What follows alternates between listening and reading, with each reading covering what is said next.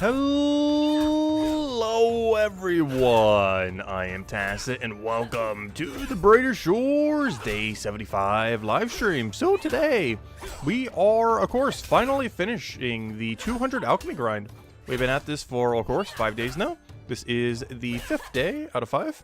And, yeah, our game plan is to go and make a bunch of Hope Port 10% XP pots. This will actually be our first max potion in the game. We could technically have made one at 170, but it was way too expensive to do so without the Mind Fighter component, so we didn't end up making any. So we're kind of stuck with Stonewall Hill for quite a while in that dead zone. But we have gotten a lot of knowledge off stream by active AFKing raid dens and a few other things. And yeah, we pretty much have gotten all the knowledge we need to have 185. Well, we do have 1 point. We might have to go make a few potions. Maybe go make like 11 of them to just finish off our Stonewall Hill, or even the mining potion if we want. But because we did finally finish the 1,000 of them, only reason this stack is a little bit lower is we've actually been using some of them, like on our venture in like 3 hours or so and stuff like that. Anyways, as soon as this raid den is done, yeah, we'll go and teleport back to Hopeport, and yeah, let's go get our 200. It shouldn't even take that long either, because we actually get a bunch of upgrades today, unlike yesterday. We get our, of course, the absurdly expensive but really good XP for the 10% Hope Ports. But then we go down to 197, and we already have these banked. Not only are they better XP, but we already have pretty much infinite banked, or at least infinite relative to going from 197 to 200. So we are good to go in that regard. It's really just a matter of making the 10% Hope Ports until, yeah, we reach that threshold. But that is the game plan for today. That and dumping all of our knowledge into alchemy, just so we don't burn as much money, because otherwise we will burn a ton of money. We are at, like, almost none right now. We are at, what, 11 gold. We are at 11 gold. Not ideal. Definitely not ideal. Oh, good. This is the correct shortcut as well to end on. Perfect. Alright. Oh, let's go see what we can do. Let's go over to Hopeport. I guess we'll buy a 1010. Somewhere around there. Don't need anything too high. As I don't think this will be enough to get us there, but it'll get us so close. And after that, we can start doing the Hopeports over and over again then. Too bad I can't use the 10% Hope Port for the first time bonus on the 10% Hope Port. That'd be kind of funny. But yeah, we can actually use those 10% to speed it up even more if we really want to. It is a pretty good target for it. It is alchemy after all. So we actually do get to immediately use the 10%, which is kind of cool. Alright, let's go get 10 and 10.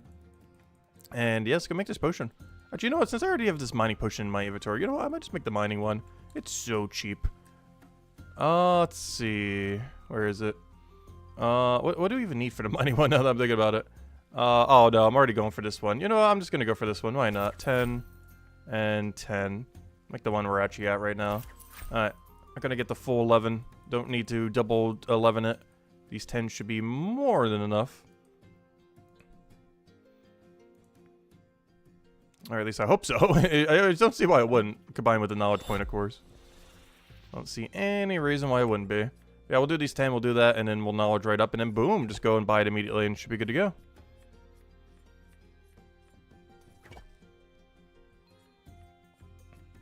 So where's Mad Hatter? I just saw him earlier. Is he still in that grind? I wonder what level he's gotten up to. He's been doing a lot of this grind. There he is. He's been doing a lot of this grind with us as well. And let's see, how's he been doing? Oh wait, why am I going to top of leaderboard? I meant to go to friends list, or friends thing. There we go. Where is he? Oh gosh, clicking on that, I see what's happening here. Okay. Clicking on top there. I was trying to go to the top of this menu. Not to the top of all players. I see what's happening. Oh, Miles ES never got 200. That's interesting. I didn't realize that. Yeah, 146. It's still really, really good. You started a little bit lower than us as well, so they've been going pretty much the whole time. Very nice, very nice.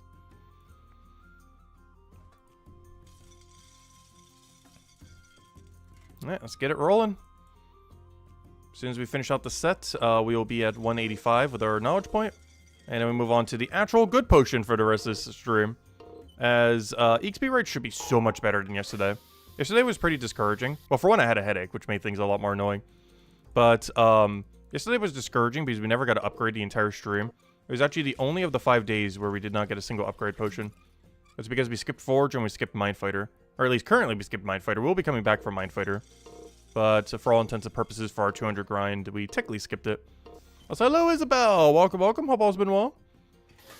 Or at least partial skip. We did have 1,000 of that other jelly for the mining boost potion.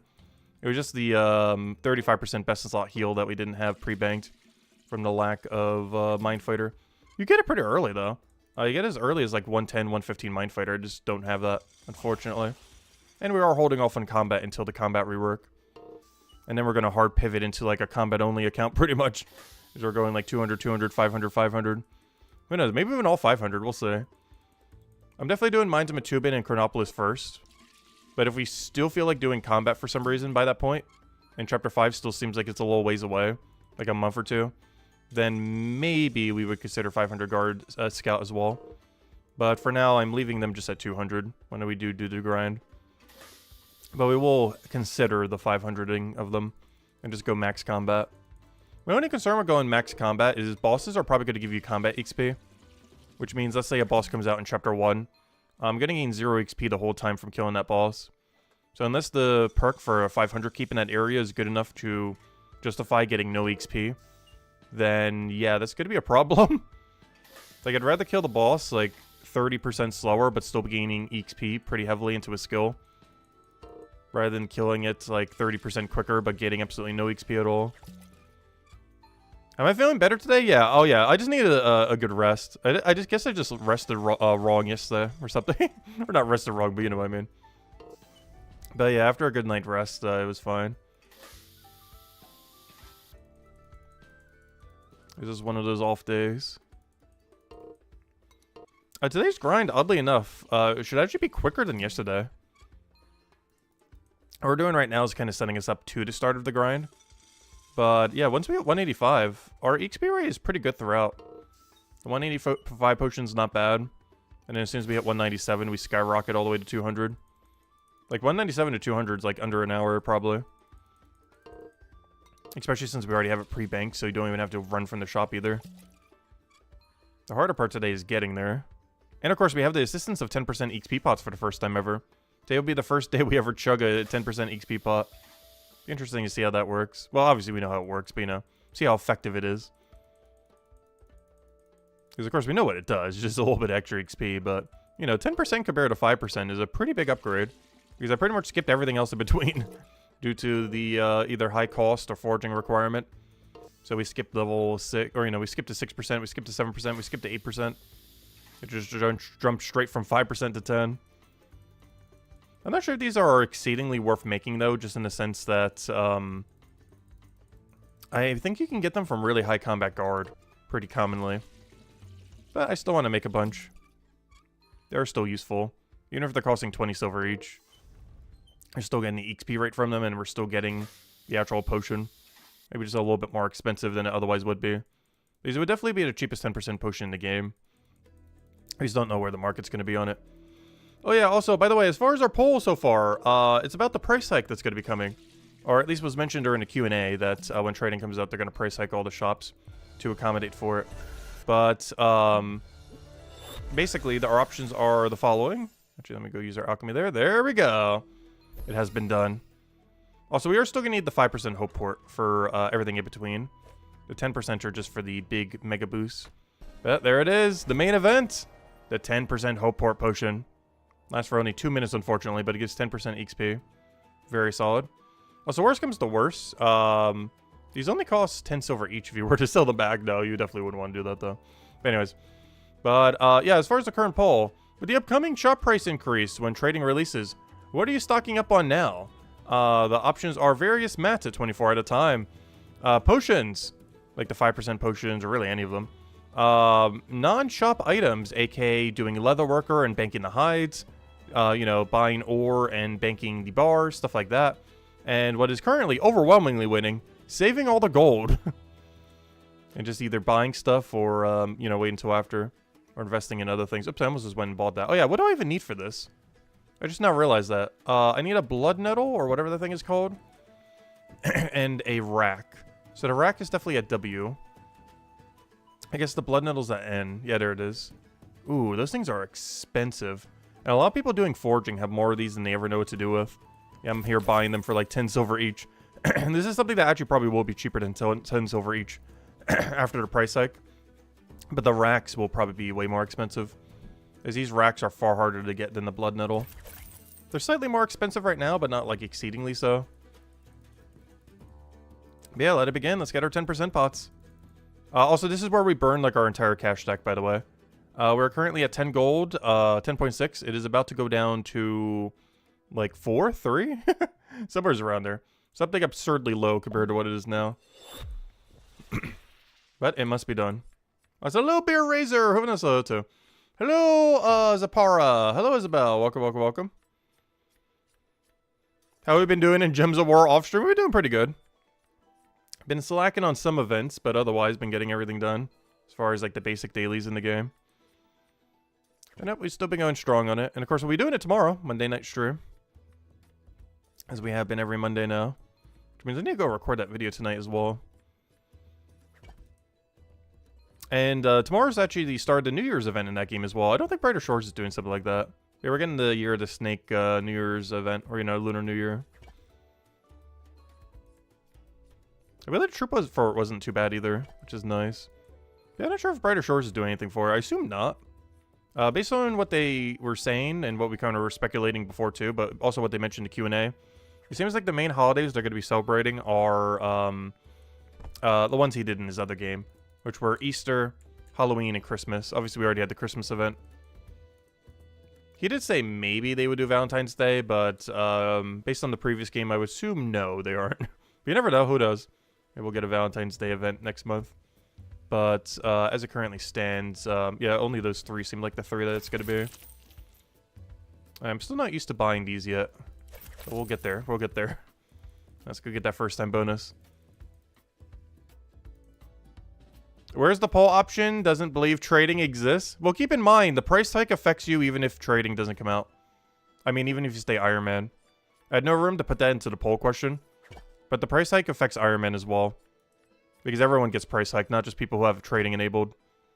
Otherwise, people who keep trading unenabled could just sell them all when, you know, when they get trading enabled. But no, the price hike affects everyone.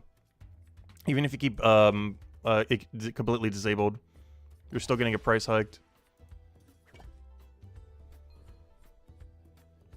You bought 800 tier 5 Catkins? Nice. Wait, tier 5 Catkins? What do you mean by tier 5? I know what you mean by Catkins. But there's only 2 of them, isn't there? We have about 390 of them banked, I believe. Because we'll be using some today. It's for the green Arboré potion thingy. Yeah, the one's for the 80 Arborés. I know which one you're talking about. I was not sure what you mean by tier 5 because there's only 2 of them. But I understand what you mean, though. It's this thing, I believe, you're referring to. This thing. But 800 of them instead of 490. But yeah, we actually gather all these and all these when we're doing the gatherer grind. I do need to buy 100 nuts later, though. But that's a later issue. I actually want to do these at 219, even though we get access to them at 197. I'll be doing them from 197 to 200 today. But beyond that, I don't plan to do them again until 219. Just because I want to do 200 to 219 off of just the AFK boost pot that's really good at that range. But after that, yeah, I do need to go clear all of them out. Clear all the fear out as well. Honestly, I might just clear out the whole bank. We might actually go for a post 200 alchemy. Just so we can clear out the bank. And have like a nice, perfectly clean bank or something. It was going to get ruined when we do Forger and stuff, though. Because there is some of that that might actually bank. Anyways, what are we doing? Oh yeah, let's go make these potions. Alright, the first 10%. And then we can put it right down there. What's kind of funny about 10% pots, or even any higher percent pot, is whenever you're mass training, you're probably going to be using both. Like a 5% and your higher boost pot. Like your 5% and your 7, your 5% and your 8, and your 5% or in your 10. Because the XP pot doesn't completely negate the fact that you still need the 5% for a lot of chugging. Because you're generally not going to be chugging a 10% pot every 2 minutes. That's just way too expensive. Alright, here we go. The first of many. The 10% XP pot. Our first max pot in the game.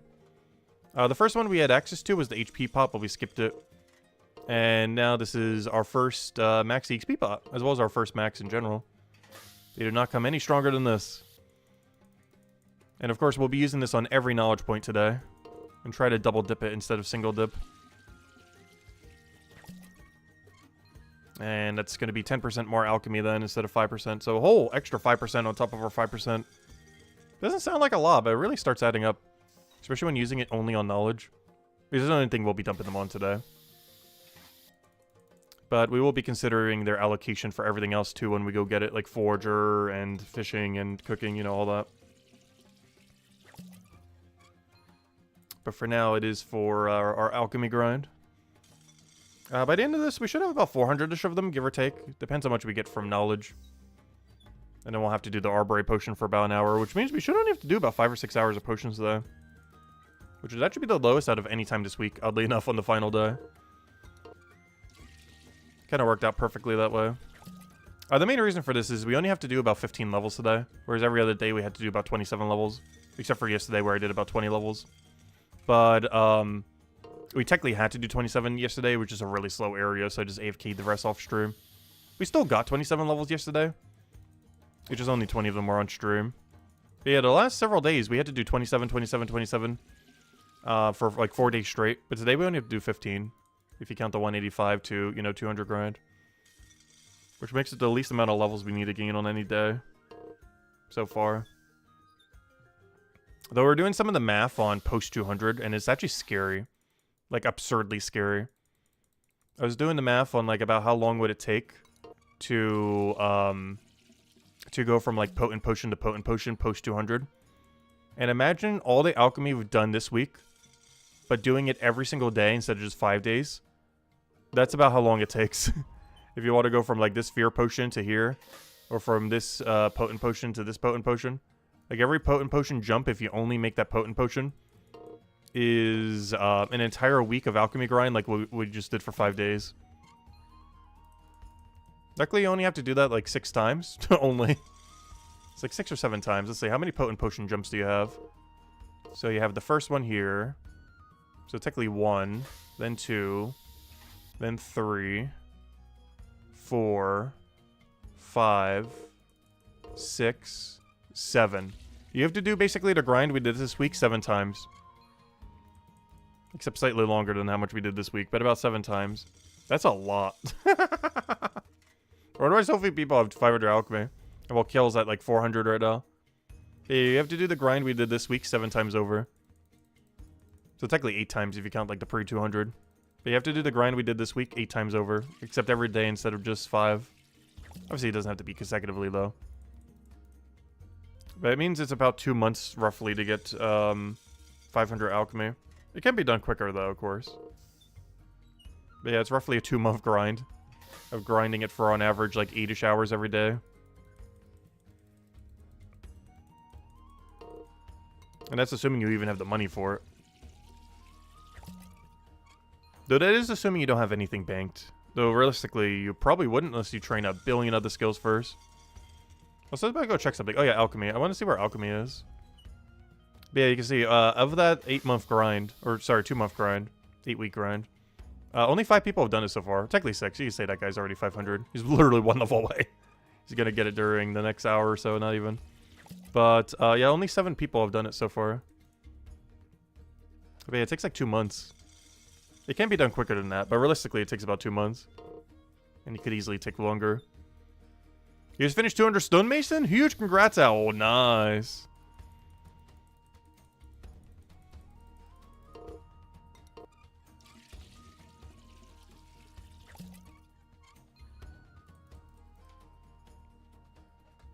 Oh, so hello 13 faces. Welcome, welcome. Sorry, I didn't say hello earlier.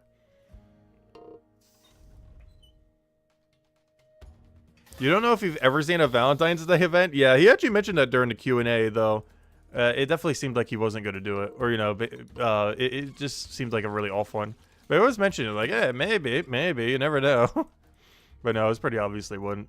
The only 3 he's really done in the past is Christmas, Easter, Halloween. Maybe we'll do some kind of summer event beyond that. But beyond that, like, those 3 holidays seem like the only real main ones.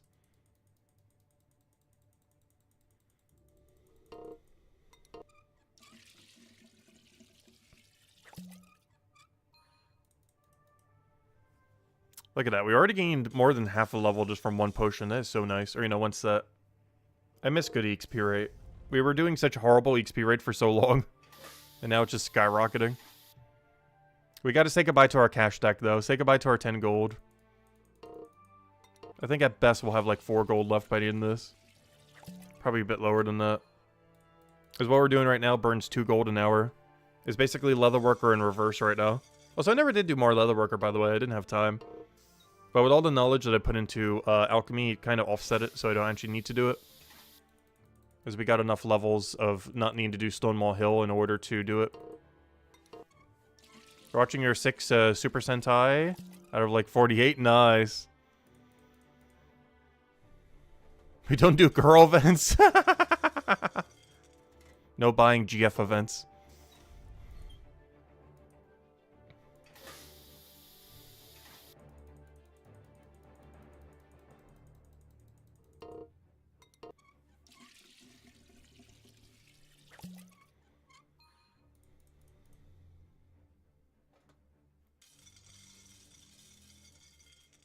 Also, we'll reach level 2,750 today. Nice.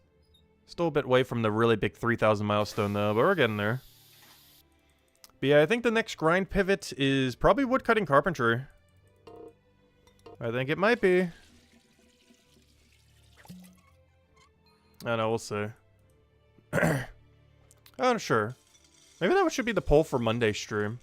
Oh, it is a bit of a shorter stream, though. I don't know, maybe that should have been the poll today. Like, what should our next grind be? I gotta do them all eventually anyway, so the order, I guess, doesn't really matter too much. But I was leaning towards woodcutting carpentry. It's either woodcutting carpentry or fishing foraging. You know, doing foraging as soon as you just finish alchemy. Perfect, correct order. But, yeah, I'm leaning towards woodcutting carpentry.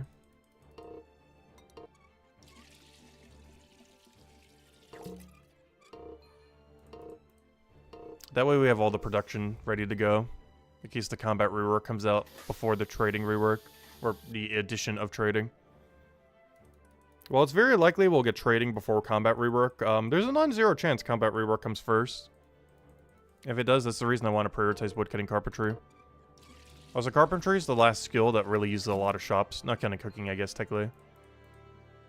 TikTok's banned in the United States. I have still never used it to this day.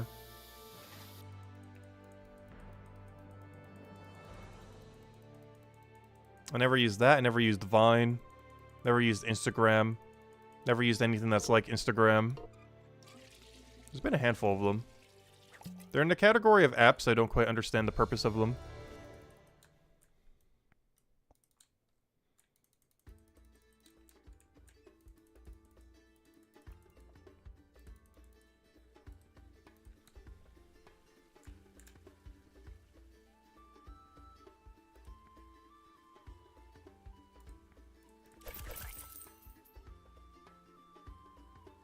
Because you're getting better at buying these.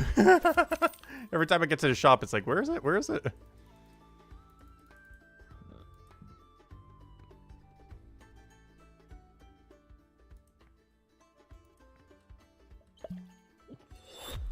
It's actually insane how quickly that burns through the stack, though.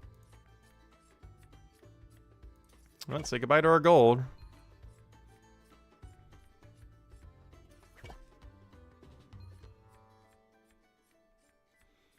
Do you think we'll get price hikes for 2-room tile basic membership like old school RuneScape? No. He will probably eventually raise the monthly price by like $1 or $2 once, you know, 1.0 comes out. But they did mention they're going to be doing the grandfathering price thing or whatever you call that. Where as long as you're locked in at a lower price, you'll maintain that lower price. So as long as you're locked in at like the $6, it'll stay at $6. As long as you're renewing it every month. So if you're already paying for the monthly sub, it should stay the same price even if they do increase it by like $1 or $2 around launch or some other time. They haven't confirmed that they're raising it at launch. But, you know, if you're going to raise it, that would be the time you would raise it. If you're going to do so. But they haven't actually confirmed that they're raising it at that time. It just seems like the time that they probably would if they're going to. But they haven't actually confirmed that they would.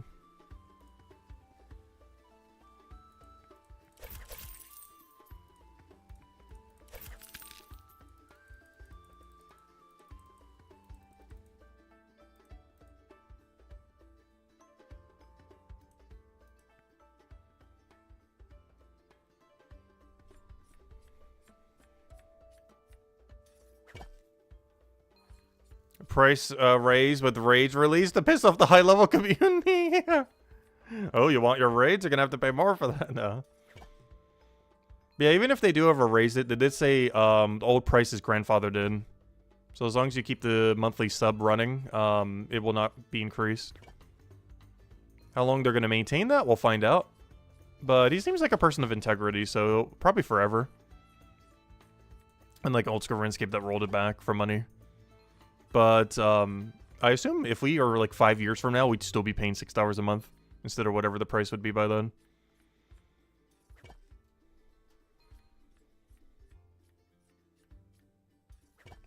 Wait, did Jimmy as a bot quit the game? Because I haven't been keeping up much with anything community-based. Unless I'm misreading what you just said. Oh, old school RuneScape Jimmy. Other Jimmy. Too many Jimmys.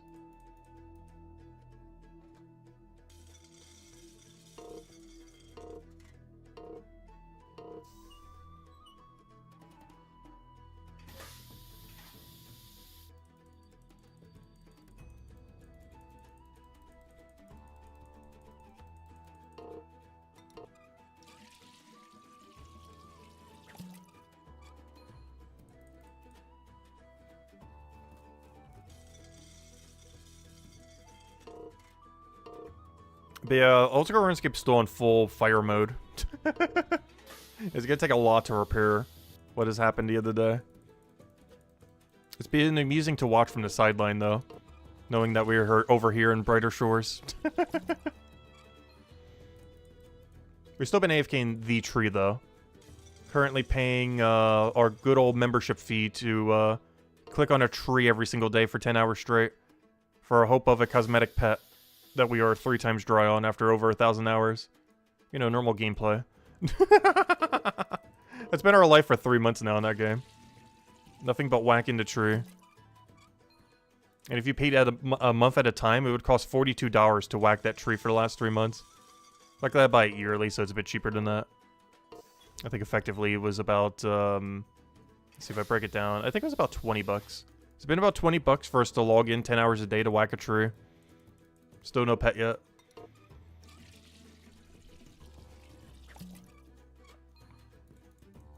The current state of old school RuneScape.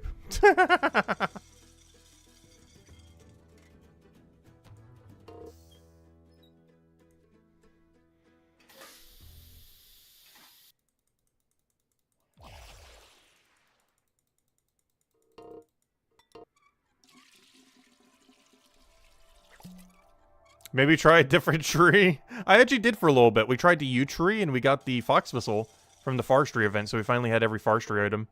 But now that I do, it's best to do redwoods because they're the most AFK. But yeah, we did do a different tree for a little bit of time and got the final cosmetic we need for the pet when we do finally get it. These already had everything for a while, but I didn't have the whistle that was multiple times dry on. But we finally got it the other week. But I can't use it until we get the pet.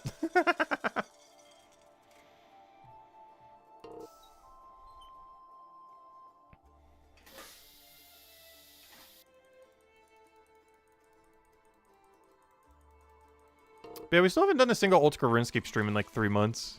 We'll definitely need to at some point. I'll probably be doing the old school RuneScape League on Tuesday, because it's the very last day and the last hurrah for the game. But beyond that, yeah, we need to do like a real stream for it at some point. Maybe sometime next week. Not this week, but next week.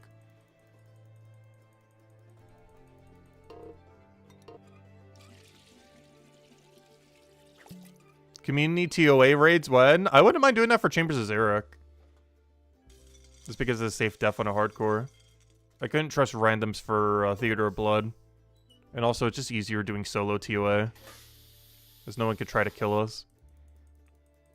But no, Chambers' Eric's the only one we could kind of do that for. So I really need all the Chambers' Eric drops more. Most notably Twisted Bow. But also, like, any of them that isn't a scroll, because it just keeps dropping me scrolls. I've also been waiting to get Dragon Hunter Crossbow before I take on Vorkath. And by take on Vorkath, I mean I haven't even done the quest yet. I know how to do the quest. It's just the scariest quest in the game for a hardcore.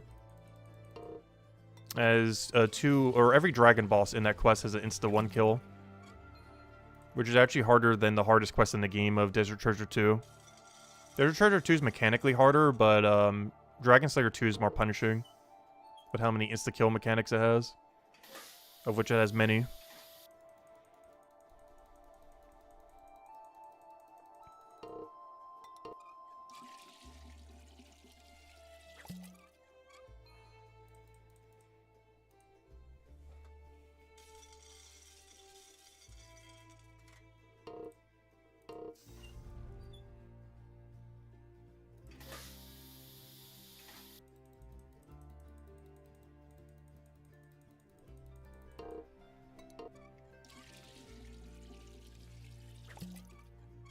But if Ultima RuneScape ever does release a reasonably priced multi-account membership option, I do feel like I would make one or multiple hardcores. Maybe make a little mini-series out of it. See how far they can go if you progress like 4 hardcores at the exact same time. How far can you get before they all die? Because there's so many things I did wrong in the first hardcore because it was the first Iron Man we ever made. It's still alive, so we haven't messed up too hard yet. But there's a lot of things we should have done ages ago that haven't been done, that are absurdly risky to try to do this late in account.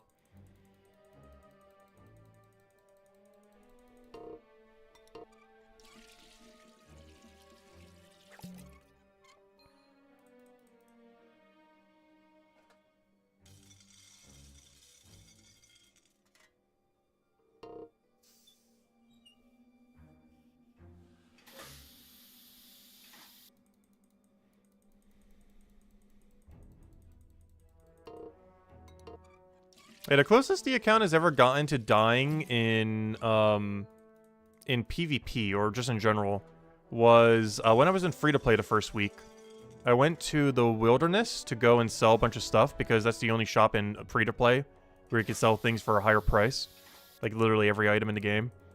So I was going there to sell a bunch of stuff like tiaras and a bunch of stuff I made from, like, smithing and such, just to get more money for them. Because it was like 20-30% more going there. But there was a duo of PKers there, and it's multi-combat, so they could attack you at once. But what I didn't realize is they had a teleport block to free-to-play, so they ended up teleport blocking me. Apparently they did that like a couple years prior, but I didn't know about it. Because for the longest time, forever, it was not a free-to-play skill, it was a member skill only. But they actually added it to free-to-play, which prevented me from teleporting. So I had to tank, because I expected to only have to go from like 22 Wilderness down to 20, which is like 10 tiles, not even. But we had to tank all the way to like 5 Wilderness. It was insane. Luckily, I upgraded my food beforehand, so I survived with like 10 HP remaining or so. If I didn't upgrade to Swordfish and Anchovy Pizzas, I would have died. But luckily, I upgraded to Best in Slot food before I went there. But if I didn't, I actually would have died within the first week. The closest we got to it in PVM is the first time I ever went into Gauntlet. Normal Gauntlet, because I never played it before. I nearly died to Humliff in Normal Gauntlet. I still haven't done the Corrupted Gauntlet grind yet.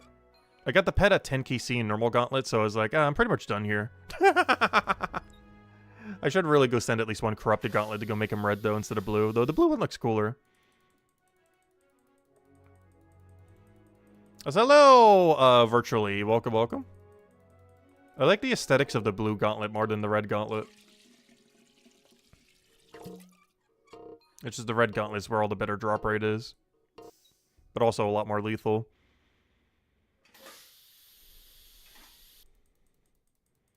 Yeah, the biggest issue with Corrupted Gauntlet is not even doing it correctly.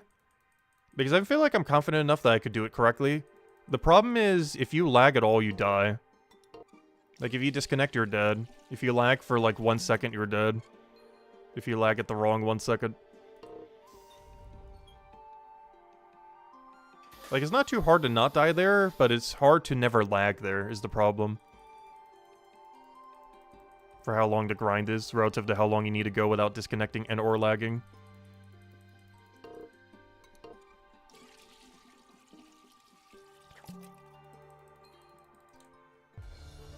Oh, 199, that's funny. We're just teasing the bar at this point. Works out perfectly, though. Alright, let's go use our first ever 10% potion. It's finally time. About to double dip this into alchemy. Just so we don't have to make as many of these. Also, I'm still not sure where I need to buy everything. They keep clicking at the wrong spots. Gosh, that burns so much money. Say goodbye to our cash stack. It won't survive this stream. It'll serve us well, though. This could be a lot of 10% pots to use later, as well as now. Because we need to go use it right here. Alright, drink this. Make sure to drink the bigger one. Look at that. Ooh, shiny. 10% boost. Put that in alchemy.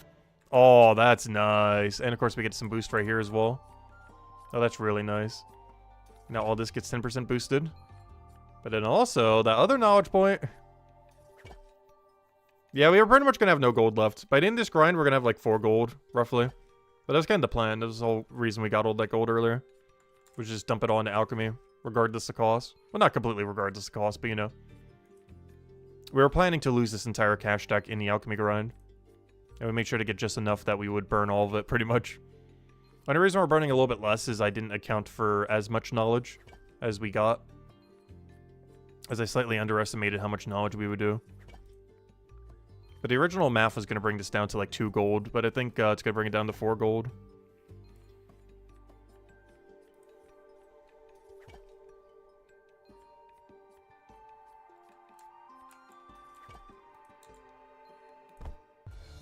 There we go, get our double dip. That's a 10% boosted alchemy boost. Nice. Come on, 10% pot. I wish I could put you on hold when I'm not using you. Quick, buy. Oh, we still got the 10% boost. Go.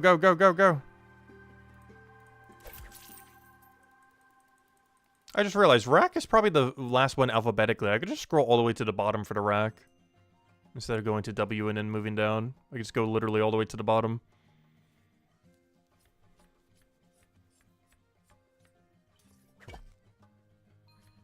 I know, our 10%'s about to end. No! That's the only thing that feels bad, though, now that we're using the 10%. Because the second the 10% goes away, our XP is going to look awful. Because we're getting an entire 10% less. But yeah, these are nice. I wish I had this for every single chapter. The problem is you got to go so deep to get them all. You don't get your last one till 490. And the mining one's at like 341 or whatever it was. Pretty deep. Actually, I think it was even deeper than that, not 341. That was like the green one. Yeah, the blue one was all the way at 412. That's so deep. Even Keel, who's been doing it like this whole time, is even at that. Yeah, he's at like 400 or something. Like low 400. Or exactly 400. But yeah, 412 just for that mining boost potion is kind of insane. I wonder if they're ever going to rescale where they appear at. And of course, we still need the 5%. Because we're not going to be chugging at 10% every time. We'd burn through way too many.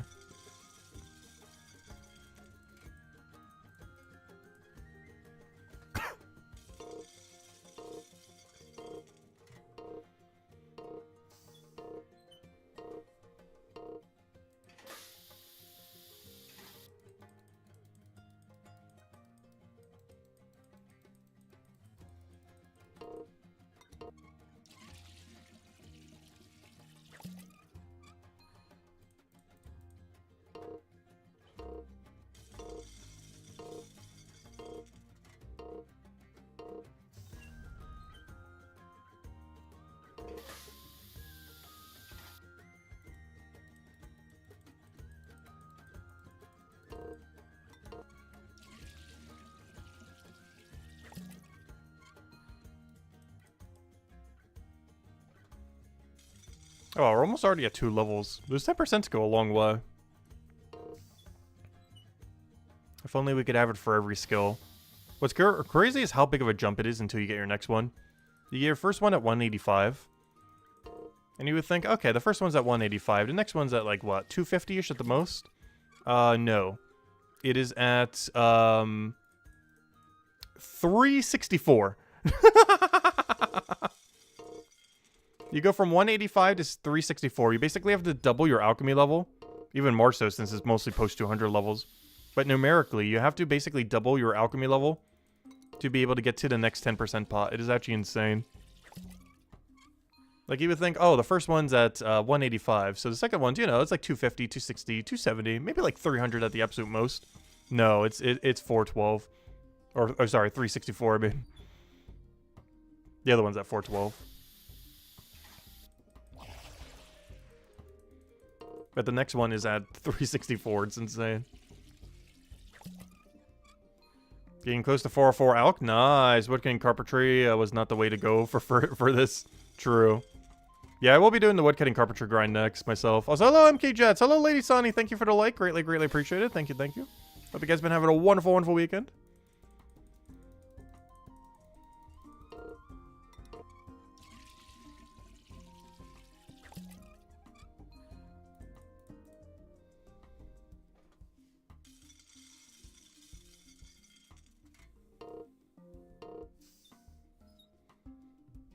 That's something I haven't checked today. How far down have we gotten on the leaderboard? Oh, we're still at 27. Ezreal's gaining about the same amount of levels as us. They're not super past us. They are past, but not that much past. Oh, so I just realized the gap between us and the next person down is like 200 something. But also us and getting to leaderboard top 20 is also 200 something.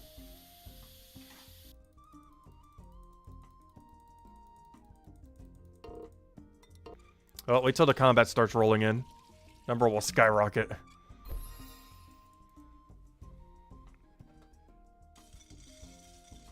We are going so all in when combat comes up.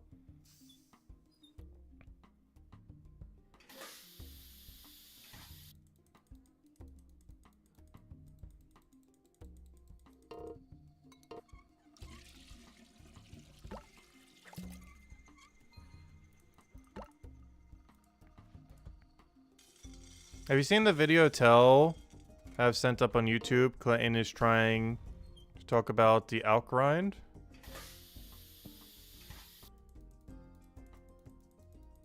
I'm not aware of it, no.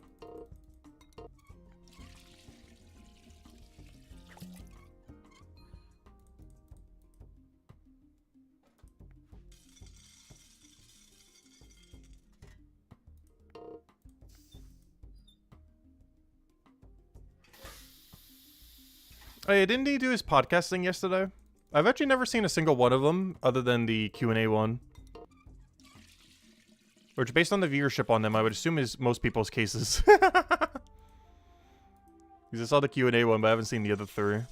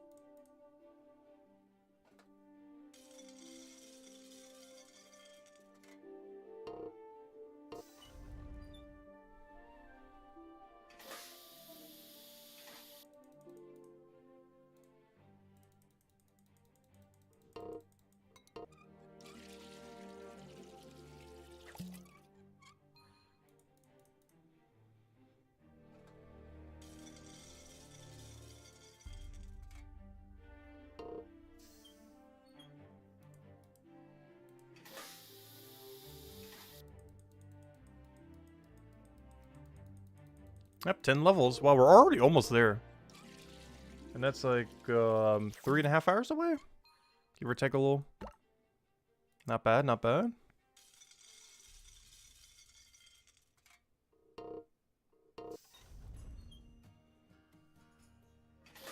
Oh, they had Sap on as well. I've talked to Sap a little bit in game. When I was doing, oddly enough, when I was doing the 50 woodcutting grind, I talked to him a bit. When we were doing the Lost and Found, because he was still doing the 500 grind at that time. But, yeah, when he was doing the 500 grind, I was doing my 50 grind for Lost and Found. So I saw him there the entire time when I was doing that grind. That was before he had 500 woodcutting.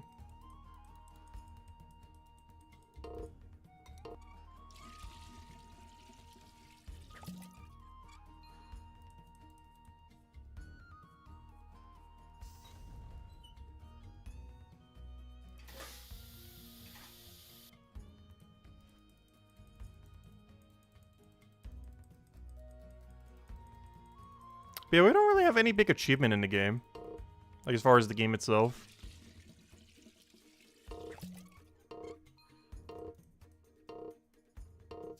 I'm not sure what our angle is, other than just do a little bit of everything. We haven't done a lot of any one thing. I don't know, we'll see how hard our combat pivot is.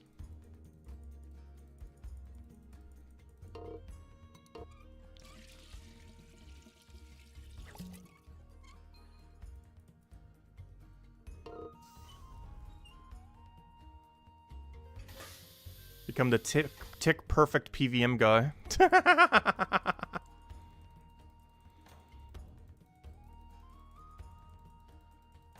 I'll have to see how in-depth combat ultimately is by the end of it all. Because even after combat rework, we don't quite know how bossing is going to work. We'll know how the combat in the game will work, but not necessarily bossing itself. Because they might do drastically different things with it. I assume it'll be somewhat RuneScape-like in the sense that there's only so much you can do with a point and click. You kind of have like a cap on how many mechanics you can have.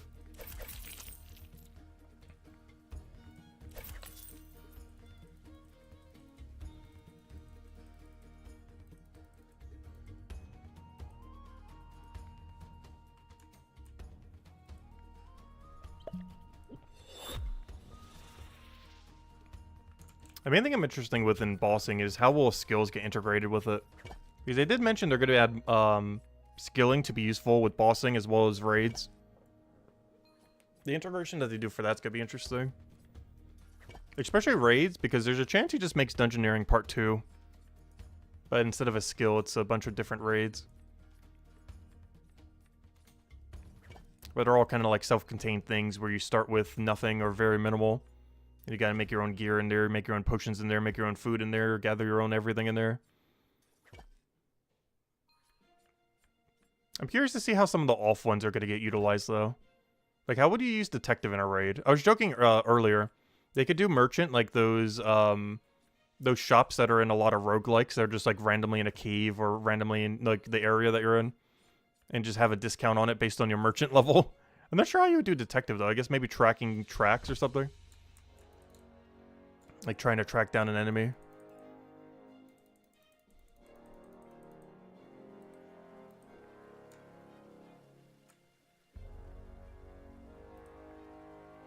Could also see it to disarm a trap.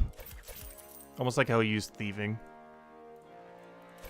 Because thieving did that a lot in his other game. Disarmament of traps using the same equivalent skill except in reverse. Because obviously we have detective instead of thief. Both could still be utilized as a trap disabling skill.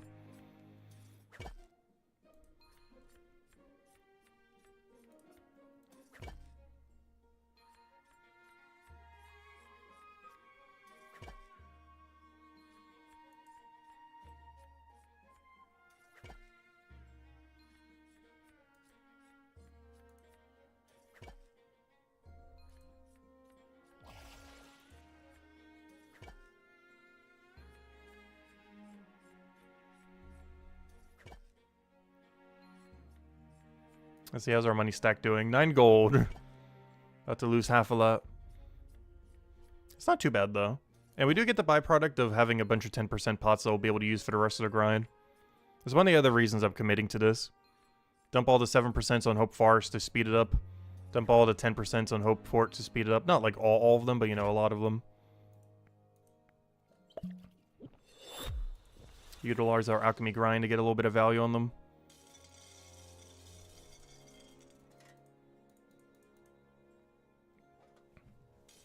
It's one of the reasons I feel like they added the thieves that actually drop the XP pots. Because you actually make so little of these compared to every other one. Because all of Hopeport pots are pre-200. Whereas for every other category, they're all post-200. Which means you would need to make way, way, way more of them for all the post-200 ones. Hopeport's the only outlier. Where you make all 4 XP pots prior. The 5, 6... Or, sorry, 5. The 5, 6, 7, 8, and 10 potions are all made pre-200. Whereas for every other potion, that's not the case. Their 5, 6, and 7s are, but all their 8 and 10s are post-200.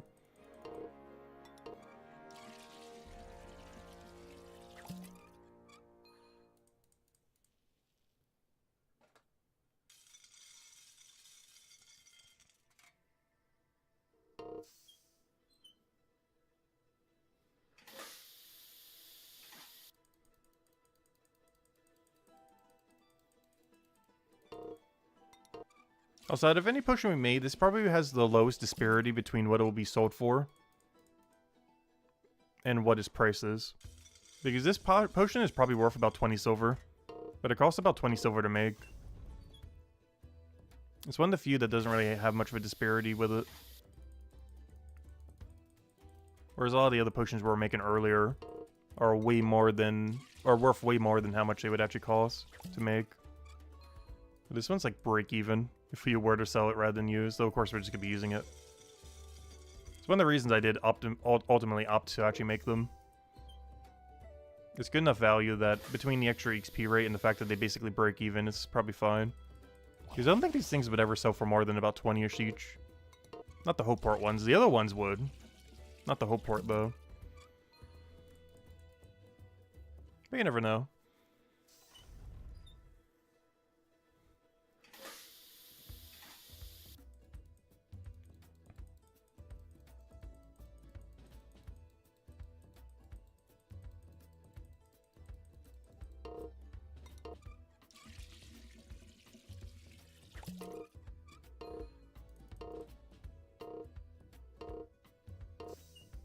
Oh, I don't have any more potions! Oh, that's funny. I ran out of vials. I was like, wait, why is it not going? Like, why is that so low? I thought I was, like, misclicking it or something. I ran out of vials. Oh, that's funny. Oh, that's really funny. Oh, let me go buy more vials. This should be the last time we need to do it for a long, long, long time, too. Until post 200, we don't need to buy vials again. I just realized you probably need vials for the AFK activity, too, don't you? Though they get consumed way, way, way, way, way slower. How are stock doing on that? Yeah, you gotta be careful. I've been doing so much in the mining AFK, I'm almost out of the mining bins. Because all the mining AFKs end up using them. As well as smithing. Alright, well, let me go buy more vials, I guess. Whoops. This is the last time I'll ever need to restock.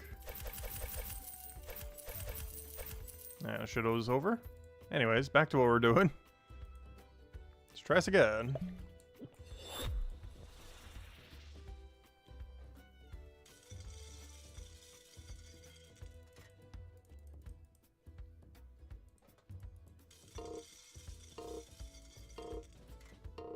Let's see, is it gonna explode? Boom. Didn't even do a red. That is always way more lenient than I ever expected to be.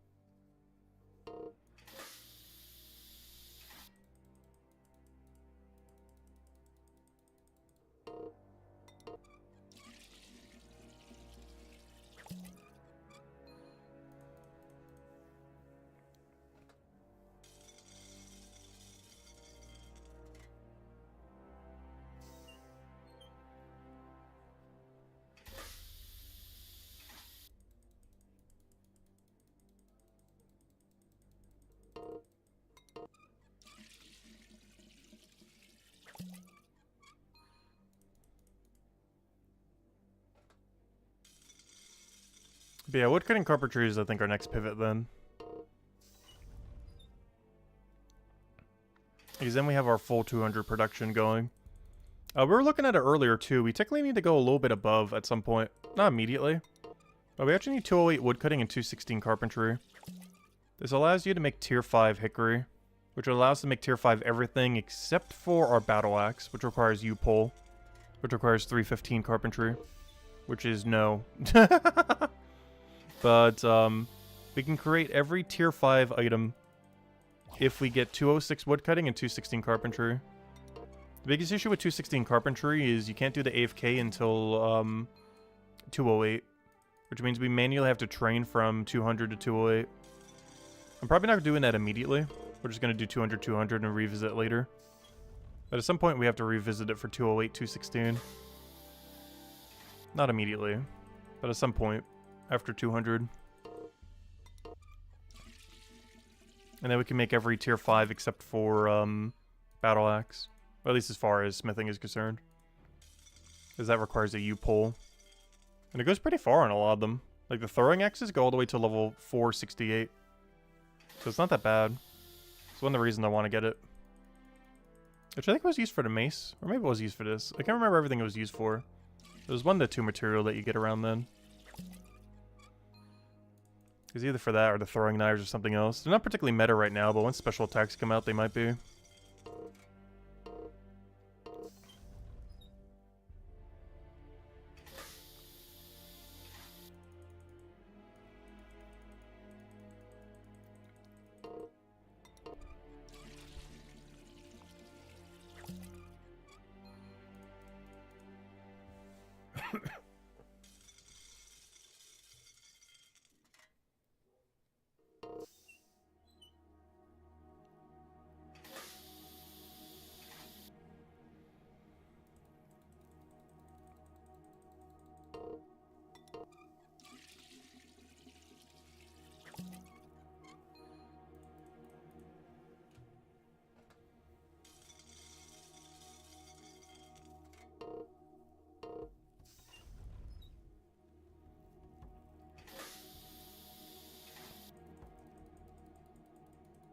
So I gotta keep remembering to double dip our knowledge points instead of just doing it one at a time. Because we are, of course, 10%ing every single knowledge we ever dump into Hope Port for the rest of the time. Pretty much all these we can now boost, except for Chronopolis is kind of in a weird in-between. But anytime we boost Hope Port, it's gonna be 10%. Hope Far 7, Mines of Matubin 7. No longer need to 5% them ever again. Oh, we're gonna need to go do our dailies over there too in 2 hours.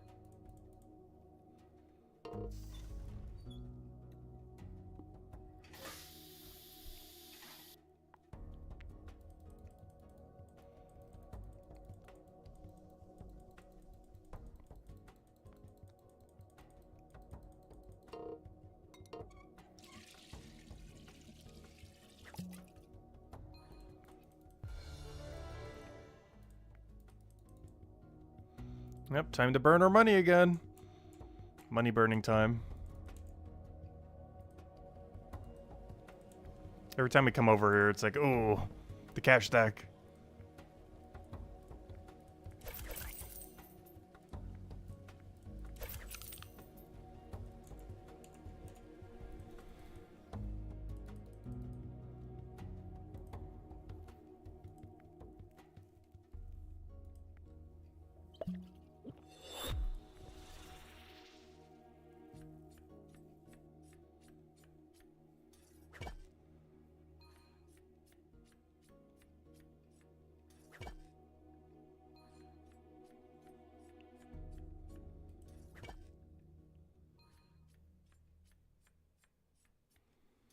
Yeah, when we start doing combat, I think we could start aiming for 40 levels a day.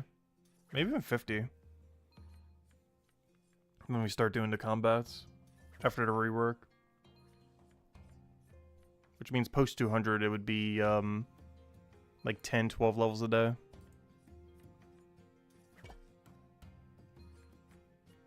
Just gonna have to wait and see.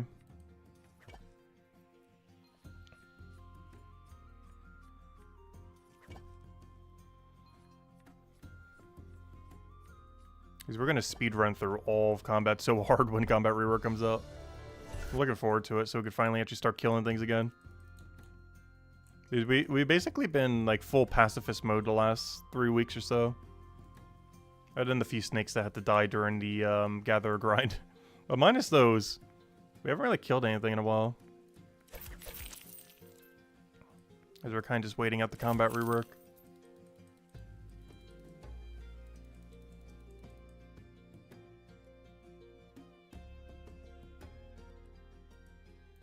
And then afterwards, it's basically all we're doing.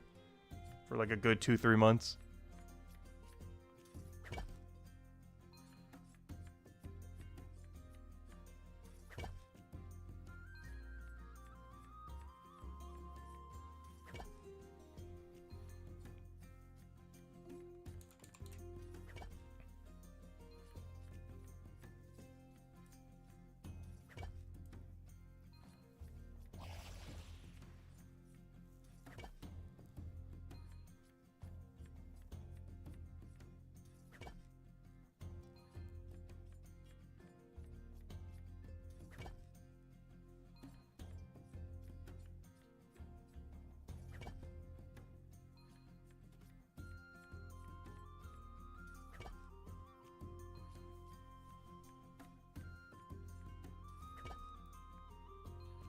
Yeah, hopefully we can gain a level before that over encumbers. We'll find out.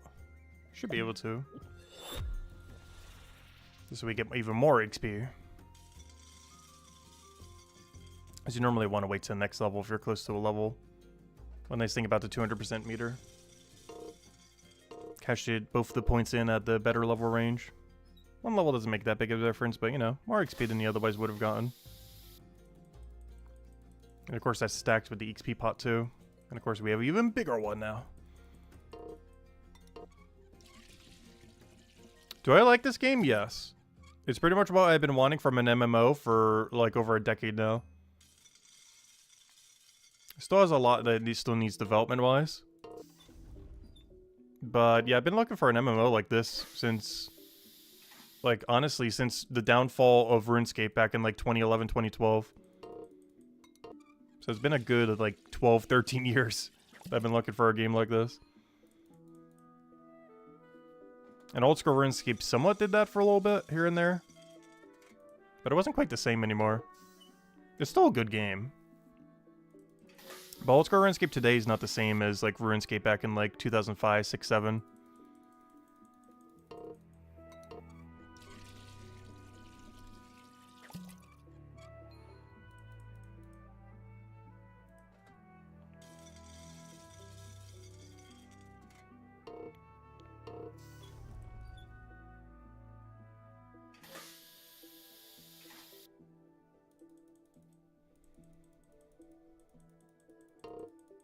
Yeah, this is definitely the game that's gone closest to the original RuneScape vibe.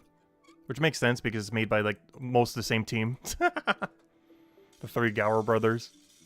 The only difference is all the rest of the team that they have. But it has, like, 30% the same dev team that it did back in the day.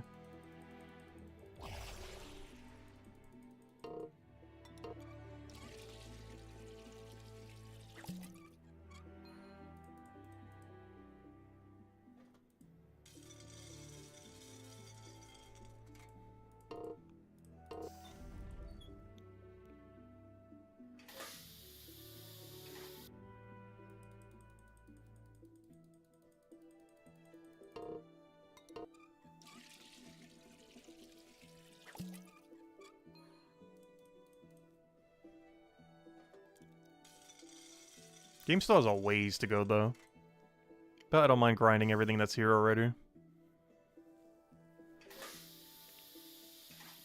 There's a lot of core features that just aren't even there yet. Might give it a few years, they'll be there.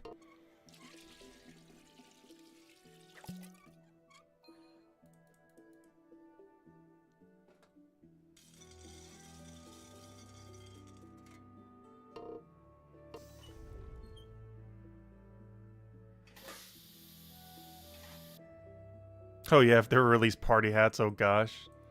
I assume party hats would be released at launch. That's still my guess for it. They haven't said when they're releasing them, but they definitely probably are at some point. But if I had to guess, 1.0 launch, they're going to do a party hat launch event with the 1.0 launch. Because that would get a lot of eyes on the game. Like, oh, the other Gower brother, after like 20-something years, is re-releasing party hats. Not in RuneScape, though, but in Brighter Shores.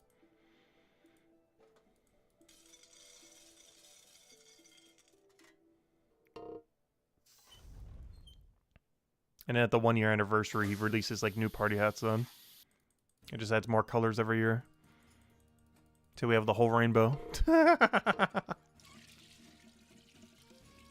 they still own the intellectual property for that? I don't think you can own the intellectual property for a paper hat. But they already exist in the game right now, Brighter Shores. They're in Chapter 4. They're in various cutscenes, though, as an Easter egg. But obviously they're not obtainable. But party hats are already in the game. They're just not called party hats. Because they have no name. They're just simply a party hat item. But the actual models for them are already in the game. You can see them during Chapter 4 cutscenes. You bring it out as evidence when you do investigations. Or, you know, interrogations, I mean. And also when you do evidence filing, both of those two passives, they will occasionally hand you the evidence of a party hat. Yeah, both of them have a party hat evidence in various different colors. Not sure what every color has been so far, though. But there's been more than one. There's at least several of them. They're not obtainable, though. But they are Easter egged in some cutscenes. But yeah, you see them during these two.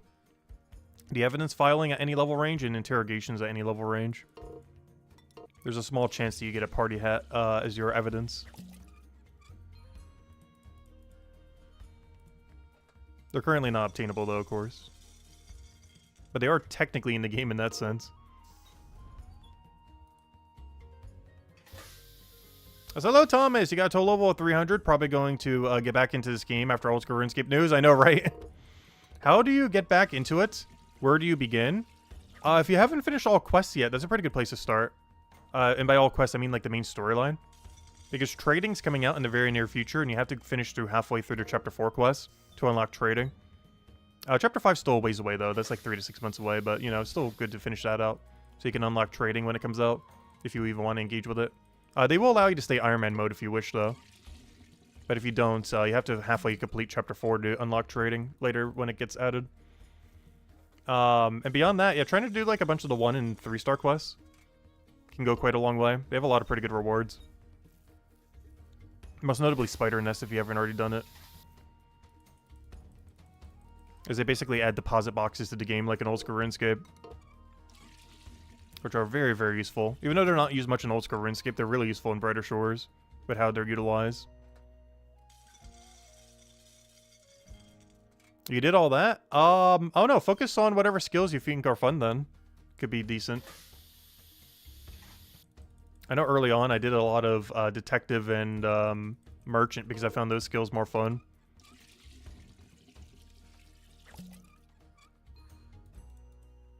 One other big grind if you want to go do it too. Special attacks are coming to the game probably in the next few months or less. And to be able to do them, you need 4-star weapons. And to be able to merge 3-star stuff into 4-star, you have to complete Lost and Found. Lost and Found is a little bit of a grind. But it is a really, really good quest to get done. Especially before special attacks get added to the game in the upcoming weeks or months. But, yeah, you can only do special attacks with 4-star weapons. And Lost and Found gives you the ability to merge 3 stars into 4-star. Effectively giving you the ability to craft 4-star weapons. And armor, but weapons are more relevant. It's a really high requirement quest, though. In the current state of the game, if you use a +2 boost potion for the AFKs that you have to do during it, you need 59 Mind Fighter, 38 Bone Right, 58 smithing, and 44 stonemason. I actually have my 2 alt accounts doing it right now. It's actually so useful. Because that's basically what I did on them. I AFK'd chapter 1 till we got to chapter 2. I then AFK'd chapter 2 and finished out Spider Nest. Then in chapter 3, I AFK'd all of chapter 3 until we got to chapter 4. Then at chapter 4, I finished out the storyline. And then I went back to chapter 3 to AFK Lost and Found, which is what they're currently doing. So basically, I got them through the entire storyline, including Spider Nest, and then AFK'd them until they got to Lost and Found. So that's what I'm doing on my 2 alts. So if you haven't done Lost and Found, it's a pretty good next step. It's a really heavy grind, though. It's the hardest to complete quest currently in the game. Not because the quest itself is hard, though it does have a little bit of a light puzzle like Morning's End Part 2. It's way easier, though. It's not that complicated. It's easy enough to do without a guide. Though I'm pretty sure there's like a billion guides out there, even if you do need one, though. But, where am I going with this? But yeah, it's the hardest requirement quest currently in the game. But it also has the best reward of any quest in the game. The ability to make 4-star equipment.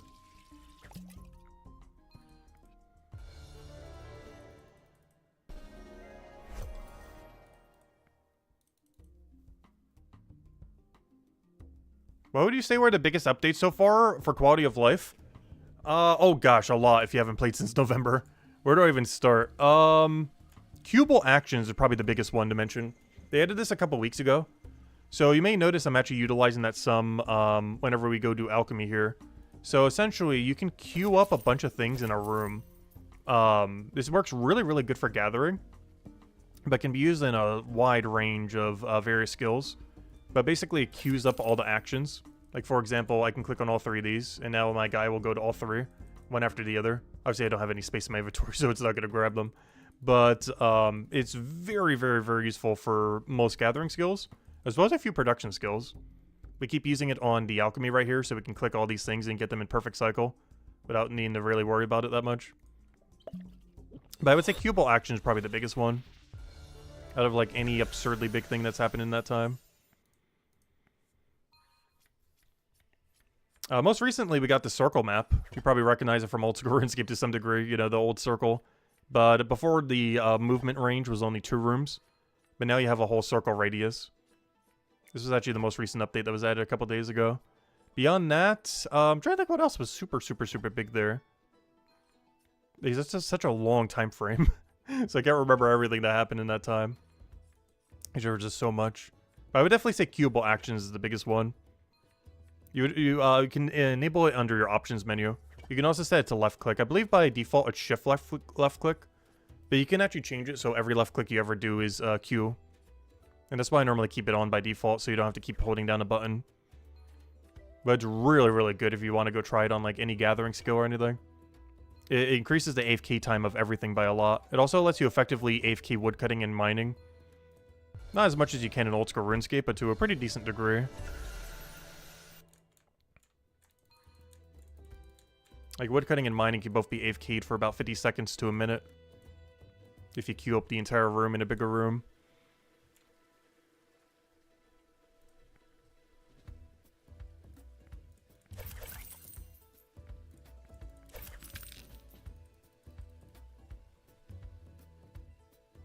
Oh yeah, the chef used to walk around, is now stationary, yeah. It was kind of funny. It was that was such a small change that they actually forgot to mention in the patch notes the day that they did that. A while back.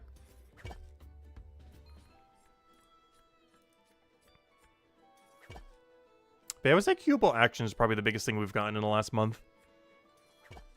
Then technically we had a holiday event with a bunch of transmogs, though they currently aren't earnable anymore. All the holiday hats, like Santa hat and everything. But the next one will likely be for Easter in a couple months. They still haven't added party hats yet, though. But they will at some point. Not sure if they're going to call them party hats or name them something else.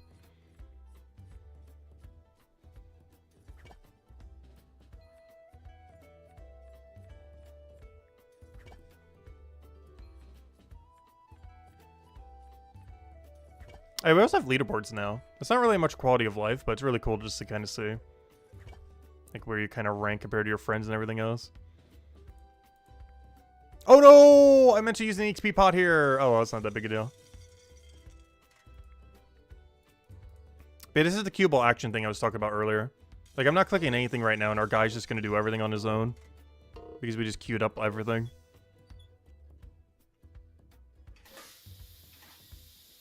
You wonder if any of those items will be tradable? They mentioned they will not be tradable. You can one-to-one them from the same event, but you can't trade them to someone who doesn't have any. But yeah, they added a whole transmog system. I forgot to mention that too. You can transmog any or close to off if you don't want to have them on. Oh, I forgot that breaks the queue. But, yeah, they also had a bunch of hats for the holiday event. But based on what they said, they're likely never coming back, though. But there'll be different ones next year. Like, you'll probably still be able to get a Santa hat next year. It'll just be different color. Yeah, it's one thing I'm not... Out of anything that they've done in the last 2 months, that's the one that's kind of not the biggest fan of. The current way transmogs are handled, as well as the fact that we basically have discontinued cosmetics already. And the game's not even launched yet. Because every single one of these is basically discontinued cosmetic in here. Every single hat you see here, all 20 of them. Because I'm not a big fan of that. Like, obviously we have them all in all of our accounts, but I'm still not a big fan of it. Because anyone who ever comes in returns and wants them, it's like, oh, they can never get them. It's like the only mechanic in the game that I would say I'm not in favor of. Like, any patch that they've done the entire time since launch, it's like the only one that's kind of sketchy to me. The current way transmogs work, as well as discontinued cosmetics. Obviously there's cosmetic, but still.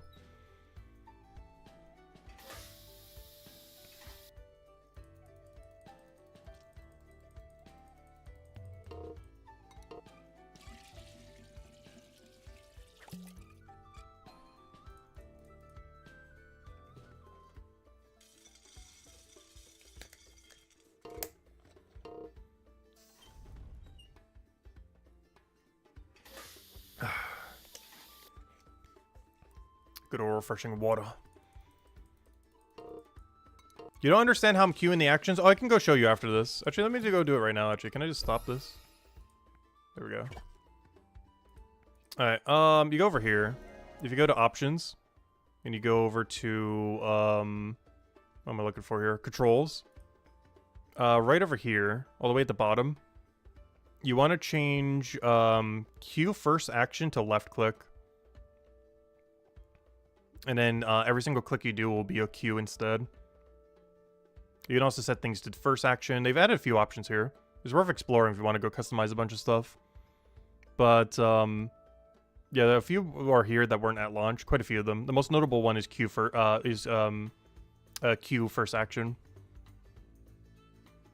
But they also had a few extra camera movements things, and I think the first action wasn't a thing way back at the beginning. Like, you weren't able to one-click, but now you can. But the queue first action is the big one. You generally want to have it as your left click. Same as your walk. But, yeah, that's how you end up doing it. We can use our XP pot now. And then whenever you click on something, it'll put it into your queue. And then we can just do this. And the reason I keep going to the side is just so we have enough time to get the whole queue in there. And now I click literally nothing and he does everything. Just take a nice sip of water as he does all the work. And then we just come back to click on the potion when it's ready. And just repeat it again indefinitely. And it's been like our life for the last 5 days doing the 200 alchemy grind. Just do that over and over and over again. But it makes it so much more chill because you don't have to wait on each individual one. You just click them all up front and then just wait.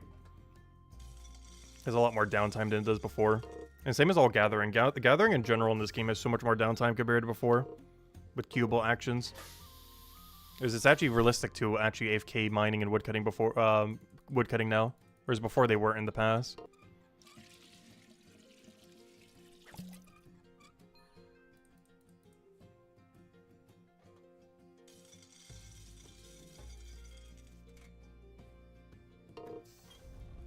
And of course it also applies to other skills like fishing, forager.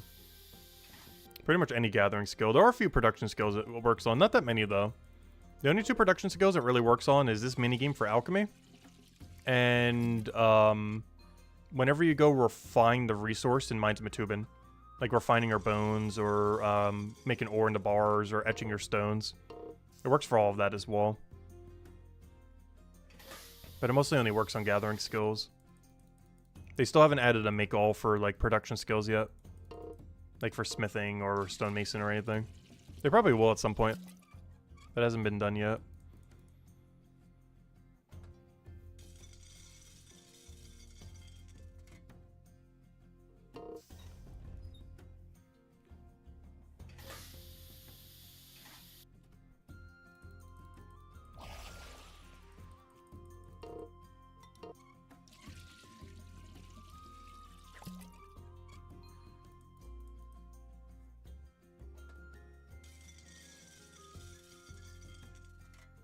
And as far as the next big updates, the two biggest ones coming soonish are trading and a complete combat merging.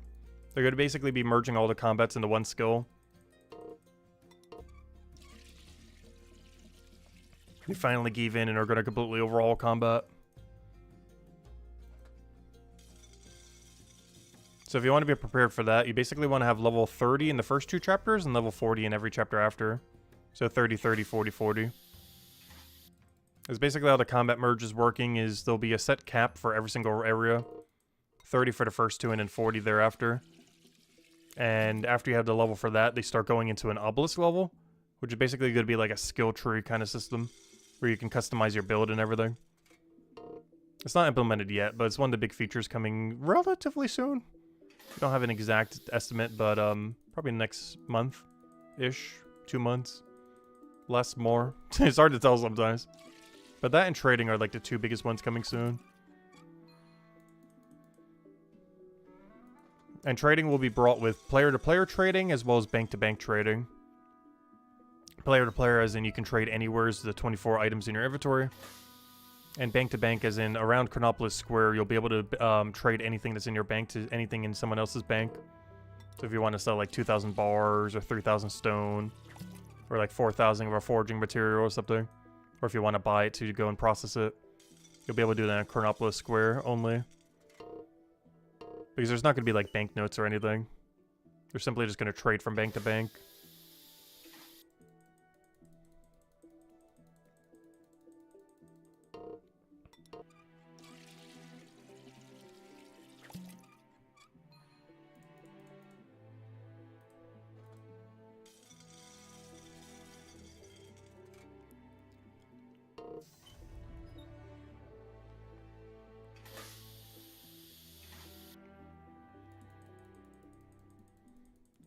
Also, we're almost done burning money.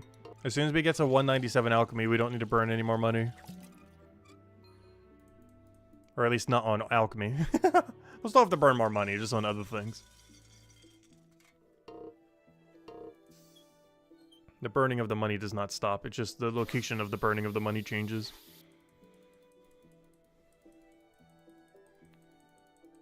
But first we need to go make some more money, because after this grind, we're going to be left with like 3 gold. After today. But we would have gotten 200 alchemy in 5 days, so it kind of worked out.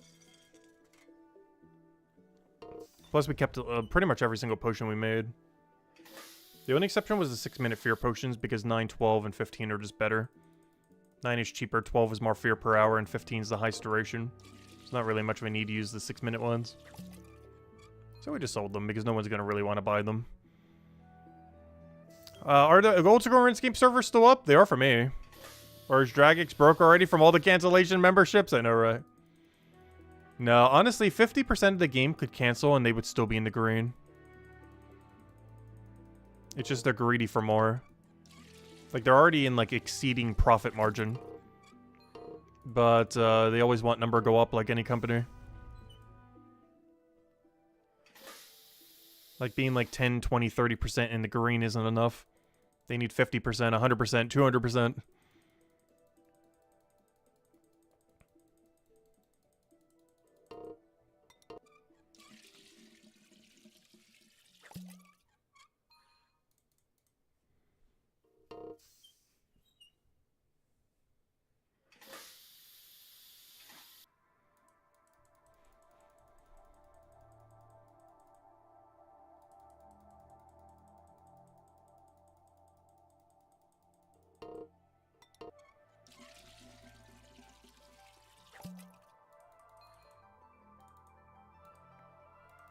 But the reason why they got so much greedier is the last people that took them over, old school RuneScape it is, I think they paid like hundreds of millions for the game.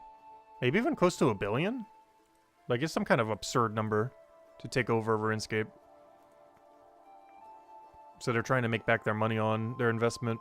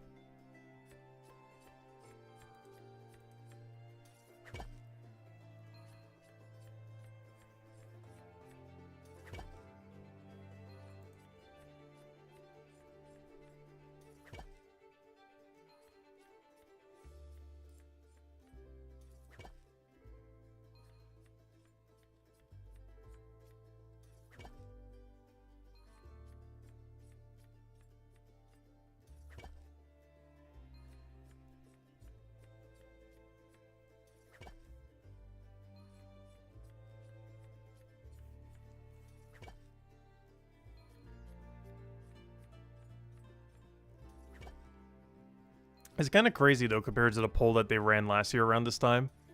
Because they always run, like, end-of-year polls. Or beginning-of-year polls kind of things. But this time around, they were just, like, absurd greed this time. That's why everyone was, like, up in arms about it. Because most of the other ones are pretty chill as far as what they ask. On the surveys and everything else. Hello, Mad Hatter! I see your alchemy grind's been going well. We'll finally be done with it as of today. We got like, what, 4 or 5 hours left? We're almost there.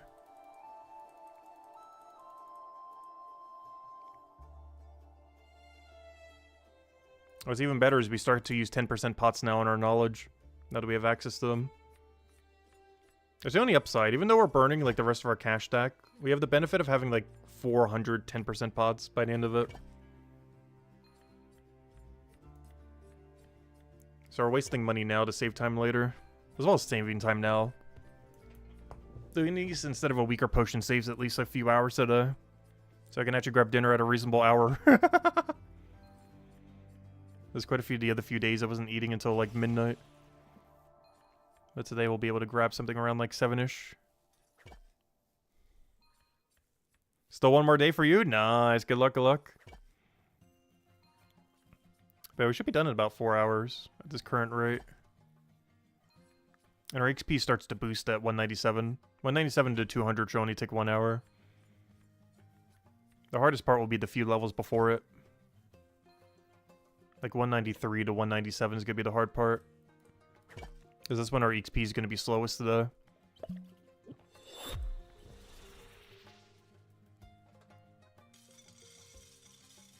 But 197 to 200 is going to be as quick as 185 to 188. It's like our 2 quickest XP rates. We're in a little bit of the dead zone today. From 189 all the way till 197. But after that, we get the super mega XP boost. Especially since we already have them all banked.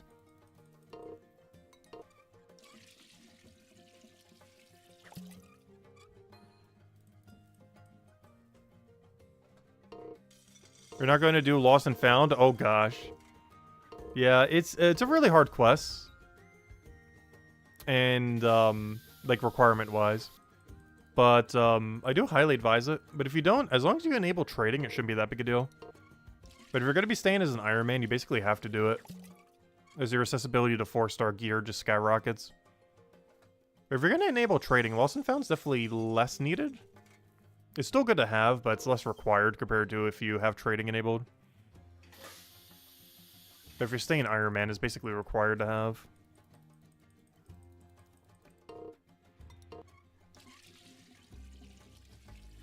Especially if you want to mess around with special attack weapons when they come out.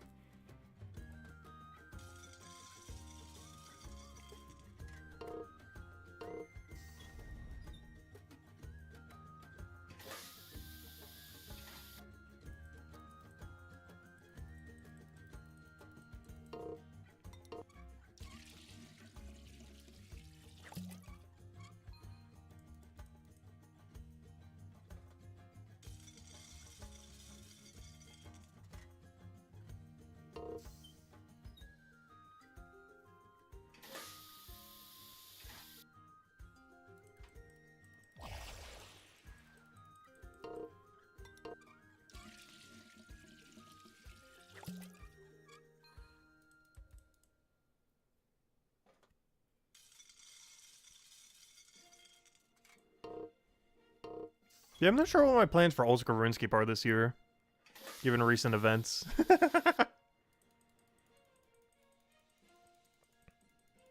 It really comes down to when we get Beaver Pet. If we ever get Beaver Pet.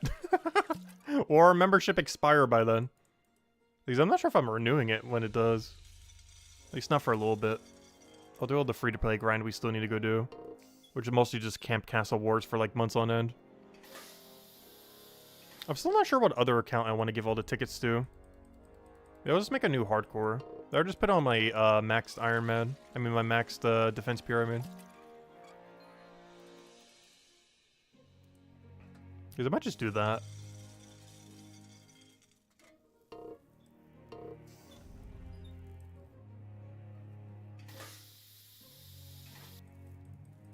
Because that makes it a lot more AFK if I don't have to capture the flag.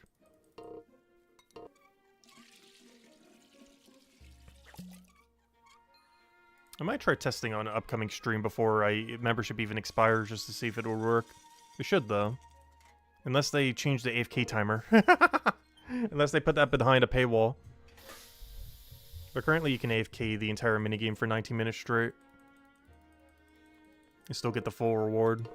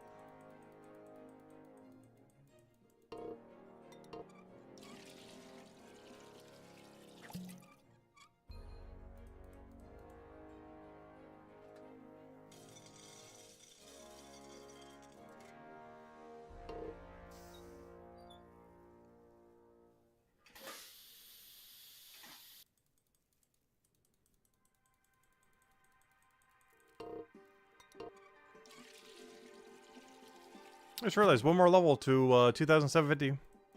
Nice milestone. Still another 250 until it's a really clean number though. 3,000 is a real nice number.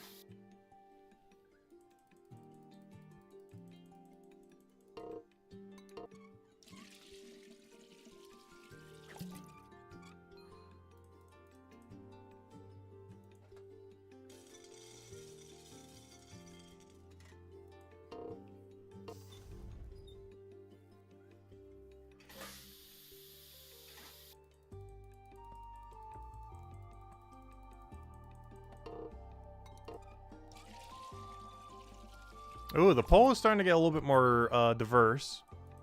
Though it still seems to be overwhelmingly people saving all their money. Out of anyone in the saving money category, what are you saving it for? I think we did a poll in the past. Yeah, it's currently overwhelming for saving. Even before the price hike. Because I've personally just been reinvesting everything immediately. Like by the end of the stream, I have nearly 0 gold again, as we normally do.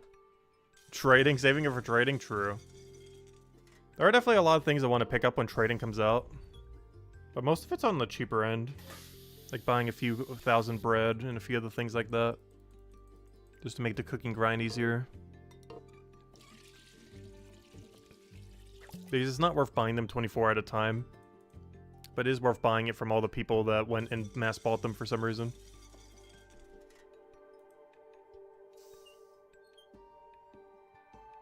You're gonna have a couple platinum? Oh gosh.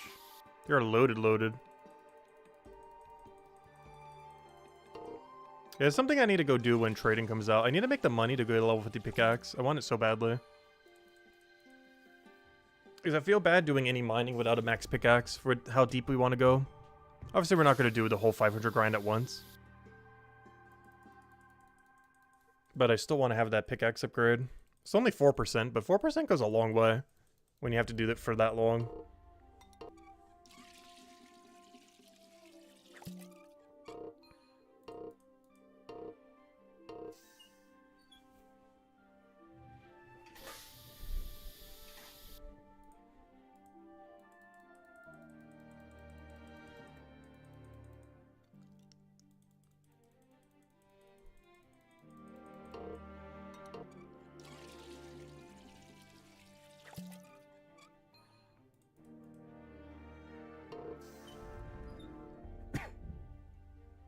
That reminds me, speaking of mining, our daily fort's in about an hour.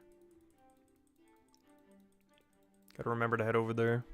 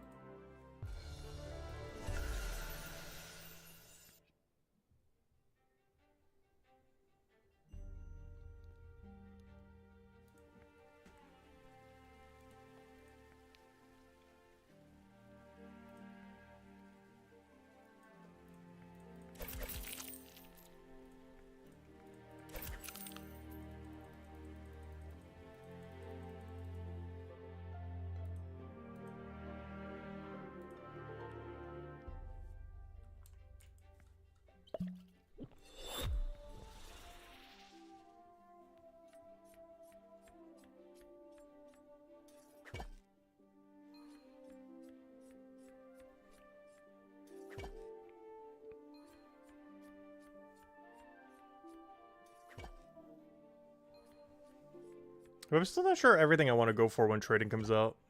Because honestly, I'm probably selling more than I'm buying. It's because I really need the funds.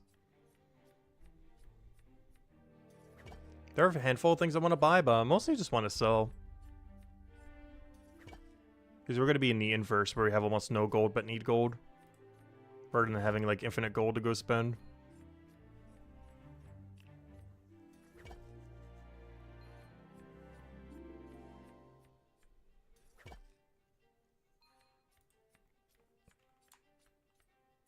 There's a little more zombies! Welcome, welcome. The only quality of life change you want is for full screen to be the default. Actually, I don't mind it being like this. Because it makes it so much easier to record on my end. Because full screen would be so awkward. With how my screen is.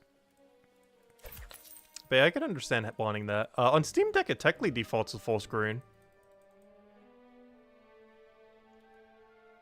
But yeah, on PC it does 16:9 at 1920, 1080p. But it works perfect for me because that's exactly what I record in anyways. What most people do as well. Plus I'm normally multitasking. Like the tree that's being cut in the background or streaming software and the chat on the side.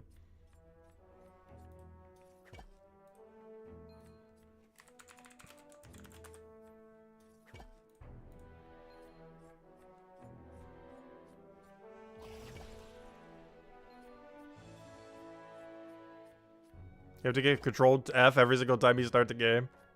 Yeah, this is what it will look like, just for perspective. This is what it will look like if I click full screen. That's what my full screen looks like. That's how big our screen is. This is what it looks like at 1920 by 1080. And what it just was is what it looks like if I click full screen. It's because I have a really, really wide monitor. So it gets stretched like crazy. Or, you know, the dimensions don't get stretched, but the actual game itself. Actually, since I've gotten this new screen, this new wider screen, I've actually, with the new computer, I haven't actually ever done any game in full screen. Just because the screen is pretty much too wide to ever bother doing it. These most games don't scale too well to it.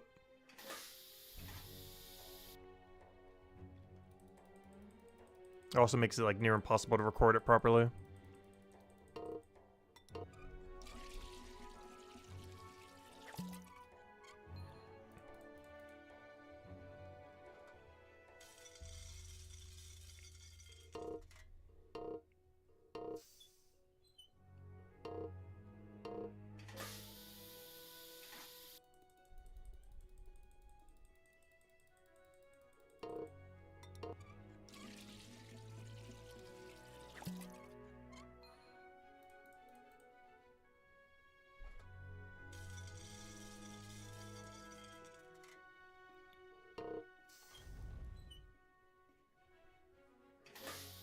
Yeah, so far I've been enjoying the game a lot on Steam Deck. We finally got it as of several days ago. And, yeah, it's been doing everything I've been wanting it to do. The only thing it wasn't able to do, wasn't able to identify my Old School RuneScape Steam account. It kept trying to make me make a new one instead of identifying the one I already had. So I can't play Old School RuneScape on it, but it's fine. I've been playing everything else on it, most notably Brighter Shores.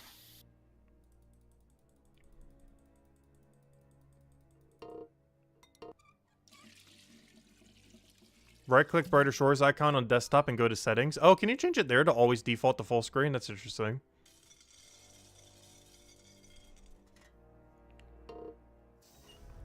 I guess you could change it that way.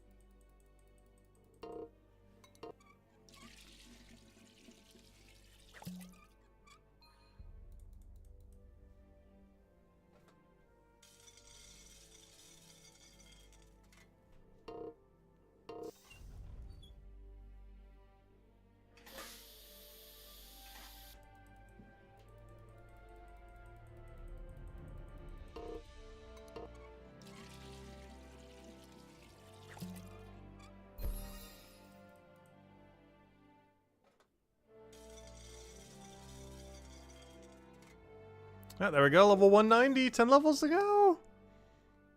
And 7 more until our XP rate skyrockets. So close, yet so far. But that's about a 3.5 hour grind then. And then we're at the finish line. Not sure if there's anything else we're going to do after that. Or if we're just going to call it there. We'll see. But even if I do call it there, I'll still be grinding off stream. It just will be off stream. Honestly, I might, just to grab an early dinner.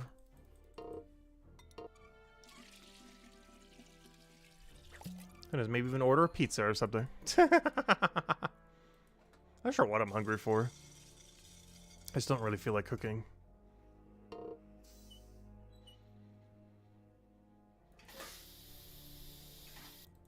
Because normally whenever our stream gets off at like, you know, 10 p.m., 11 p.m., 12 p.m., you can't, there's a lot of stuff you can't normally order compared to during the day.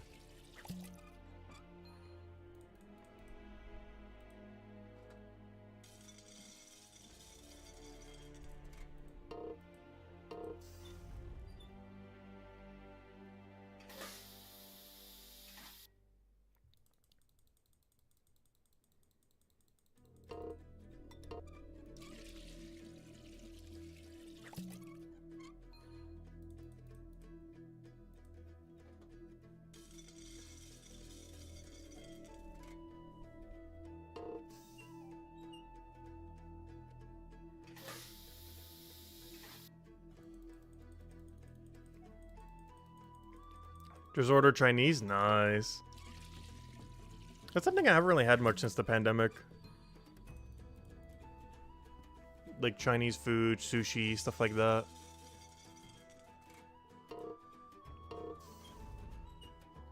It's one of those things that when the pandemic came around, I stopped eating for a bit. And then I never really got back into eating it. Not that I don't like it, I enjoy it a lot. But, I need to get around to it again. Despite how many restaurants there are around me, there's not too many good locations to get it from near me.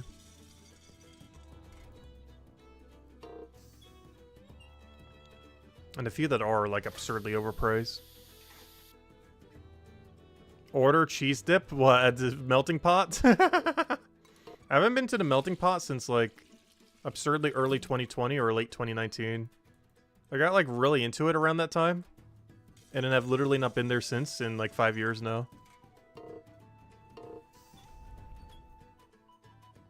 From Domino's? Oh, true, true, true.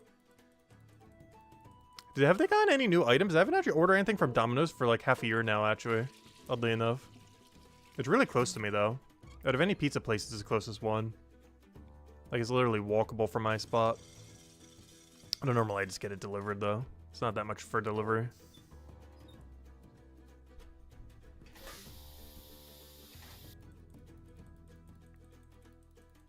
I don't know. Honestly, I might.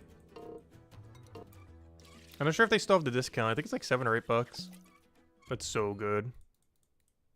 I sometimes get 2 of them, too. Just completely pig out. It's probably like infinite calories, but it's just so good.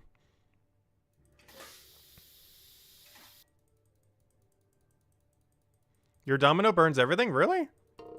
My Domino's actually been pretty good. You get the Chipotle burrito for about $11. Ooh, that sounds pretty good. Chipotle's a place I haven't really eaten at much. There's not really a Chipotle near me that I think is the problem. Otherwise, I probably would try it more often.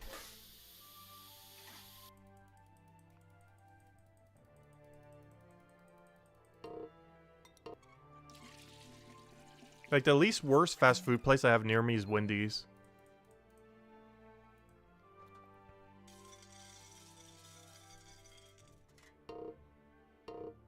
Oh yeah, I have a lot of salads. Honestly, my diet at any given time is like 30 to 60% salads. There's with various stuff in it.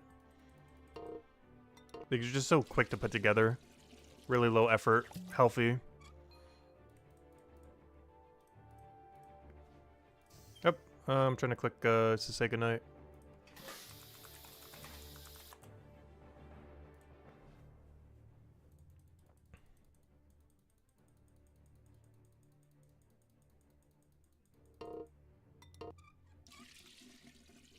Your Papa John's is way better. I haven't had Papa John's in a long, long time. That's something I should go do at some point. Maybe for when the Super Bowl comes around. Like, all the generic-y fast food places that are nearby for pizza. Order one from, like, all of them and just do a taste test.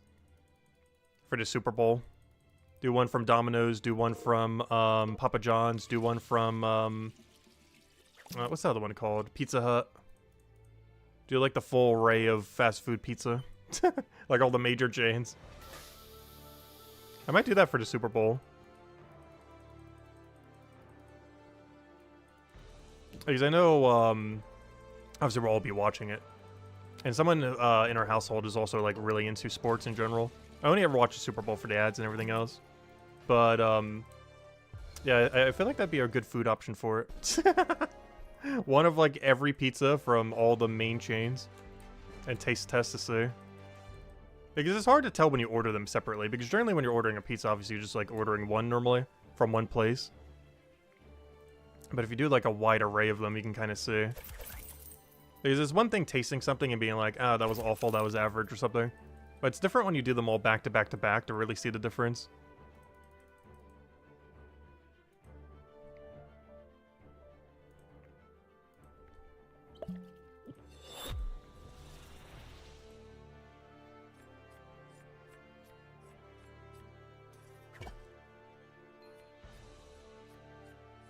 You get your grilled cheese slushy from Sonic and then pick up tomato soup from Panera. I love the concept of what Sonic is. But, oh, I just realized I'm about to XP lock myself out. But I always found Stewart's root beer to be so much better. But there isn't any around me. There's only Sonics around me. I just realized I'm going to have to wait out my XP pot. There's no way to get rid of it. Oh no, I'm going to have to burn EXP to save XP. No. I could always just over-encumber my knowledge or something. I might just over-encumber knowledge. We're only going to be overshooting by 1%. I don't think it's that big a deal. But no, the 1%. We wasted 1%. No! Because I got to double do that on the thing. Alright, now we're going to have to wait. At least we get the full bonus on this. But we got to wait out the rest of this and then use the 10%. And then double put that into alchemy.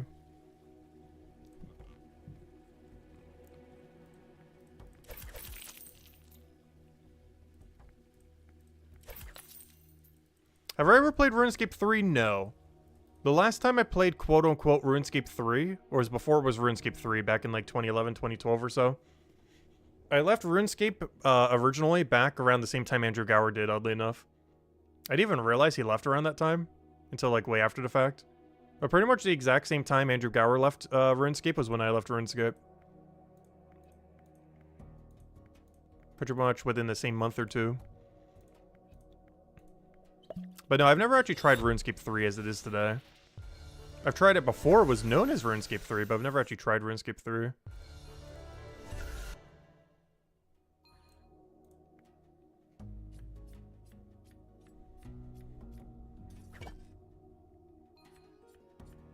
Are we a mean or an iron in Old School RuneScape? Oh, we have a max hardcore in RuneScape. We also have a max defense pure skiller and a few other things. But yeah, we have a max hardcore. There we go. Yeah, there it is. Bam. We're not wearing max cape just because it saves one inventory to use the other thing. And we're currently 1,000 hours into Beaver Grind and still don't have it. We're like 3 times over drop rate. Every second I've been playing Brighter Shores, pretty much I've been doing it. And we still don't have it. I even started a month beforehand because I was sick at the time. So I need something super AFK. And I still don't have it. After 1 month of being sick and like 2.5 months of Brighter Shores, we still don't have Beaver Pet. Despite trying pretty much perpetually the entire time. We are so over drop rate on it. At this rate, I think we're going to hit 200 mil XP, which is max XP before we even get the pet. Luckily, there's a pity system that gives you 15 times pet rate if that does happen. Though, for that to happen, we'd have to go like 8 to 9 times over drop rate. Which is already insane.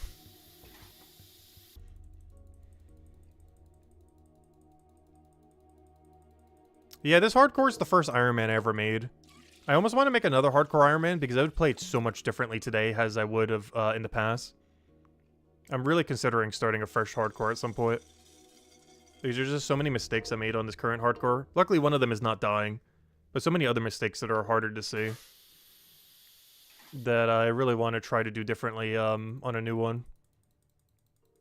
Potentially multiple new ones because we were going to be playing it really risky initially. It's nearly going to be like a high-risk hardcore initially. Because that's the safest way to play hardcore, ironically. Is to play it as risky as possible up front. And then if it dies, you just reset and start over.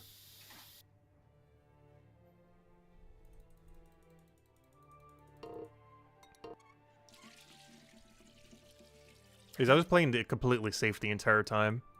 Which is generally not how you should play a hardcore. You should play it absurdly risky up front. And then start playing it safer as you go. But you need to front load all the risky stuff.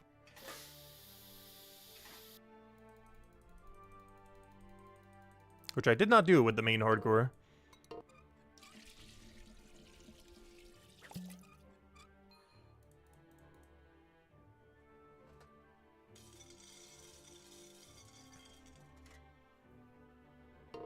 The only problem with that is each time we do one, it's like a multi-100-hour grind. Like almost the entire time we put into Brighter Shores so far just for one account. Because the main things you would want to rush are things like the Wilderness, Elite Diary, the Bow of Faradinin with Full Crystal, and all quests completed. Those are like the biggest 3, I would say. Finish all the more important stuff in the Wilderness. Not like Void Wake or anything, but like finish all the stuff that you would ever need to go there for completionist sake. Complete all quests. And complete Bow of Faradinin with Full Crystal. Those are like the 3 things I would say I would want to have done on a hardcore before we'd start playing it safe again. But those would be like our 3 big risk goals.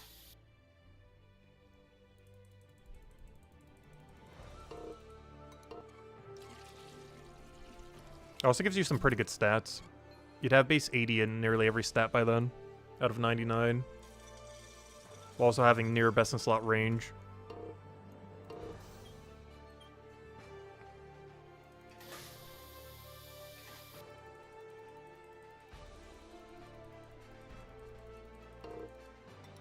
But it's something I want to try at some point. It's just a really long time investment. Like, those 3 goals I just said take, like, probably 1,000 hours.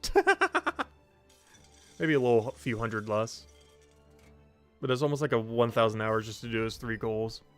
It's really long. Like, it's almost the entire time we have in Brighter Shores just to do that. Just to get a hardcore, like, ready to start playing the game. Takes like 1,000 hours.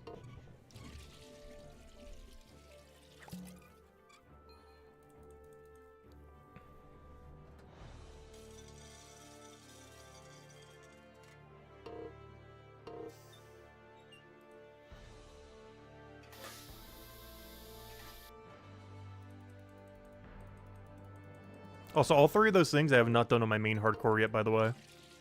It's still missing a few quests. Most notably Dragon Slayer 2 and Desert Treasure 2.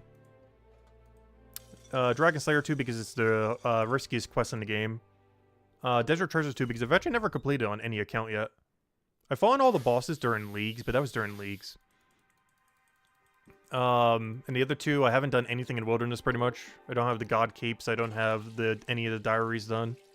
It's actually the only diaries I don't have completed. Well, other than the Lumberge one, because I don't have all quests done. And it was the 3rd one I mentioned. Oh yeah, the Bow of Faradin, which my account has literally no crystal armor or the bow. It does have the pet, though. From the activity, oddly enough. But it hasn't gotten any of the actual gear drops yet.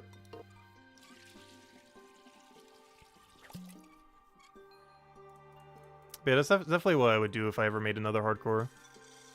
Do all the things that are really risky that you should probably front load on an account rather than do at the end.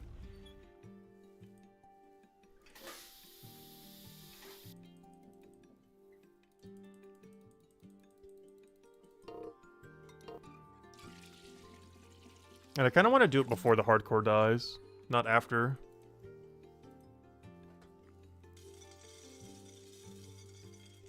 I don't know, I might do it at some point.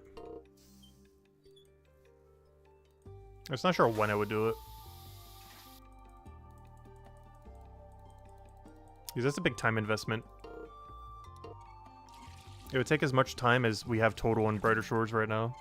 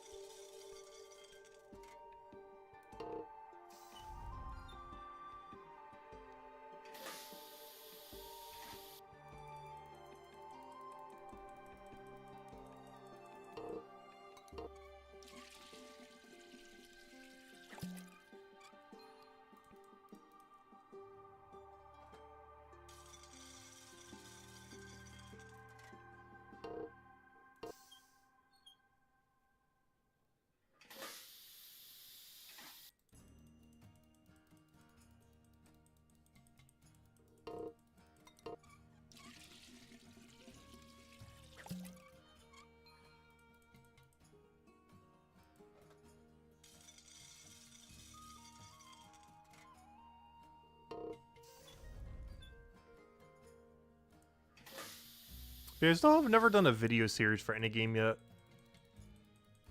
Like an edited down video series.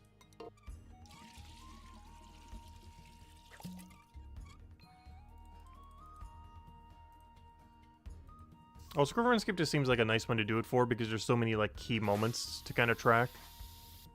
Whereas right now for something like Brighter Shores, there's not as many like big moments to keep track of.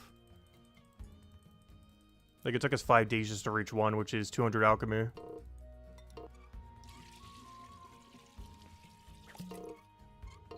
But there's not like big drops or anything you can really get in that sense.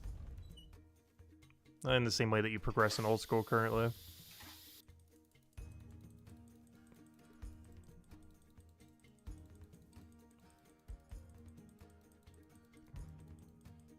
But it'll eventually be more fleshed out. Because old school RuneScape has had like, you know, 20-something years to flesh out every single part of the game. From early game to early mid-game to mid-game to late mid-game to early late game to everything. There's like a billion goals you could be doing at any time.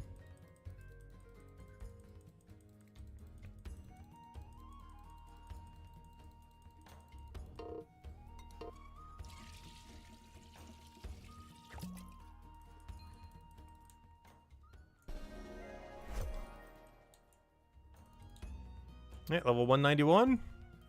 6 more until our better XP rate. Or more so, 6 more until we can stop burning our money. Because we are getting low. We are getting low at a rapid rate. We're almost there, though. We got 6.7 gold left protecting us from 0. We're definitely not going to 0 out, but, yeah, it is dwindling.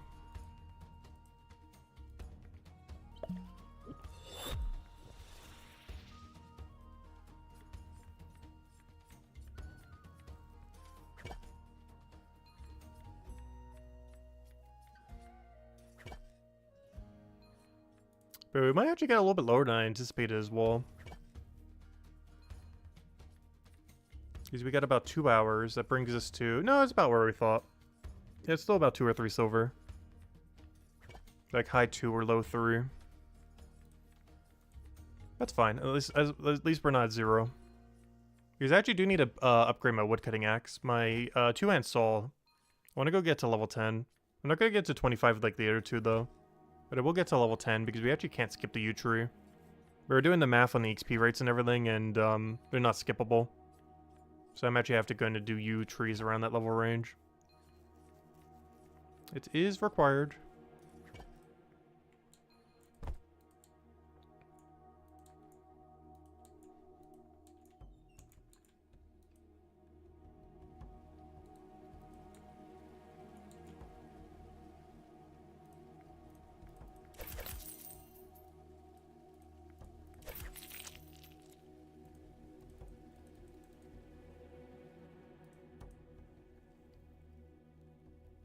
Yep, Jas still going for that 500 cooking grind.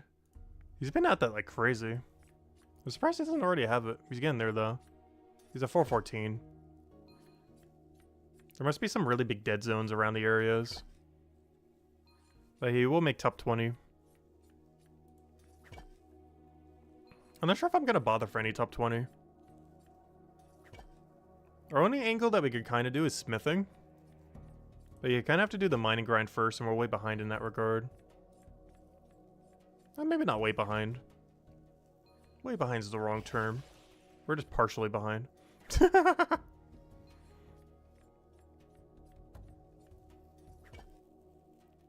don't know, do we go for the, that means we technically have to do the mining first. I don't know, do we bother getting top 20 mining? Oh, I definitely need trading to be out to go get our level 50 tool, though.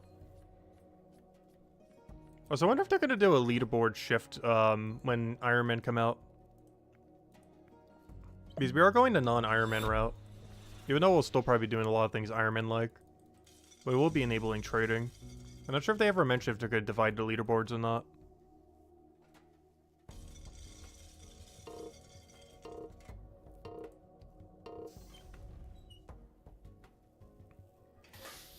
I don't think they ever confirmed or mentioned anything specifically on it.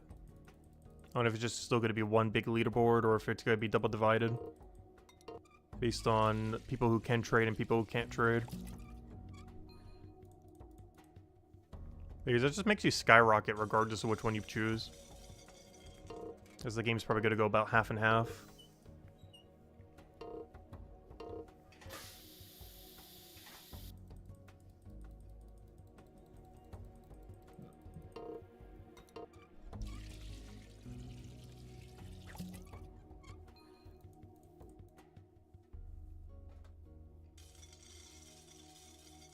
When are the big old school RuneScapes gonna switch over to Brighter Shores? I don't think they would. They make too much money doing old school RuneScape. Like the biggest content creators for the game. And Brighter Shores just isn't profitable right now until it's developed further and has more of a player base.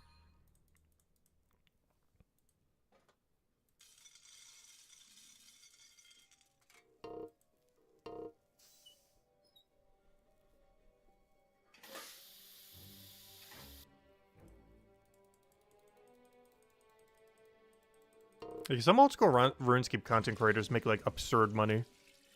Like 7 figure kind of numbers.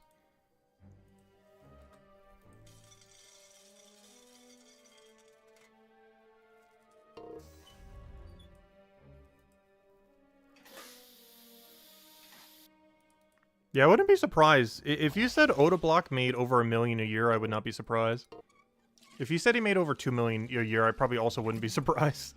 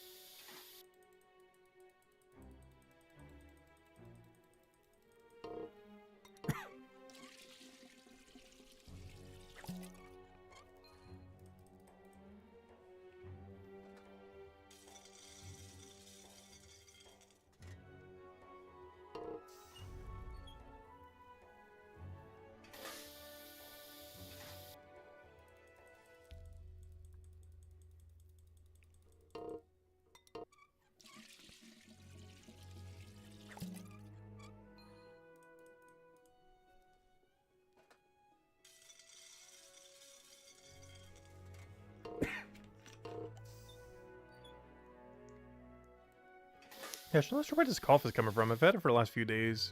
It's not like a cough, but you know. Like a weird lingering cough just occasionally. I already got too sick there a few months ago. I don't want it happening again. Not sure what it's from. No, I don't smoke at all. Don't smoke, don't drink, don't do any drugs. But no, I'm way too asthmatic to ever smoke. I can't even be around people that smoke. I can't even be around people who've been around smoke in the last, like, day. Because I can still smell it on them.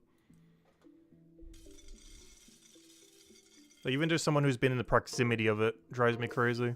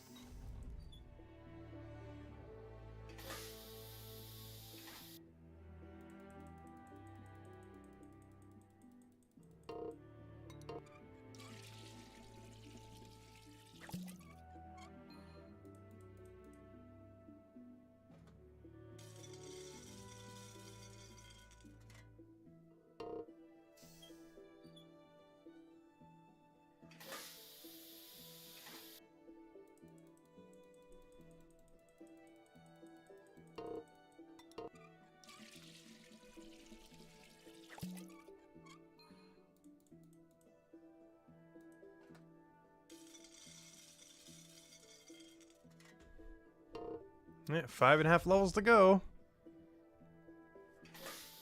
Well, not until we're finished, but until we get the bit better XP pot. Just like slightly under 2 hours of money burning. At a rate of 2 gold an hour.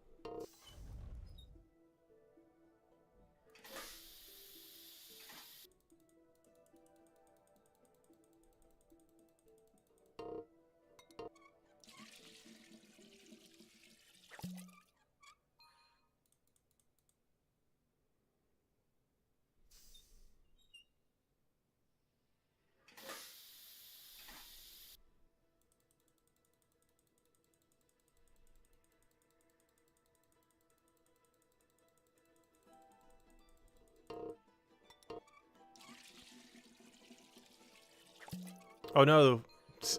That's funny.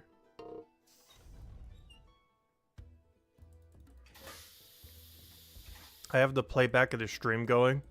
And we were talking about Domino's earlier, and it just had a Domino's ad. They're listening in on us. That's really funny. Because lately I've been putting the playback on my TV just because it's more convenient to see it on such a big screen. And it literally just did a Domino's ad. We were just talking about them earlier. The dips that they have and everything. I think Isabel brought it up. That's funny. They're listening to us. Pretty sure it's pure coincidence though.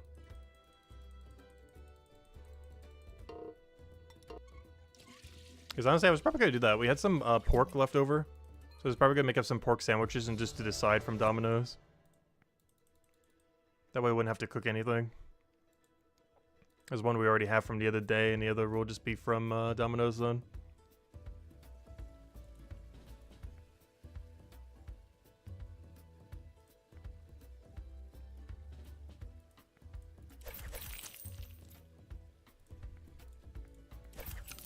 I know, I'm kind of in a weird position where honestly, when it comes to advertising, if I'm going to be advertised to, I don't mind targeted advertising. I would actually prefer it over non-targeting advertising. Like, if you're going to show me ads, at least show me optimal ads.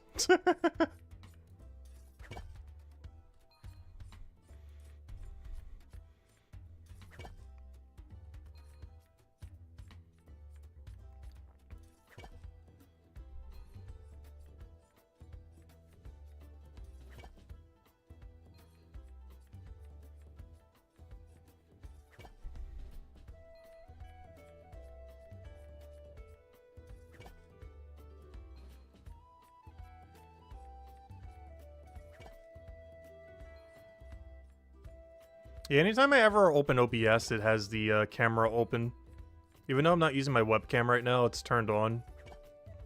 It auto turns on whenever you need to utilize OBS. Even if I'm not actively using it.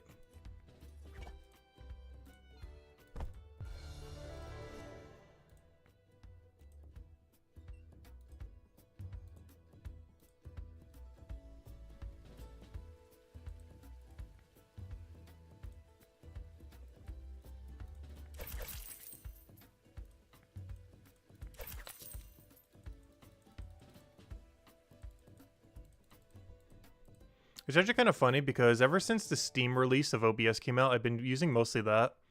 So we can actually track how long I've streamed since then. Because all I have to do is go to games library, go to OBS.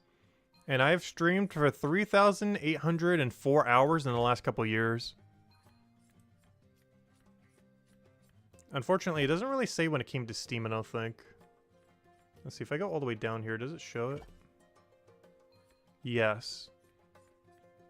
Since 2022, I have streamed over 3,000 hours to YouTube. So in a little under 3 years, We streamed for 3,810 hours. So by then, it'll be over 4,000 hours. We would have streamed for over 4,000 hours since 3 years ago. It doesn't track all the way back, because that's just when I've been using the Steam version of it. One byproduct of that, I can actually keep track of it that way, without having to add up like all the videos and everything. But yeah, as of March, we would have streamed for over 4,000 hours in 3 years. Which means on average 1,333 hours a year.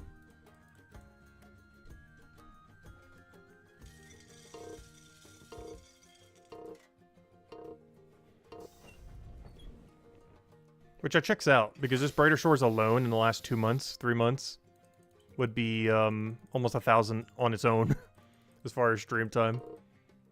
I haven't counting anything else.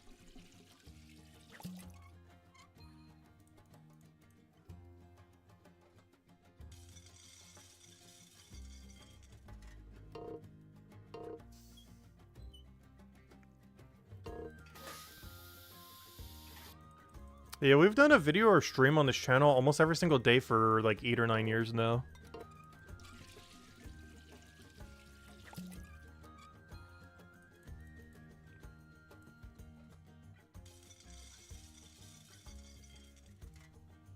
Because that program I mentioned only started tracking a little under 3 years ago.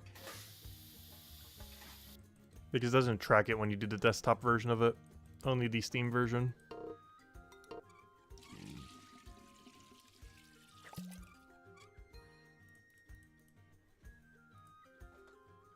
What's kind of funny about that is, despite how many hours that is, that's not even my top 3 most played games. Or, you know, OBS, the total time of streaming software. It's not even in the top 3.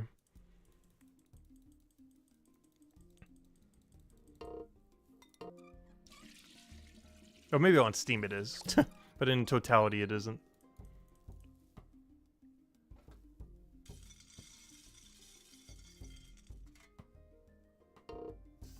On my Steam profile it is. But obviously we played games that aren't just on Steam.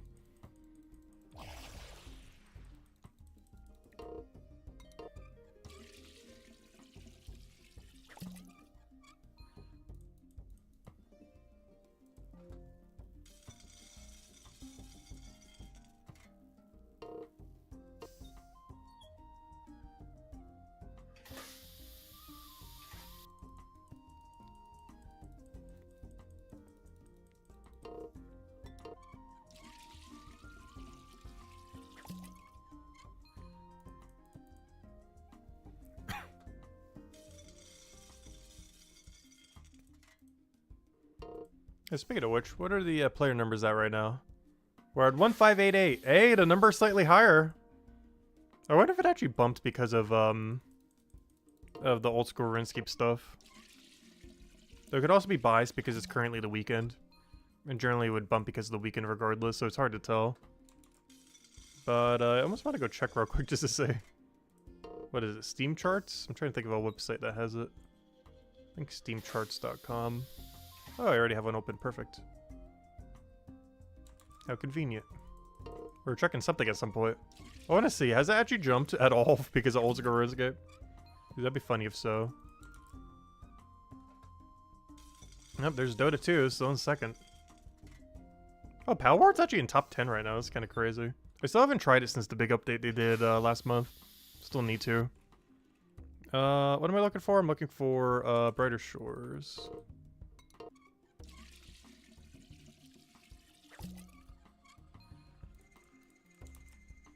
Let's see, Brighter Shores. Let's see. Has it gone up? Hard to tell. It's about the same.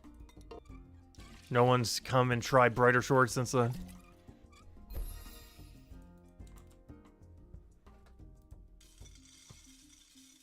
Yeah, it hasn't actually changed.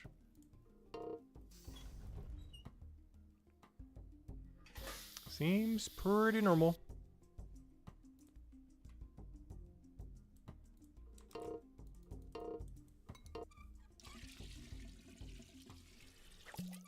Yeah, the first main thing that would bring people back is the combat rework. I don't think trading will. I don't think trading brings anyone back. Unless they're already, like, keeping note on the game. The few biggest things that are coming in the next, like, half a year to a year that are going to bring people in order in which they're going to bring people, or, you know, in which they're going to happen, is the combat rework, then PvP, then, because trading's not really going to do much for it, I don't think, but the combat rework, then PvP, then Chapter 5, and or 1.0 release, and then whenever they finally add bossing and or raids to the game. Particularly raids. There's like the big like 4 that are likely happening this year. The combat rework likely in the next few months or less. The 1.0 release and Chapter 5 coming out being in probably about 4, 5, 6 months from now. And the first boss and or raids being added to the game being very late this year, if it even makes it this year. Like we're talking like November, December. But those are like the biggest ones that would happen this year. That would likely do it. I don't think trading will. Easter and Halloween event likely wouldn't. Party Hat event would if they do it for launch. That would. It is like the biggest ones. But I don't think trading will have that big of an impact on it personally. It might make the people that are already here a bit more active. But I don't think someone who stopped the game for a month or two is going to come back just for trading.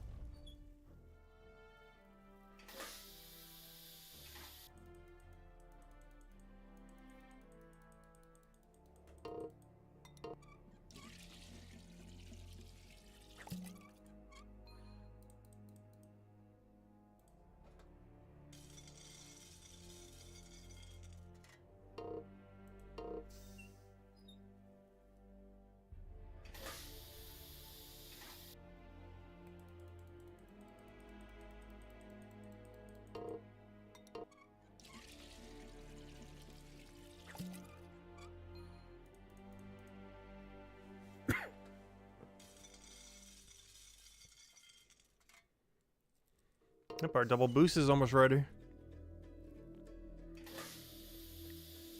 It feels so much nicer with the 10%. That basically means every 5 potions, we gain 1 extra knowledge point. That's actually pretty big. It's actually insane how strong a 10% is if you double dip it. But yeah, every 5 of these is 1 knowledge point. Which means if we use all of them that way, we already have, what was I say? Sorry, every 10 of, no, yeah, every 5 because you double dip it. Which means there's already 40-something knowledge points right here. Just in this stack alone. Not even counting any other benefit from the 10% like if you're actively doing a skill afterwards. But just the knowledge point benefit from double dipping these is over 40 knowledge just sitting there. Which is the equivalent of at least 10 levels in any skill. Well, pre-200. But post-200, this is like 2.5 post-200 levels just sitting right there. Just in the extra XP it gives to knowledge. Not even counting the extra 10% that you might still use while skilling. But just counting double dipping the knowledge, this is 2.5 post-200 levels? Oh no, wait, it would be more than that. No, it wouldn't. Because of how knowledge works. But yeah, it'd be 2.5 post-200 levels. Or 10 pre-200.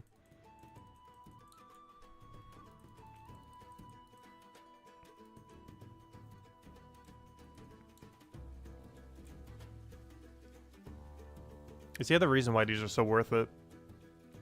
Even at these exorbitant costs. It actually still comes out to be worth it. If you compare it to something like a 5% XP potion, like the AFK 5% potion, we're spending how much per how much? If 5 of these is 1 knowledge, and you need 16 times that, which is math. Let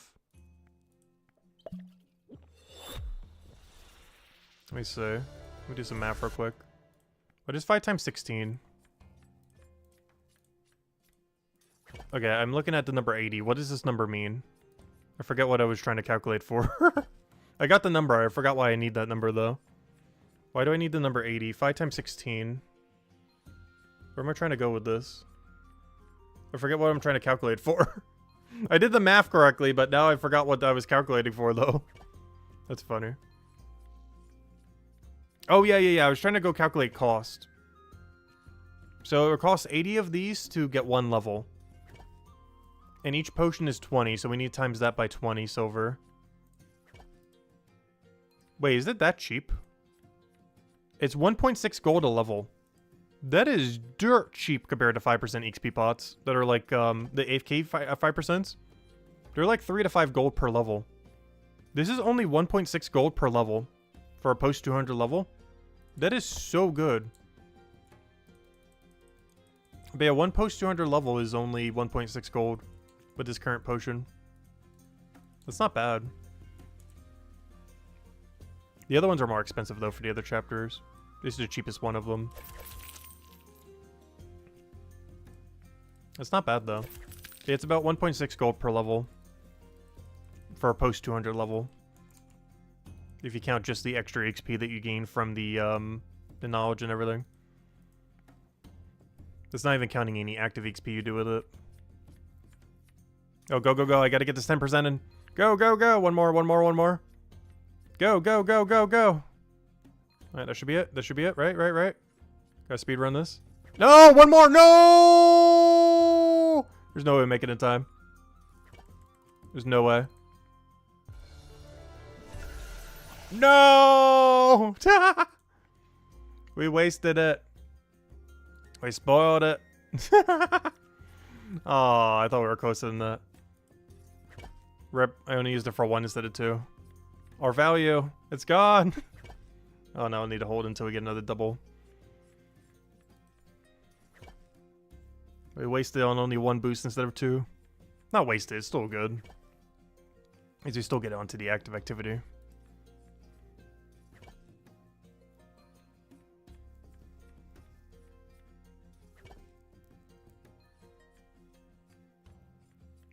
I'm not sure if a lot of botters would start up just because of trading, though.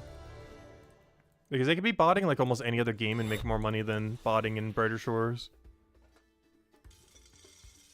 The game's not big enough at the moment to, like, mass bot. It's not in the same way that World of Warcraft or RuneScape or Final Fantasy would be. Because any one bot would be making, like, 10 times as much per hour in those games compared to what it would in Brighter Shores.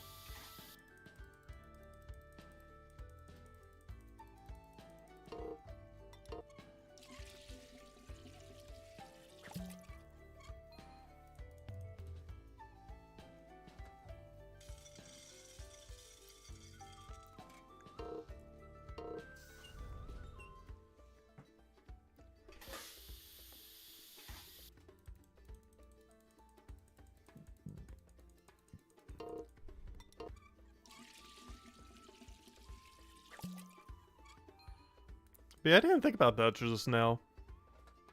That means every single 10% XP pot at its current price, even if they cost 50 silver each, are worth it. He's at 20 silver, it's 1.6 gold a level. as far as if you use them just for knowledge. Which is better than a 5% potion and 5% AFK potion. And if you break it down for the bigger ones and times that by like 2.5 and do it based on the other two, that's still worth it, even at like 50 silver a piece. Because at that point, it's 4.8. You'd be spending 4.8 gold per level, which is a bit pricier, but you are getting the XP for alchemy along the way.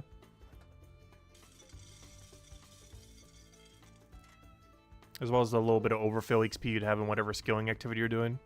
Because generally when you're using a 10%, you're not only just double dipping the knowledge, but you're also, you know, doing a little bit of skilling of that activity afterwards.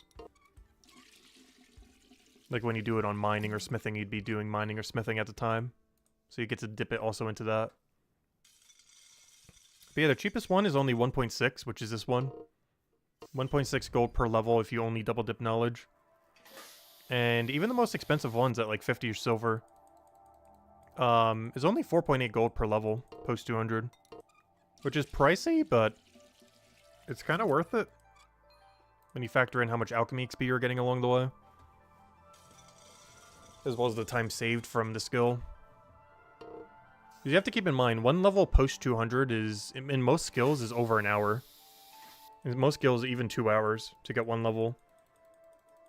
So be able to get it instantly is pretty nice. Not literally instantly, but you know, to be able to skip one whole level like that for X amount of gold is pretty good. And to do that in Chapter 1, it only costs 1.6 gold.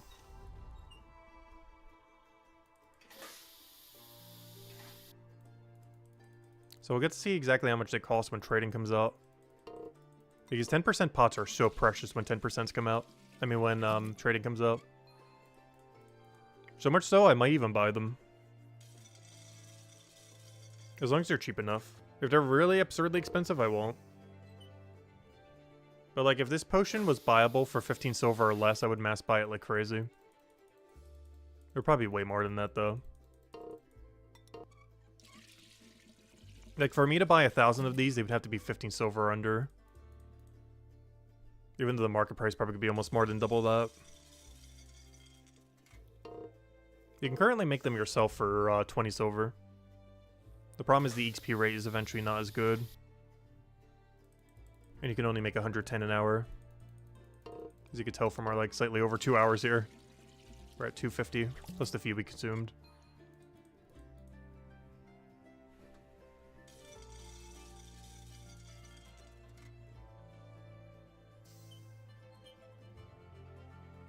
Yeah, technically, you could make the opposite argument, in that because Brighter Shores has less bots, bots are more profitable because it has less bots to compete with.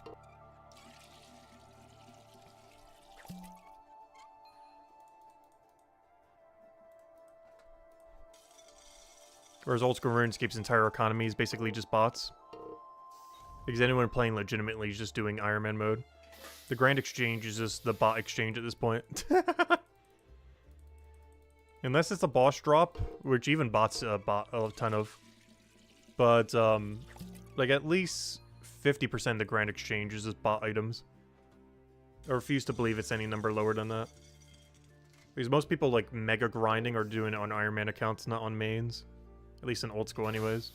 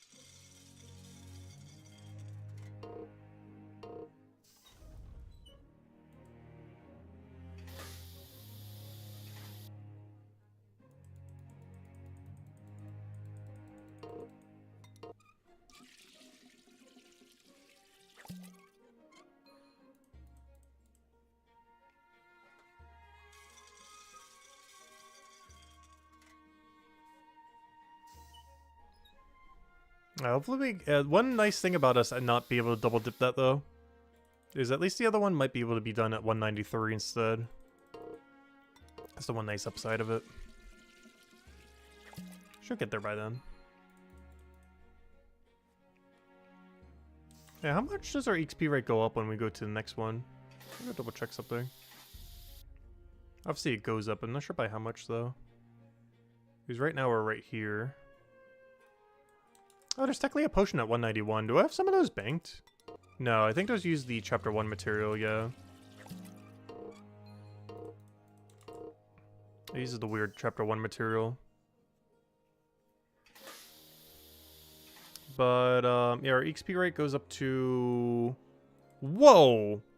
Whoa! It's like 40% better, really? I didn't think it was that much of a jump. It's like a 38% jump in XP rate. Why so high? I'll take it. Well, that's crazy. The second way at 197. Not only is it free because we already have them banked, which also makes the XP rate quicker because we already have them banked rather than have to go buy them. But, so it's less of a walk. But it is, like 38% higher XP rate even if you were to go buy them. But with every factor, it should be almost like 45-50% better XP rate, given that we already have them pre-banked. That's actually insane. The final 3 levels are going to be about 50% higher than every other level we're doing right now, as far as XP rate. Yeah, that's a big jump. Partly because it's already banked, but also because it's like 37% better even if they weren't banked.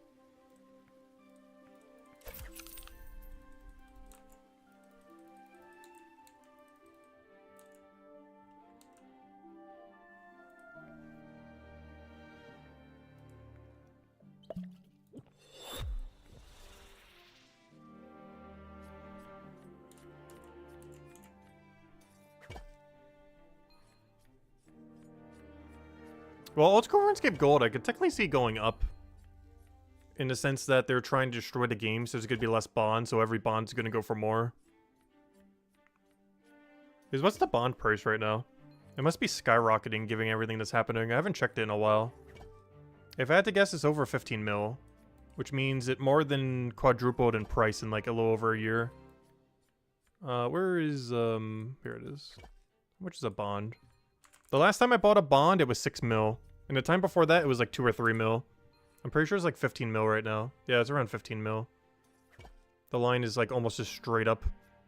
Not recently, though. Yeah, that's where it's at right now. This is when I was buying bonds when I first started Old School RuneScape. This is where I was buying bonds when I came back in 2023. Like right there. At like 6 mil. And now they have more than doubled in a year. Or technically 2 years. Kind of crazy.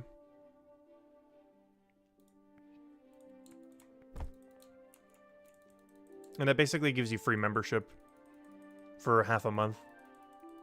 Which if there's if it equivalence existed in Brighter Shores, it basically saves you like $3 if you were to buy that. Though of course Brighter Shores is never getting anything like that because Andrew Gower is very anti-microtransaction. But in the current state of that game, it saves you $7 buying one of them with in-game currency. So spending that 15 mil saves you $7.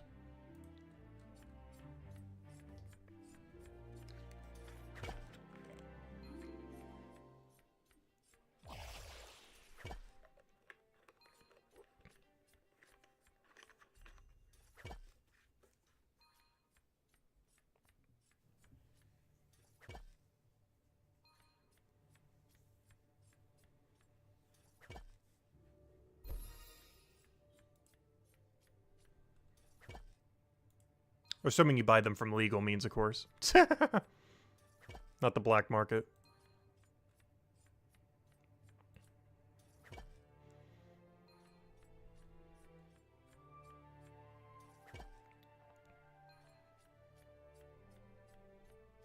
Oh, our dailies are ready.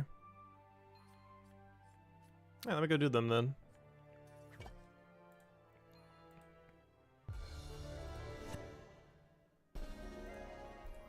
I'll be right back. Don't you despawn on us? Should be fine. It's not going to take longer than 10 minutes. Or I sure hope it doesn't. Let's see. Alright, let's go mine deep. Let's go run our dailies real quick.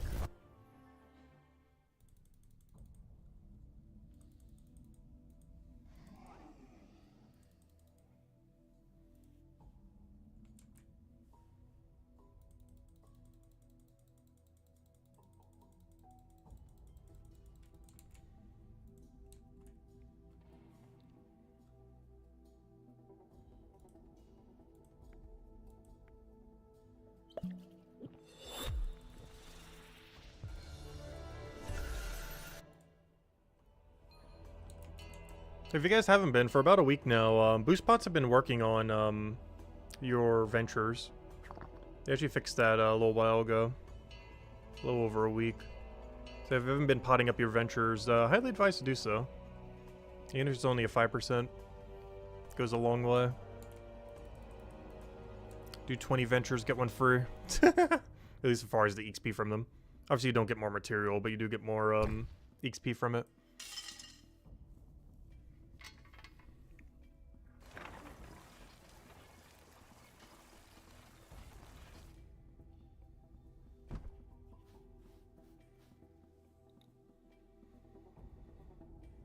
Let's go check. How many do we have right now? I think it's like 300. Oh wow, exactly 300. 300 on the dot. 312 now. I knew somebody's around there. Apparently exactly so. But we can't use them for a while. We're over 100 mine levels away from being able to use them. Even though you can start getting them at 231, you can't start using them till like 340 something. Like for 348, whatever it is. Yeah, I wouldn't be surprised. People just buy gold and then buy a bond with it. Because you can buy membership for like 4 times cheaper that way. I always just buy yearly membership. But they haven't done a good yearly membership deal in a while. And if they don't do one at the Winter Summit or during RuneFest or whenever they're next doing their thing, I'm just not going to bother renewing it for a while. And if I do want to play a little bit, I'll just bond it up. Because I already have a few spare bonds laying around.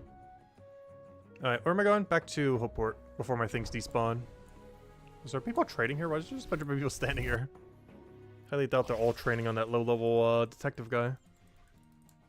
Hey, I found a bird. We have the OG bird with no number next to it. I found bird number 7.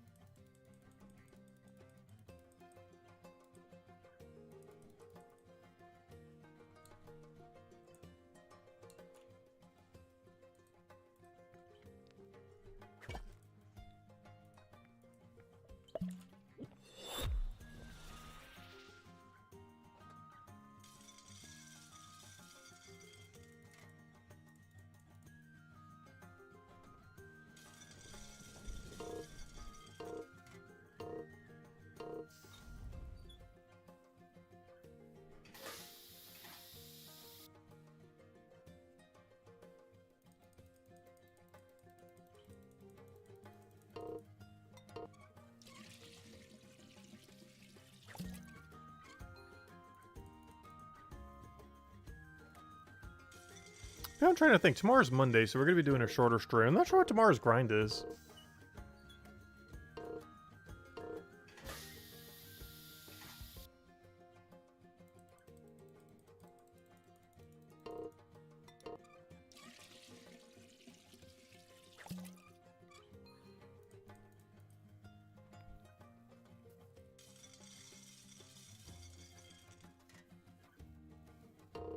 Because I don't want to start woodcutting carpentry tomorrow.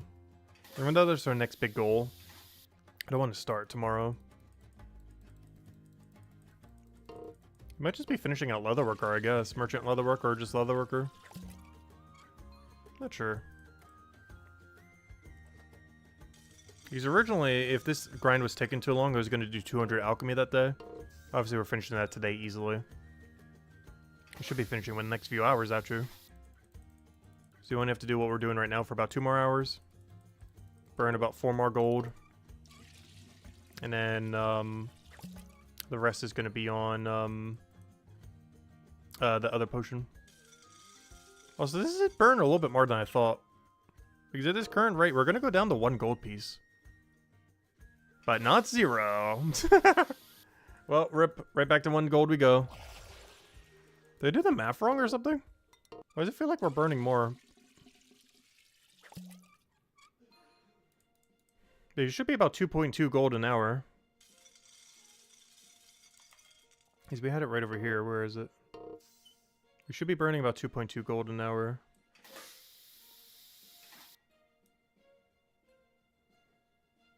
Yeah, we're doing whatever this is times 110. Is about how many we should be burning an hour.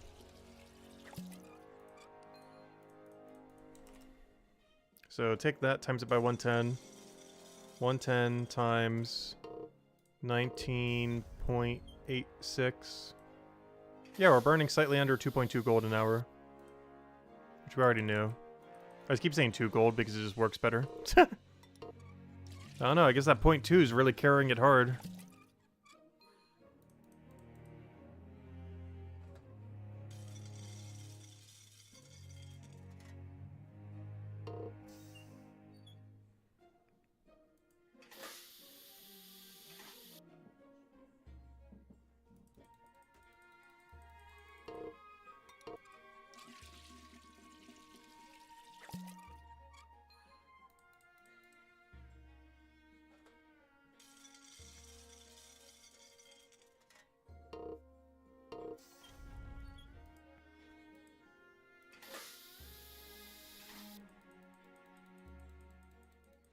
Hello, Yusef. Welcome, welcome. Hope all's been well. Alright, the final 7 level stretch. 4 more levels of burning our cash stack, and then 3 levels that are just completely free at like over 40% better XP rate. And we already have them banked.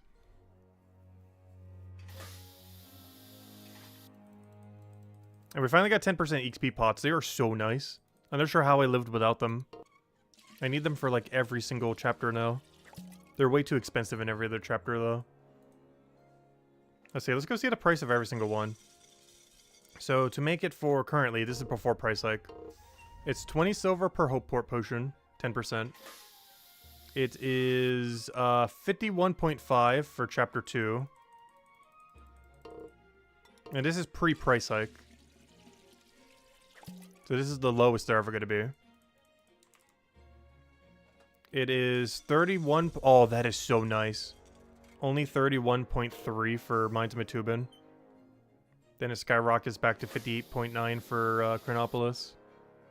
And oddly enough, Stonewall Hill's lower again. 38.82. Chronopolis is the most expensive. And the cheapest is, of course, Mines of Matubin. Because you get just so much of the supplies from Mine Fighter.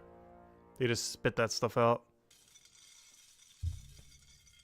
It's one of the reasons we're doing 500 Mine Fighter. Even though they're already cheap, you can get them pretty much for free just from doing Mine Fighter. It spits them out like it's nothing.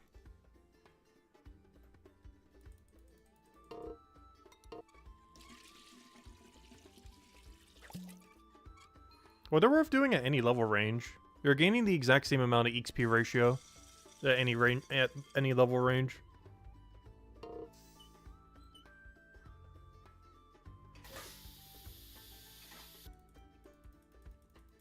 Like, they're as worth using now as they are at 200, as they are at 300, as they are at 400.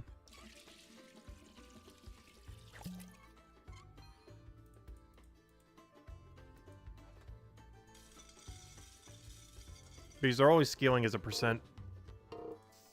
They're not like a flat number or anything.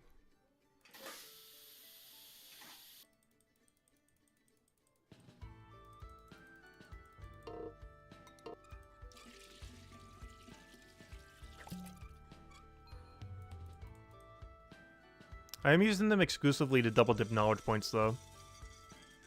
At least initially. Like, obviously we're not chucking them, we're chucking the 5%. But, I'm using these, as well as the 7% we have for every other chapter, exclusively for double dipping knowledge.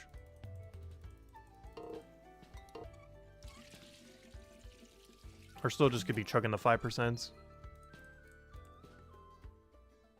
And saving the 7s and 10s for, the, double dip knowledge. Oh, so hello, campaign. Welcome, welcome. Just so they last a bit longer. Because we do have a bit of a limited supply until trading comes out.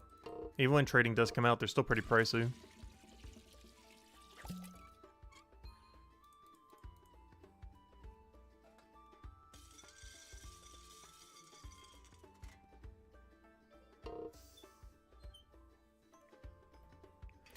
But yeah, I do feel like I would invest in XP pots if they're cheap enough. I'm just not sure where the market's going to be.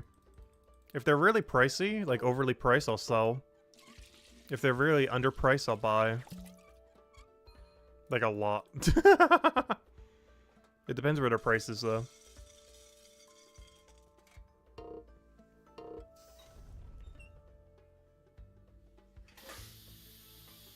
Because for me to buy like a 10% Minds of Matubin potion, I would want it to be like under 20 silver. Definitely under 25. But for me to sell, it would have to be like 50 silver for me to even consider it. And even that, I'd be hesitant to sell. Like, compared if we made them, compared if we were just trying to buy them. Because if Minds and Matubins, 10% were under 20, I would, like, insta-buy. But they would have to be bare minimum 50 for sell for me to even consider parting with them.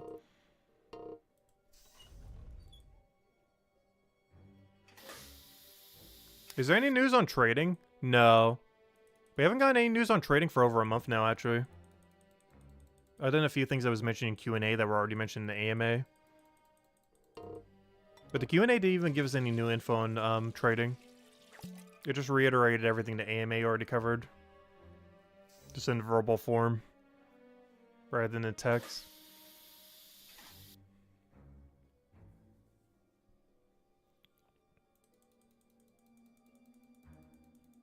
But yeah, we pretty much haven't gotten any new info since the AMA. Which was like, what, almost a month ago?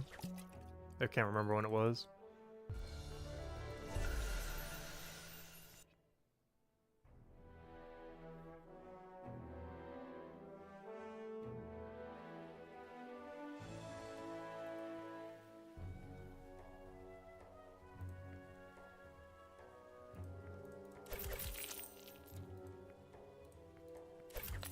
Yeah, I do hope whenever they rebalance cooking, if they do raise the shops, they're probably also going to raise the amount of profit per hour of cooking. Because cooking could really use a profit increase.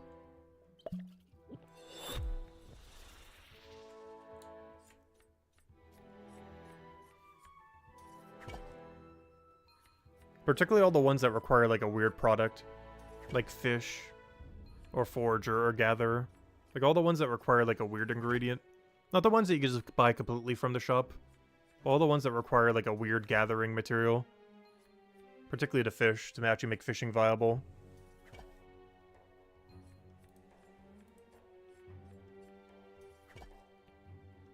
Yeah, I'm really excited for the combat rework. We're hard pivoting into like a combat only build. We'll go from looking like a skiller to literally combat only. The second combat rework hits the game. Because we're grinding combat for like 2 or 3 months straight. It might be a little bit in between, but we're going almost all in combat. As 200 for guards, gonna take like about a week. 200 for scouts, gonna take about a week. Then 500 for Mind of Matubin will take about 5 weeks, give or take a little bit. And then Chronopolis will also be 5 weeks. The reason why this would still be 5 weeks, even though it's way higher, is I'm doing 500 Detective along with it. So even though it's a way far ahead, I do want to finish 500 Detective and combat there at the same time. Or, you know, around the same time. Combat would probably get in a little bit earlier. But I want to be at least like 470, 480 Detective by then. Most notably 470. We got to be 470 Detective by the time we're 500 combat. And then we could just do fiendish investigations all the way to 500 then. But we do have to get to at least 470 by the time we're 500 watch person. Or whatever they're calling Chronopolis combat. The Chronopolis obelisk. But yeah, by the time that's 500, this needs to be 470. Which is why this would also take 5 weeks. Even though it's so far ahead of Minds of Matubin. But it's because we also have to do Detective along with it. Which mostly gets done through raid dens, but not completely. There will be some times where we'll have to go out of our way to go do detective directly and not get any combat XP.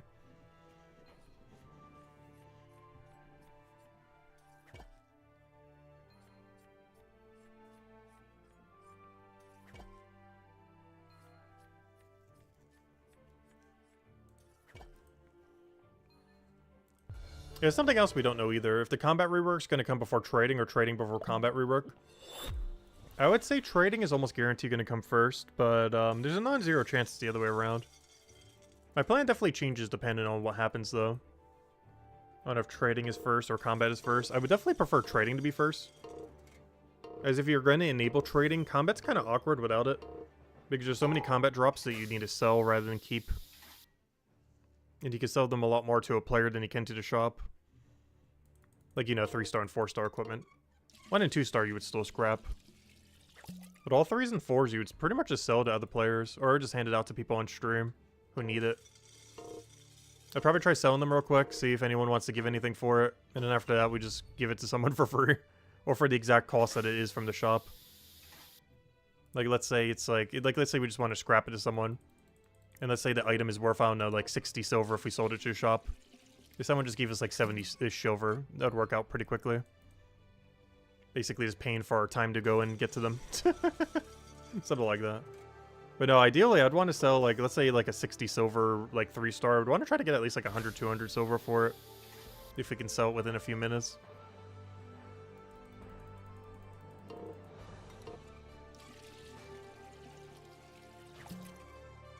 It really just depends where the market is for everything.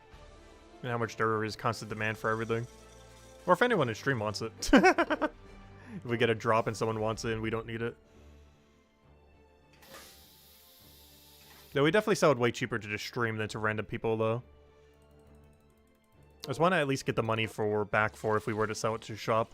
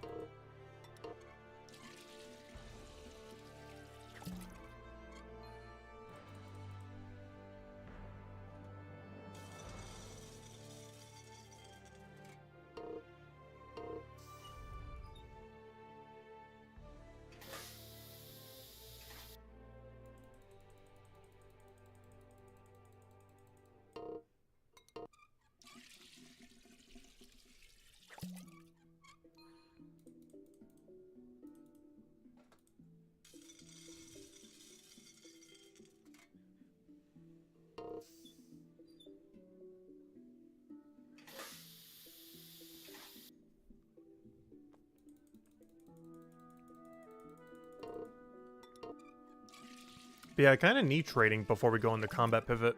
So it's going to be really weird otherwise. Initially, it shouldn't be that bad, though. Because 200 Hope Forest and Mines of Matubin don't really care too much about having trading. It's post 200 where it starts to matter. When you're getting, like, actual valuable drops.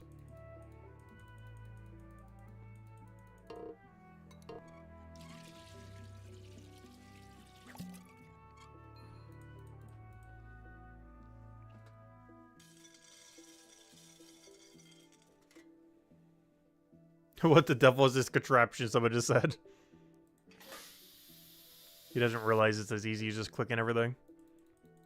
I feel like the setup looks very intimidating at first, but then you realize what you need to do, and it's like, wait, this is so absurdly free. I wish they would make a harder version of this. Because it's literally as easy as just click on all of them once. That's like the whole minigame. It looks more complicated at first, but it's literally as simple as just click all of them from left to right once.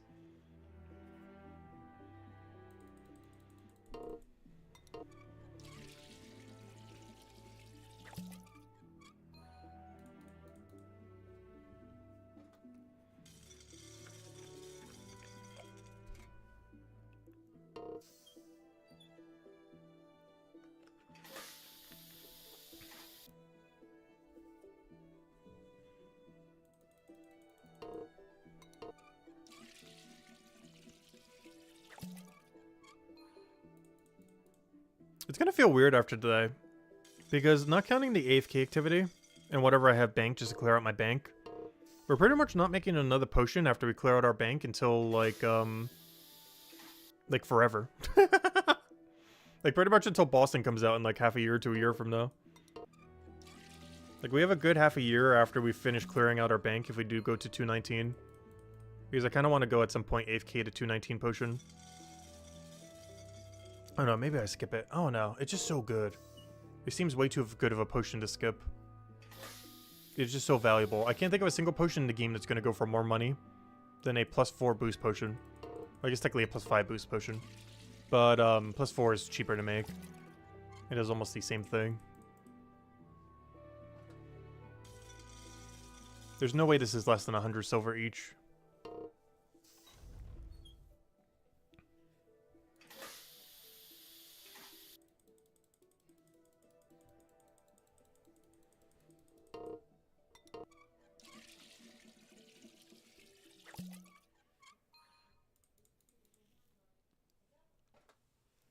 And we actually need them. I don't actually want to sell them. But we actually actively need them for training.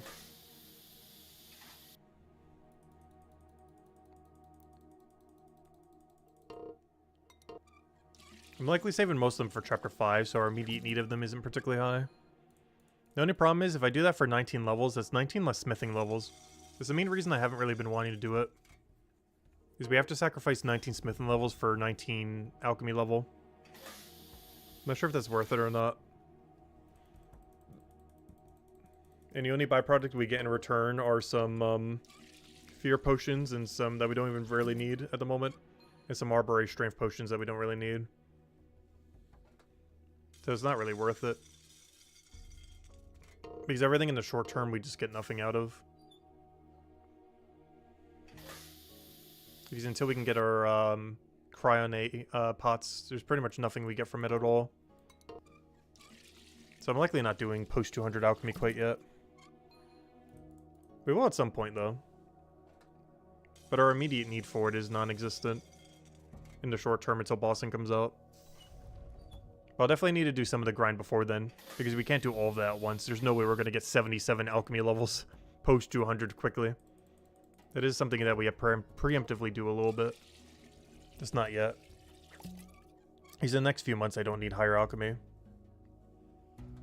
In about 4 or 5, 6 or months from now, maybe we consider starting to poke at it a little. Like right before Chapter 5. Like a month before Chapter 5 is when we'd start considering it. Because we would have to finish that grind before Chapter 5. Not the 277, but the 219 alchemy grind off of AFK. We'd have to do before Chapter 5. Both for the potion, but also to make sure I'm not holding up an AFK activity. Because we'd want to use it on Armor Maker or Builder or something.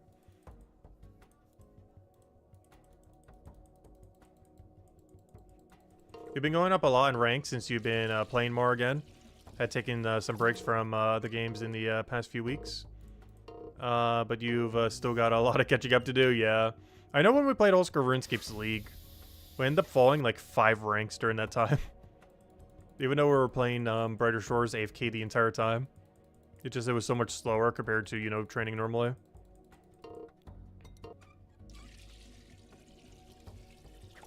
So we felt like super behind. We're gonna be doing that again, I think, this Tuesday. This is the final day of the league, just to kind of finish it out with one big hurrah. Also because I've been putting it off and I need a day to go do it.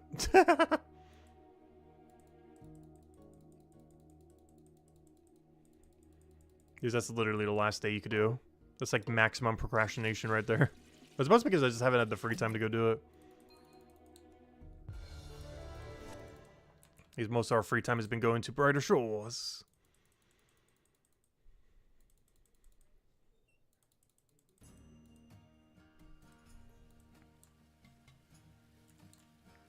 Yeah, we're almost there.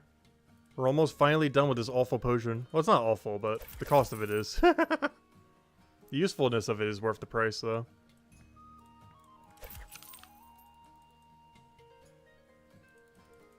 Oh, so we're almost out of gold. We're running really low.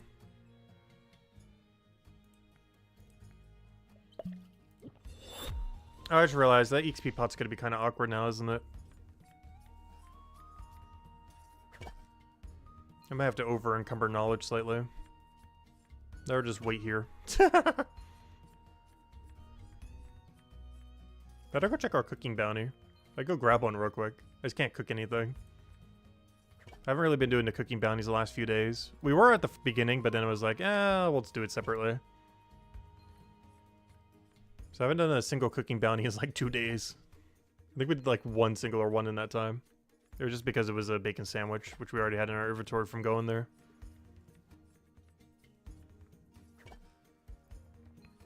Oh no, actually this will work out perfectly.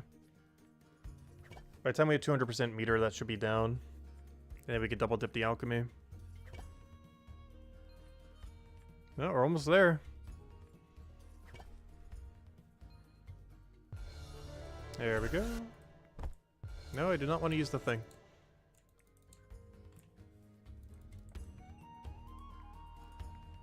Yeah, we're getting dangerously close to 0 gold. We're still gonna have enough though. Barely.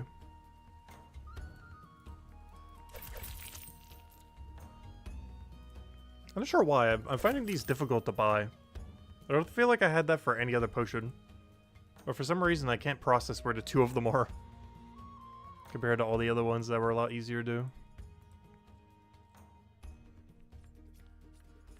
As soon as we get 200%, we drink the other potion. And then double boost alchemy. Actually worked out perfectly with his 5%. Unfortunately, we're not going to gain a level there, but it's fine. Not much we could do about that. Alright, 3 or 4 more. 2 more. 1 more. Oh, apparently 1 more after that. Not quite.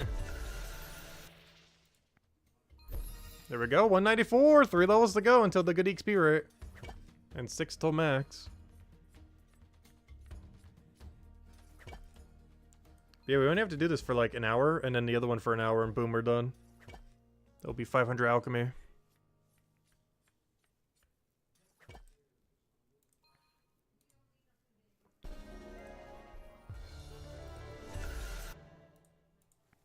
Alright, let's use this 10% while we still have it. Should be able to still get a few of them made here. Wonder when the next set of transmogs are going to come out? Likely Easter. They said they were likely only doing stuff like that for the holidays for now. Yeah, based on the holidays they were mentioning and everything and what he did in the past, Easter should be the next one. Which is in like a few months from now.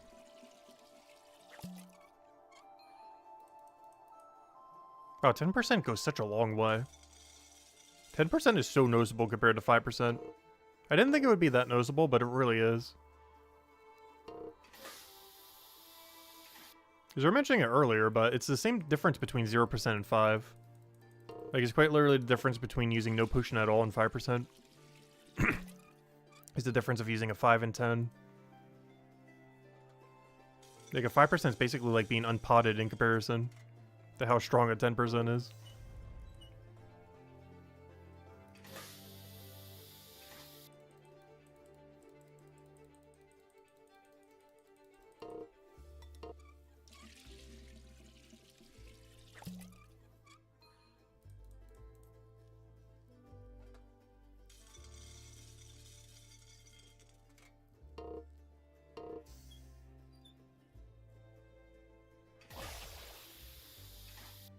You really wish that transmogs would unlock on all 3 characters and have to unlock them individually? Yeah, I barely did enough play on them to actually get them.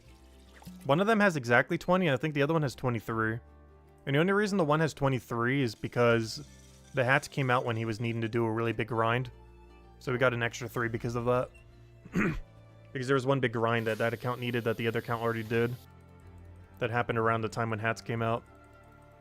Yeah, one of them got exactly 20, the other one got 23, only because I had a big grind that I had to do. That the other one did pre-hat. Or the other one did it post-hat. Yeah, I only barely made it. We did it right at the last minute too. I think I did it on the 30th. And he ended the event on like the 2nd or the 3rd. Because I had a feeling he was going to do it really early on. And he did. So good thing I did it preemptively. But yeah, I did both of them only with like 3 days left to spare.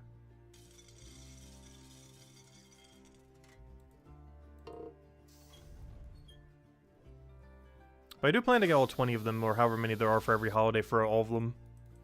Shouldn't take too long. Like, the last event only took like 5 or 6 hours to complete. If you traded whatever duplicates you have. So I assume most events are going to be pretty similar. It's just hard to get that much time into an all account within like a month period. Because on average we play them for like, what, a few hours a day? I mean, a few minutes a day, I mean. Like, I think their weekly playtime is like less than an hour normally. Sometimes less than half an hour.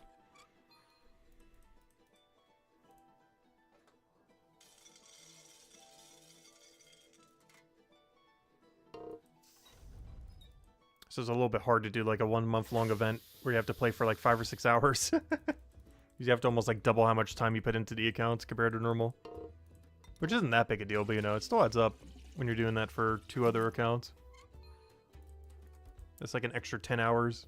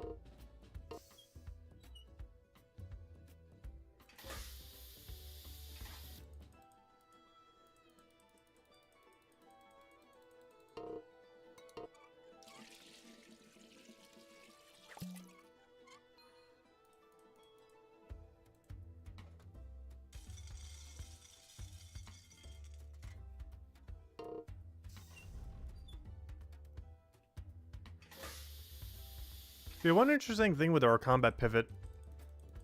But Mind Fighter is actually going to be our first 500. Bit of a weird one to be our first, but it is ultimately what's likely going to happen. And then Watch Person would be our second 200. I mean 500, I mean. And Detective would be our third. And from there, it's almost about time that we'd do the Chapter 5 pivot. I'm not sure if I'm racing for a top 20 for that chapter yet. It really comes down to when it comes out. If I already did my family trip for the year, I might. If I haven't, I might not. We'll see. It really comes down to when does Chapter 5 get released. The later in the year, the more I'd be able to farm it.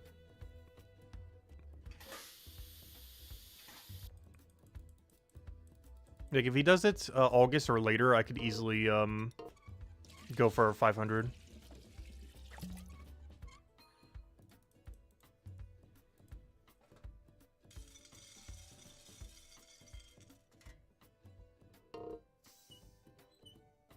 Yeah, Merchant's a great 500 to go for. I kind of want to do it at some point just to get it done.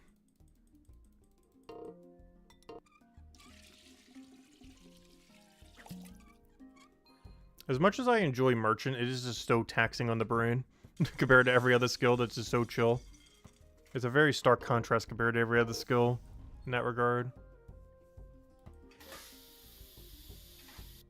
But you don't have to do it for that long. If I combine it a little bit with the AFK activity, it would only take us about 250 hours to go max Merchant. And if we went really hard on it, we can get that done in 2 weeks. I can max Merchant in 2 weeks. I'm just not sure if I have the mental fortitude to do that. But time-wise, it would take 2 weeks to max Merchant.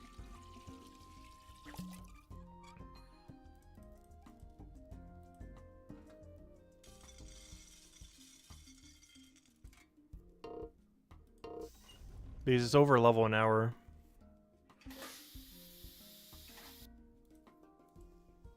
And that's if you're dumping the knowledge on other skills. That's not even counting if you dump the knowledge on merchant.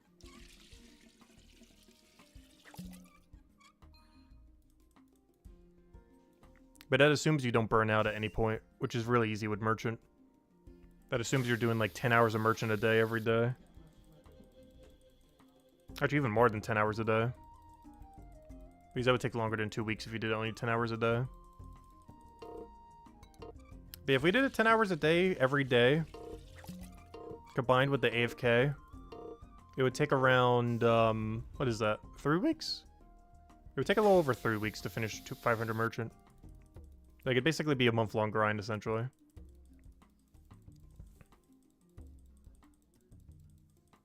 It would be lower if we threw the knowledge into merchant itself, though, as we do it. That's a lot of knowledge to give up, though. But if combat gives a ton of knowledge, I might do that. Dump merchant into merchant.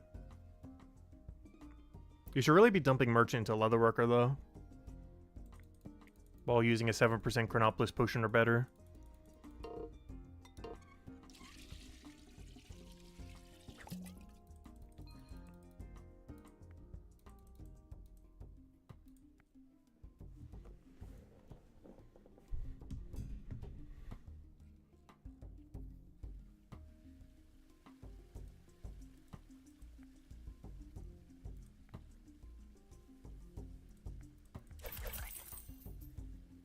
I know our gold stack is almost gone. It's almost gone.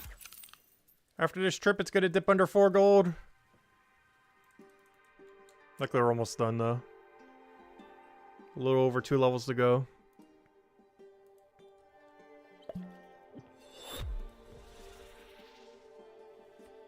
Okay, we get less than an hour of this. And then we don't burn any more money. Which is good, because we're running out of money to burn.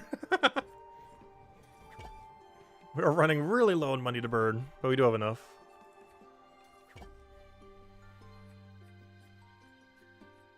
Though we knew going into this grind that we would use our whole cash stack. This is where most of the cash stack gets used.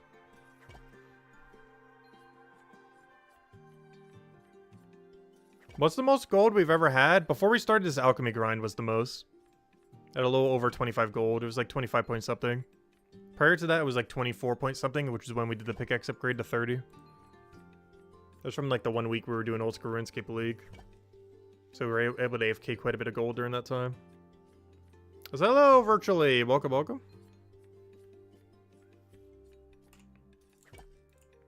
But yeah, I've never had over 25 point something gold. We've never had a triple digit number yet. And of course, we've never had a platinum. Though honestly, even after trading comes out, I'm not sure if I'm ever going to have a platinum. Because we're always going to be spending it before we'd ever get that high.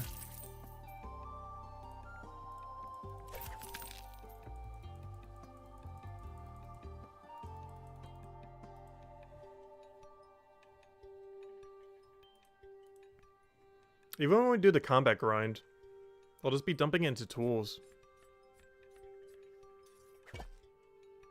Like even when we do our double 500 grind for that, any profit we get along the way is just going into tool upgrades that we don't already have that we want to prioritize.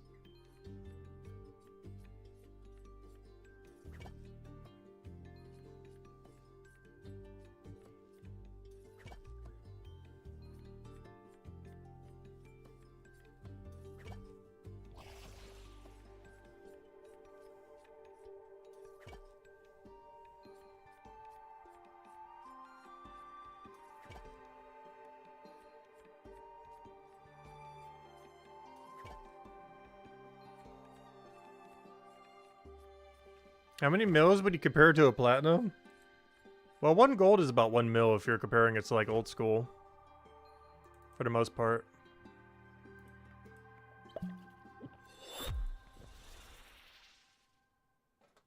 It's not exactly 1-to-1, but it's pretty close. Like 1 gold being 1 mil. The highest money maker currently in the game is a lot lower than old school's highest money.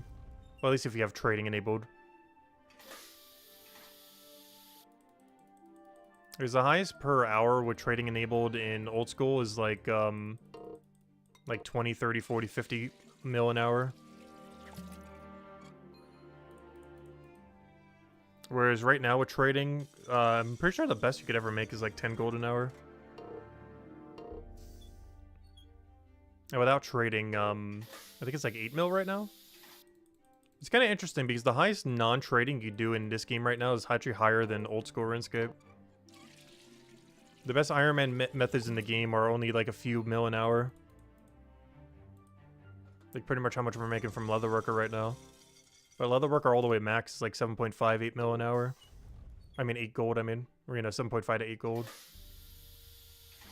But the highest money makers in the game right now are worse than old school RuneScapes. If you count every 1 mil as a gold. But for Iron Man, it's actually better right now in Brighter Shores than it is in old school. There's not as much to dump gold in old school RuneScape though for an Iron Man. Whereas there's a ton of stuff to dump gold in this game.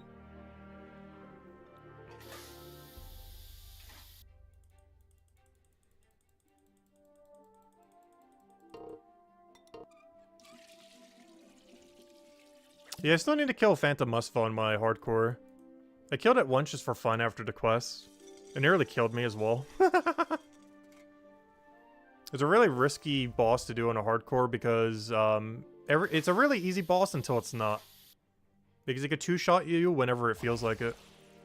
It can never one-shot you though, which is nice. So it's never going to cheese you like that, but it can two-shot you really quickly.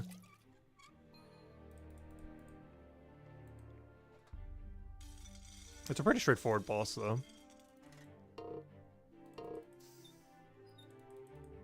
It's just when things go wrong, things go rapidly wrong. You're going from like max HP to like 20 in like seconds.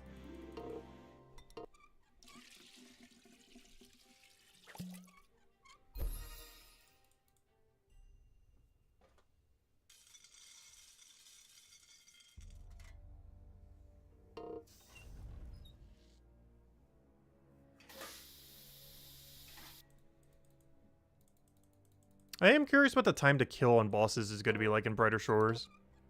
Like, is a average boss going to be like a 1 minute, or is it going to be like a longer experience, like 5 or 10 minutes?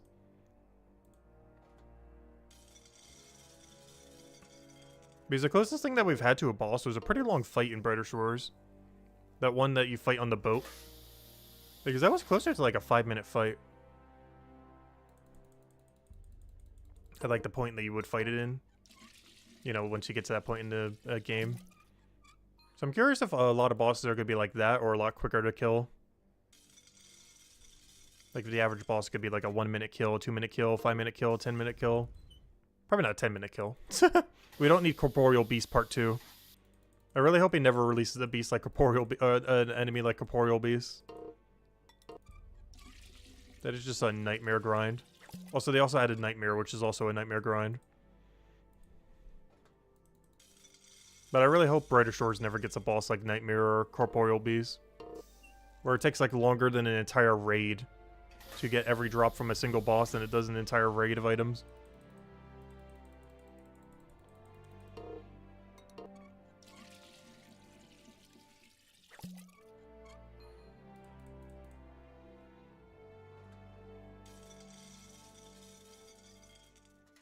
What's a platinum? Platinum in Brighter Shores is 1,000 gold. 1,000 gold just converts to a platinum. Kind of like how 1,000 silver converts to a gold.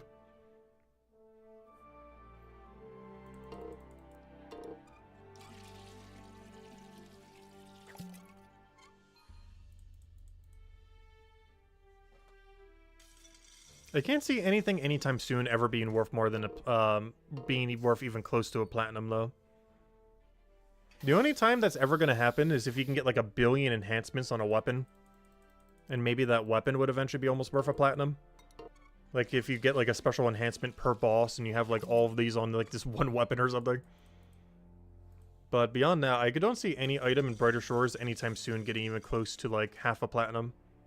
Let alone a full platinum, let alone multiple platinum.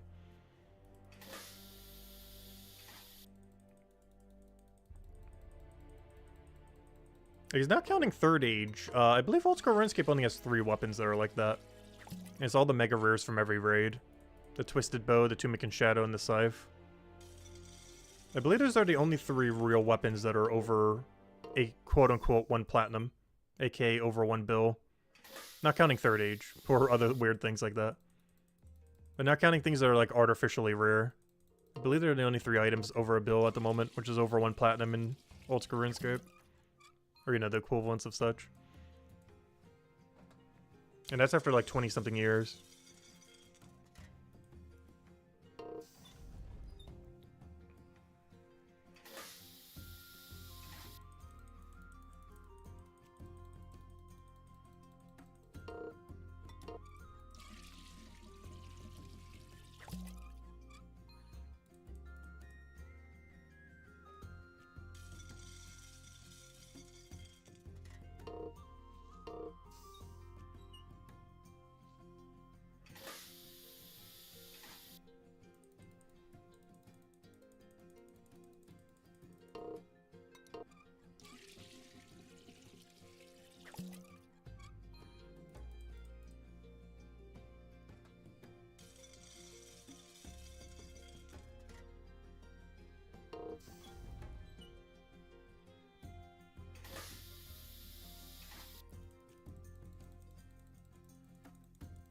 Do we think we will get a DDS in Brighter Shores? I don't think we will directly. But I feel like some of the range weapons might effectively be a DDS. Like the ones that you throw double of. But it seems like those might. Like the 2-handed range weapons that you throw double of. I feel like the physical versions of those could or something. There's just a handful of them. I feel like would definitely do a double splat. It only makes sense to. You're literally throwing 2 of them a lot of times. Or I believe you are. Does your character throw 2? I'm pretty sure they throws 2. Like when you throw the knives, you throw both of them. And a few other weapons. Like most of the 2-handed range weapons, you throw both of them at the enemy bow and it does 1 hit splat. So it makes sense that this special would do a double hit splat. With some kind of special effect or whatever other extra thing it does.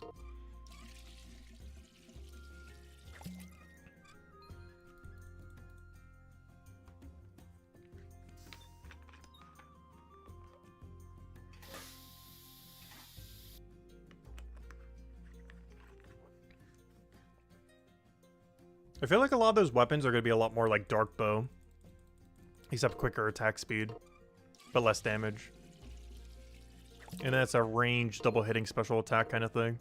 Like Magic Short Bow or Dark Bow kind of thing. Like almost like DDS but range.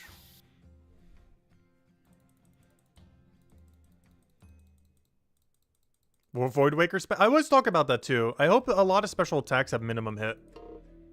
I really, really hope every special attack in Brighter Shores has minimum hit on it. Just so you don't hit like a 1 on an enemy. Because that feels so bad. I hope they all have like anywhere from a 10 to 50% minimum hit. Because nothing feels worse than hitting like a single digit number when you use a special attack. Especially in Brighter Shores where you can hit like triple and quadruple digit numbers. Imagine doing a spec and hitting a 3 when your max hits like 1,000 something. Like, it's gonna be rare that that's gonna happen. But if you don't add minimum hit, it will eventually happen. It might take a while, but it will eventually happen. If you don't add minimum hit, you could hit a 1 with a max hit weapon of like 3,000 something. So we'll see what he does with that. But I really hope all specs do have minimum hit of some kind in Brighter Shores. Even if it's like low, like 5% or 10% or something.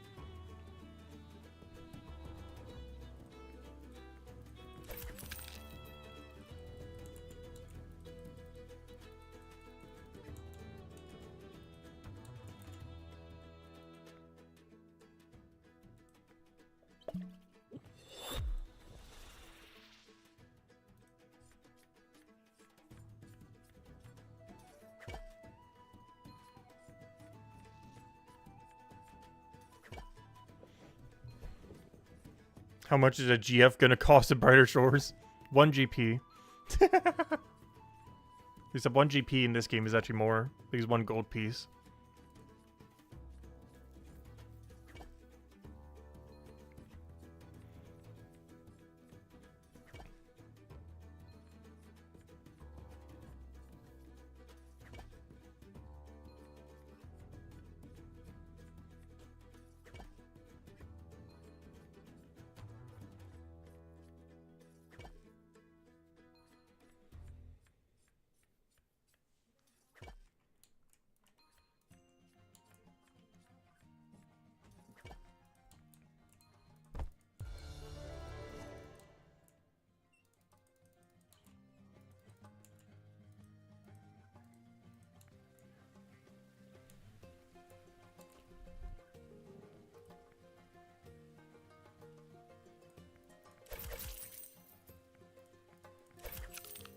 I know, we're down to 3.5 gold. Only 1.5 levels to go, though. So close, he's so far. But after that, we can stop burning all of our money. Yeah, looks like we're going to go down to about 2. Luckily, the 197 to 200 is free. I have them all banked already from Gather or Grind. One of the few nice byproducts of us doing Gather or Grind. Because the final 3 alchemy levels are free. Otherwise, that would have cost us about 2.5 gold. Or 3 gold. Unfortunately, we get useless Arborate potions from it, though. It's the best in slot Arborate potion, but I don't need them. I might mess with them on the day combat comes out, but otherwise we're just selling them when trading comes out. Because I have no need to hold on to them. Not sure what the market would be on them, though, because there's no bossing yet. I'd probably still sell them beforehand, though. Just because the money now would be better than the money in like 6 months from now. I'm just not sure what they would cost, though. Like, what would someone pay for a plus 80 Arborate? I want to say like 20 or 30, but I'm not sure. It's hard to tell.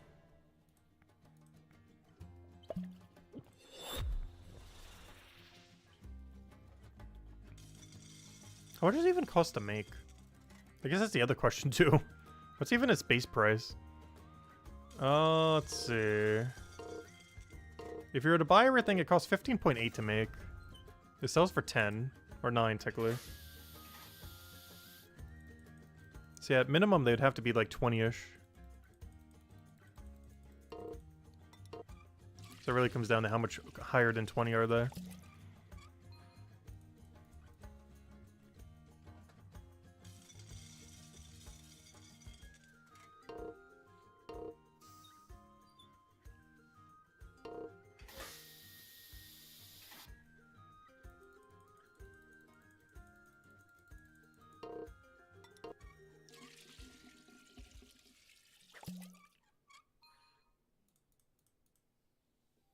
Technically, at a minimum, they would be as 10.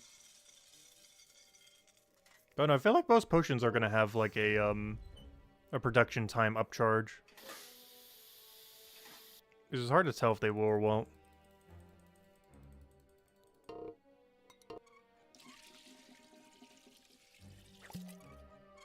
Okay, some definitely will.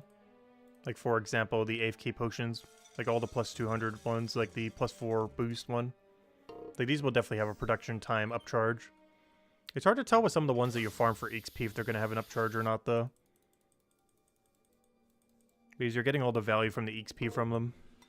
So there is a chance that Arborates are only like 10 silver each. Because they gotta bare minimum be more than what they sell for, so 10's like the lowest they could ever be.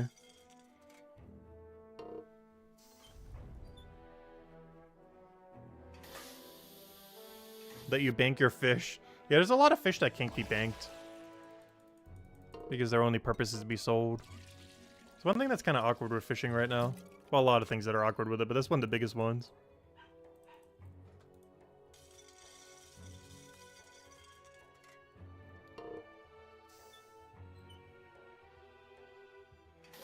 Yeah, 4.5 levels to go. And our double 10% is almost there.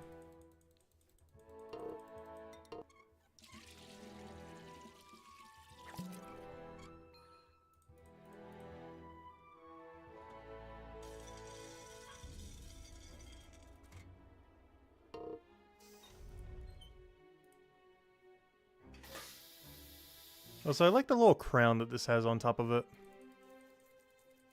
Not sure if I showed it earlier. There's a little crown on it. Right on the top. It's kind of hidden by the number. But literally the cap has a crown. To show that's the best one. Maybe all the best potions have that same design with all the gold and the little crown on the bottle thing.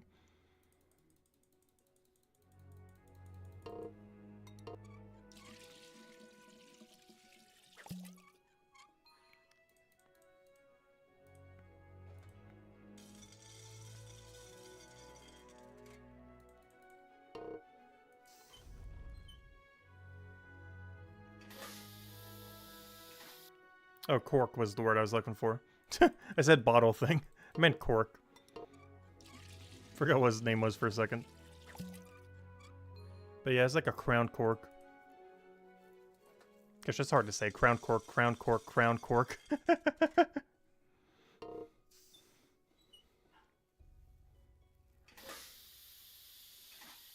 It has a crown cork.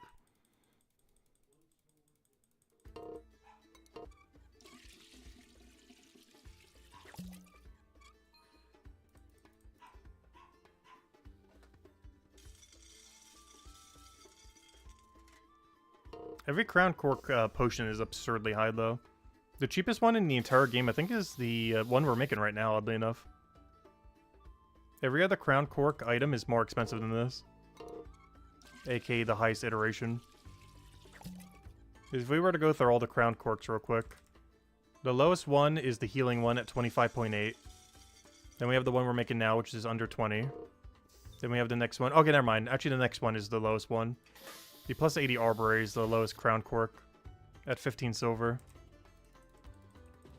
Though I already have them banked, so it's free for us. Then the next crown cork is at 18.5. Then we have 28. Then we have 51.5. 49.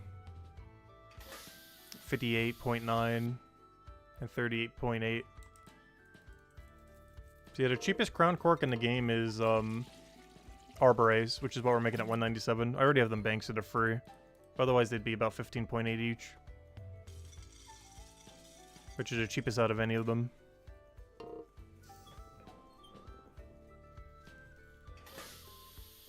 And this one is the third cheapest, I believe. Only behind the plus 80 for Cryo and the plus 80 for Arboray. Are doing two cheaper than this one.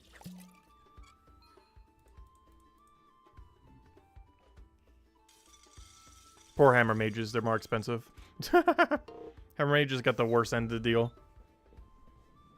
All their boost pots are more expensive.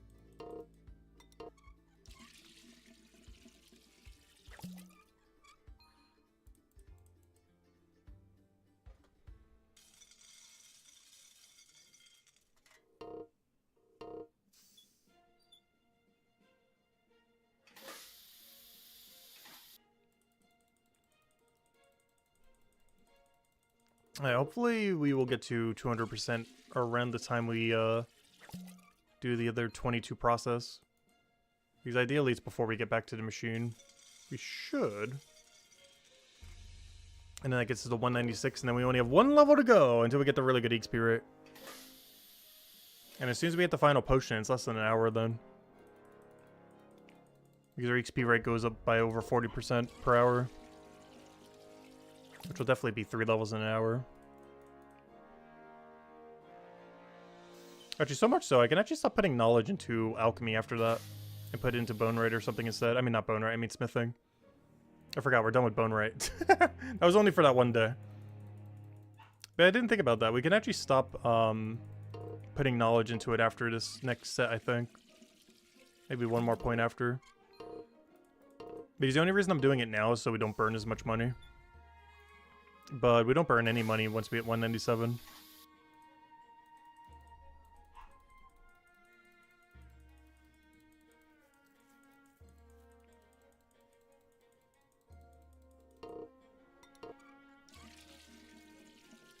As I said, we'd get a little over 400. We're almost there. Because we're going to do one more batch and then like a partial batch and then boom. That'll be slightly over 400. Plus a few that we already drank.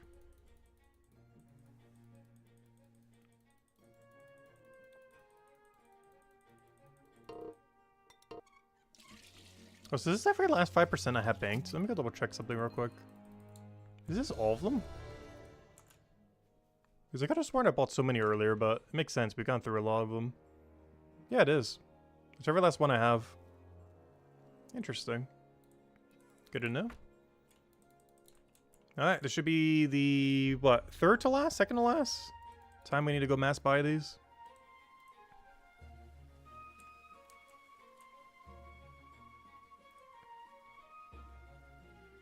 And by that, I mean 22s.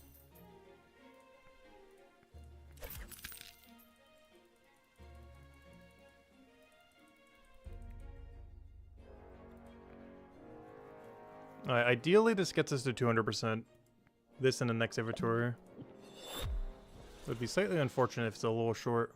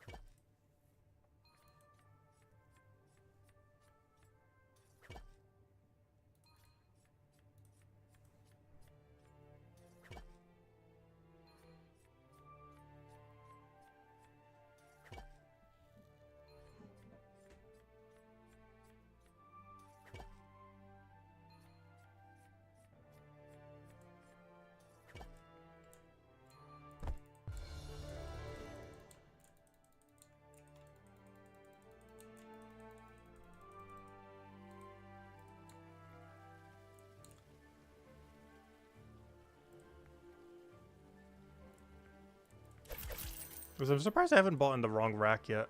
I feel like I keep wanting to misclick over.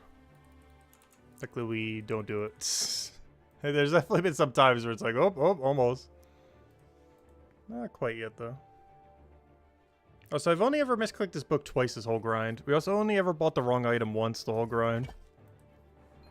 And 2 times we misclicked the book were pretty much like right at the same time. Like within the same hour. So we've been pretty good at not misclicking anything during the grind. Only 1 incorrectly bought set of items and only 1 real misclick on this. Technically 2. But both of them were nearly back to back. I think it was mostly my camera angle at the time because I put it in like such a bad angle to hit the book.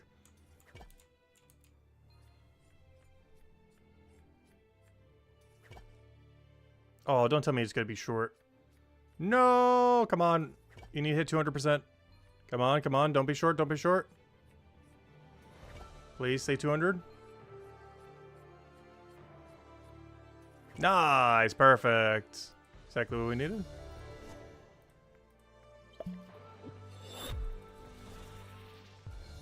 Dump that into alchemy. Dump that into alchemy. Alright, and I'll use this 10% while we still have the bonus. Too bad it doesn't show you like a gold XP bar when you have a 10% active. Still shows the normal one. It should show that you have like the really good one. Have like an extra effect around it compared to normal. Because it's showing the same thing as a 5% right now, icon wise.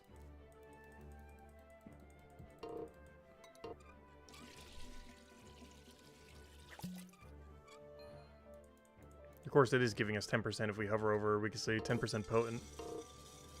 But the icon's the exact same as a 5 or a 6 or a 7 or an 8. There's no way to tell just by looking at it that we're getting the best possible bonus.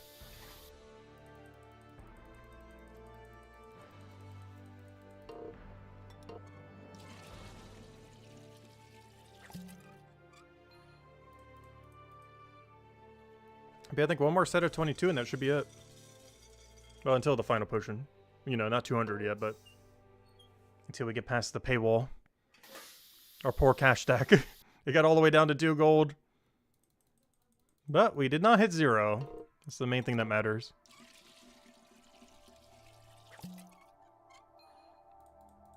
And now we've invested in like 400 or so Hope Port Potion. Which will help a lot when we go do the other grind. Because whenever I use knowledge into these, we're going to be able to speed through them so quickly by double dipping them. Especially since most of these are purely drop skills. Like most of Forager, other than monument pieces, I'm probably dropping to the ground until the really high level range. All fish, other than the eel at 186, I'm probably dropping to the ground. And cooking, yeah, you always have inventory space free. May not always, but you know. You could do it in a way where the extra space doesn't matter as much. Plus, who knows, by then equipable potions might be out. If they had that quest already. But fishing and foraging would gain a huge benefit from these when we knowledge into them.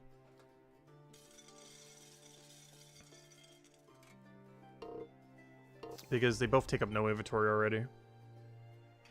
Given that they're really drop heavy.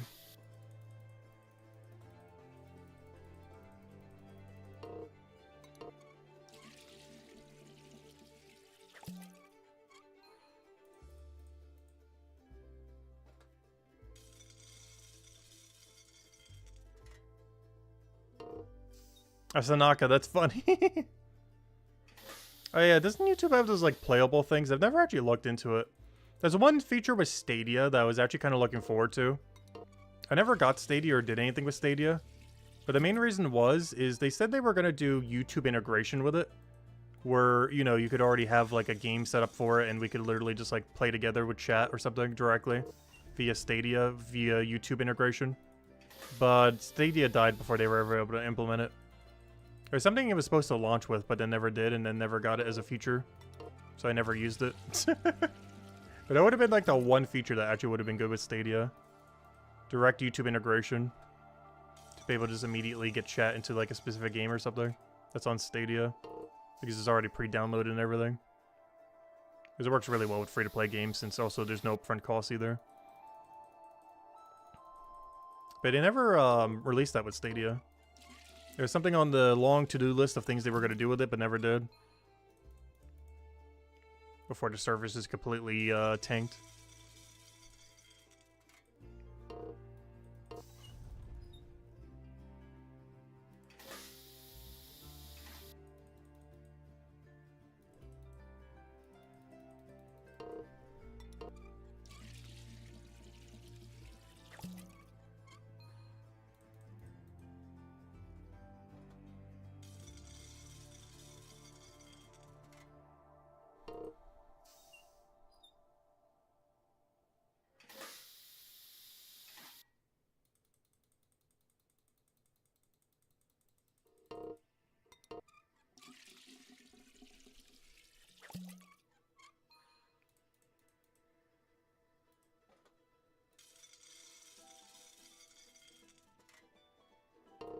But I feel like that's all major tech startups, though.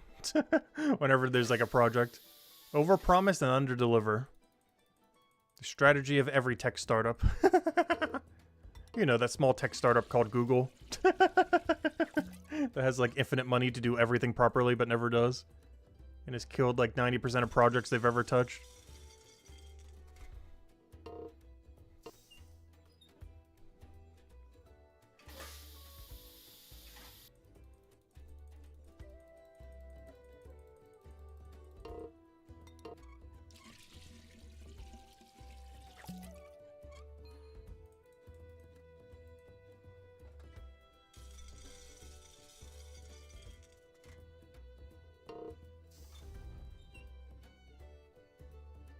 Overpromise perpetual pre-launch. Oh,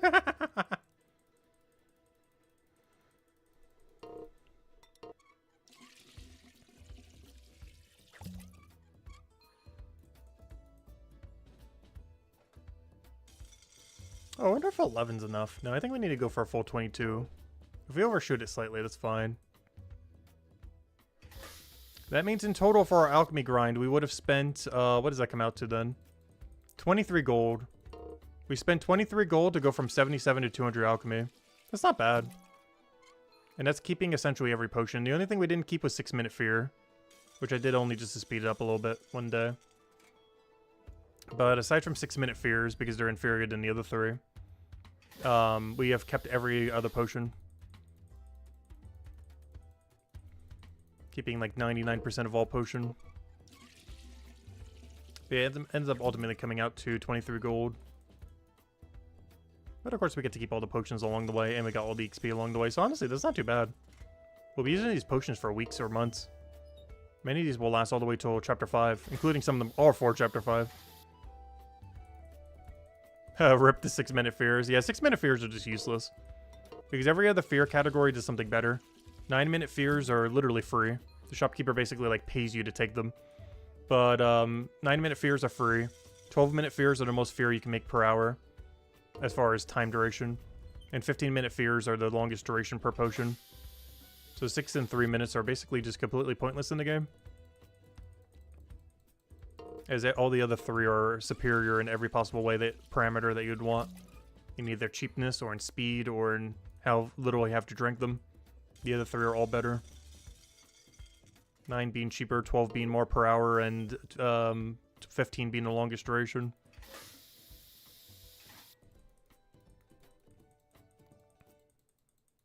It's one of the reasons I sold them, because no one's going to want to buy them in the player market. You'd literally get more from selling them now than you would to try to sell them to a player. Like, they can't possibly sell for more than 3 silver, which is how much it costs you for selling back to the shop. Because the even better one right above it that costs nothing to make is 3.5 silver. So no one's going to use a 6-minute ever. Unless you're like absurdly early game.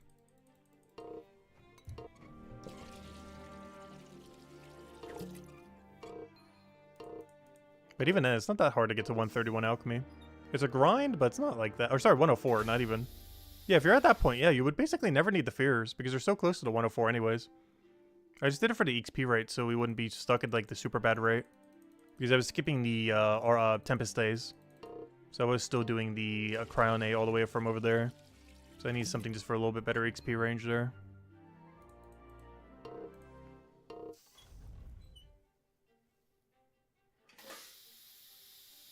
Yeah, aggro potions would be so good in this game.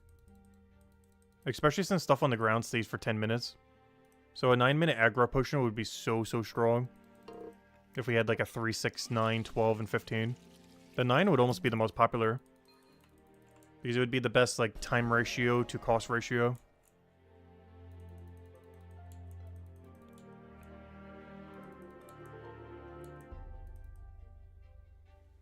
Are we going to keep doing our pickaxe? Yes, I do plan to get a level 50 pickaxe. I'm likely waiting until trading comes out, though. As it's easier to afford it then. Because I need like 80 gold. Like slightly under 80 gold. I currently have 2 gold. Yeah, we need about 80. Unless I go really hard on the merchant grind. And or leatherworker grind. Though I do want to start banking a lot more on my leather, though.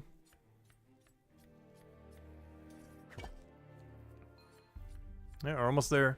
I'm not going to bother doing a double here. I'm just going to go straight for this 11 and see if it's enough. I'm not sure if it is, but we're going to test to see if it is. I really hope it is. It's probably not, though. See how much XP do I need? We need like 170. I don't know, how much am I getting per potion? Yeah, I don't think this could be enough. I forget what the potion drop XP was.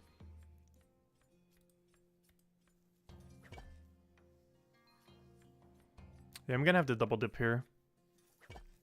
This 11's not gonna be high enough.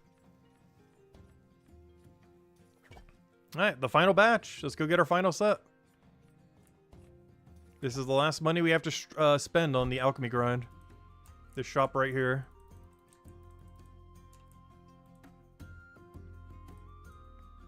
Which brings our final tally to 23 gold total. Which honestly is a lot less than I was expecting it to be. Especially for keeping all potion. Because that's effectively with keeping every potion. It was still only 23.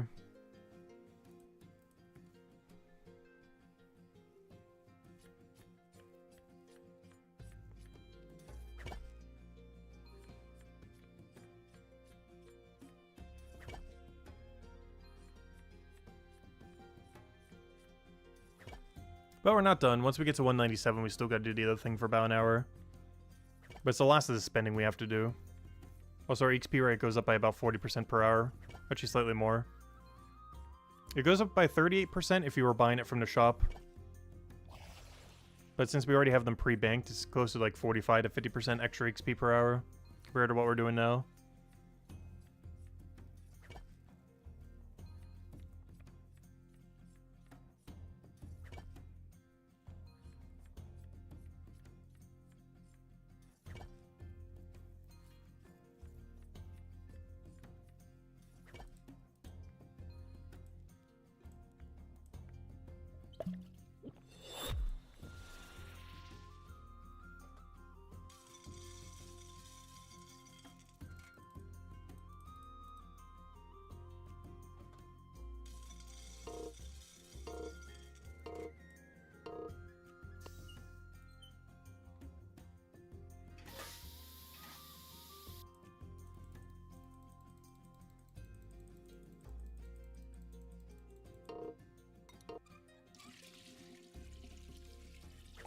Oh, we're getting 8,000 something P per?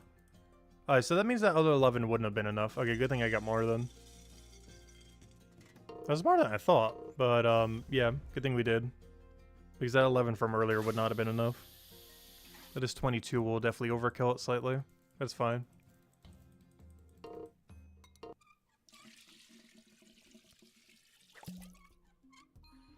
Oh yeah, also the rest of the knowledge I'm not going to be dumping into alchemy. Well, maybe the next point, because I'm going to have to use the 10% for the first time bonus, I guess. Oh, if we want to. We don't have to. So I might use that 1 point with it. Oh, no. I'm considering just putting it to smithing.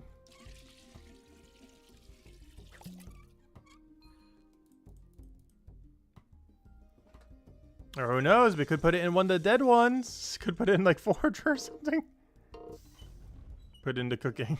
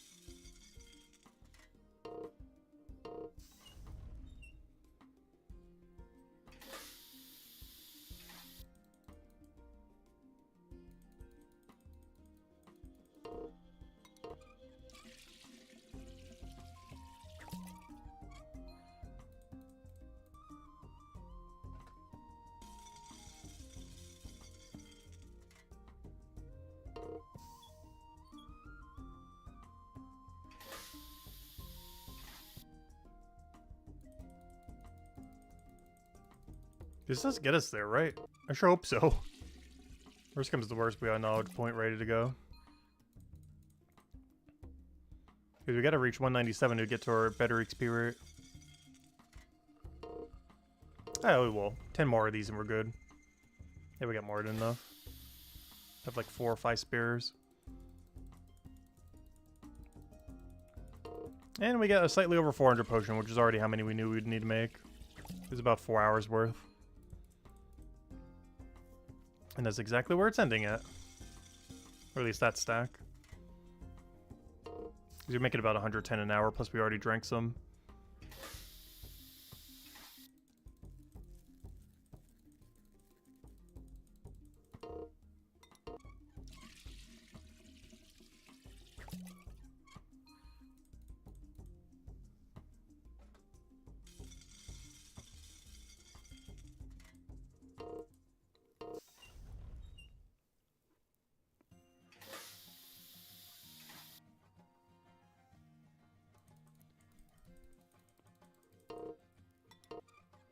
I can't believe we're almost there already. I'm not sure we're going to do it ourselves after we're done with alchemy. We spent all this time doing it over the course of the week. I wonder what our final tally is. Because I'm pretty sure it's like 40, 50 hours in 1 week of just alchemy. Nothing else but just straight alchemy the whole time, pretty much. Let me double check. Never really got a tally on it. Let's see. 20, 28, 39. Trying to add weird numbers. But I just say 39. So yeah, there's a little over 50 hours.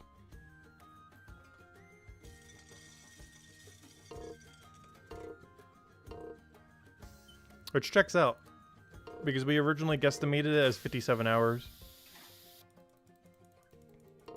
And stream time wise, it would have been like 51, 52. But we did do a little bit off stream, like the 220 mining ones I did and a few other. Well, not a few other, but you know, AFKing the alchemy points. Because our original guesstimate was about 57 hours.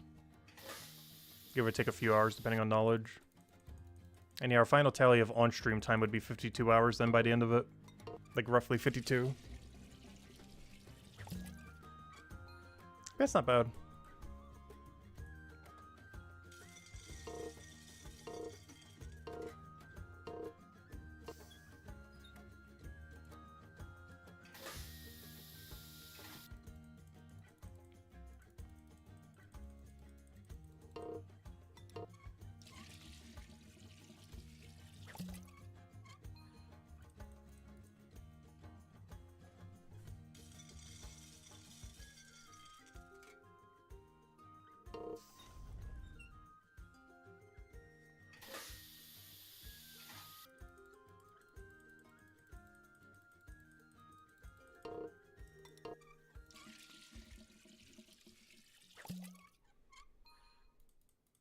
Yeah, here comes our level.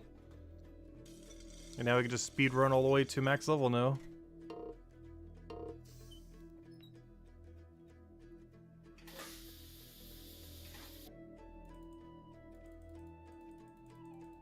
Also, I'll use the first knowledge point on it just so we can get the first time bonus and everything. But everything thereafter we'll be using on smithing. Just because I actually do want to make a couple of these, because I can't really make them again until like level 219. Because I want as many of that 200 boost potion as possible.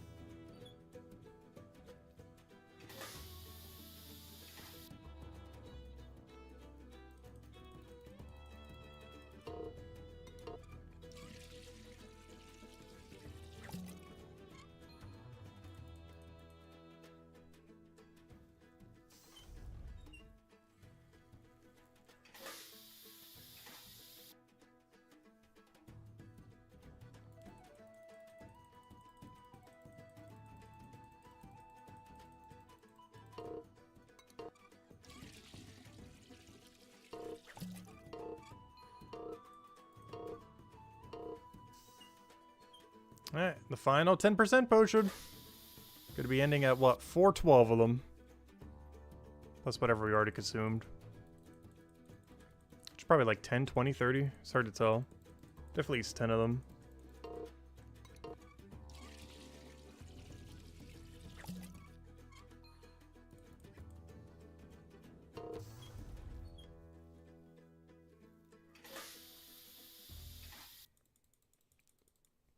Yeah, this we'll be using during our 200, 200, 200 grind.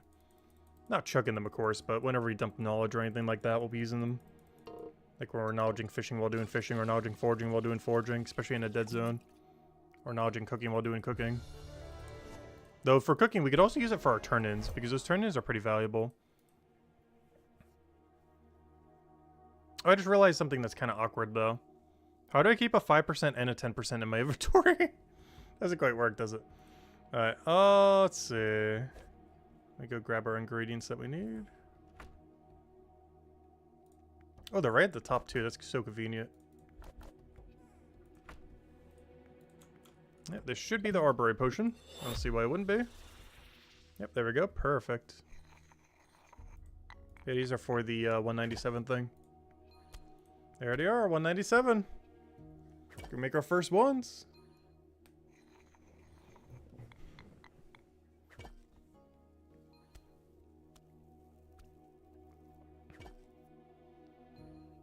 Yeah, just because the XP rate's gonna be so good, I think I'm just gonna put it on smithing instead. It's fine if our first time bonus is only 5% instead of 10%. It's not that big a deal. Yeah, we're not gonna put any more into alchemy for the rest of the stream. Just because our XP rate is so absurdly high right here for the next 3 levels.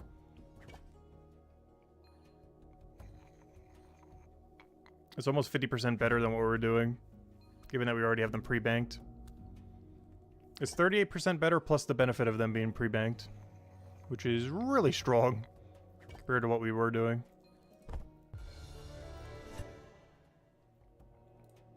And they're right all the way at the top too. So I don't even need to move the camera or anything. It's already there, right at the top. That's why I wanted to clean out the bank.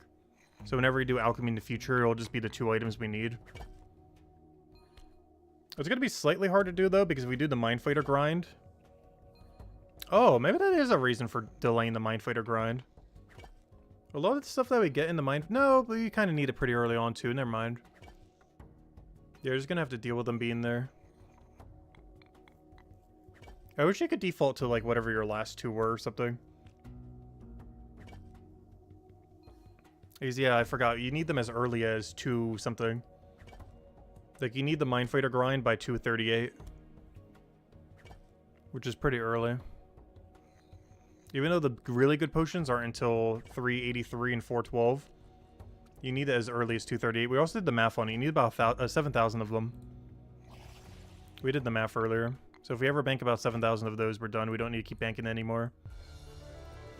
But we do need to bank 7,000 of them later. They're in the 500 Mind Fighter grind, which sounds like a lot, but 500 Mind Fighter is also a lot. You also get them from every iteration going forward, I believe.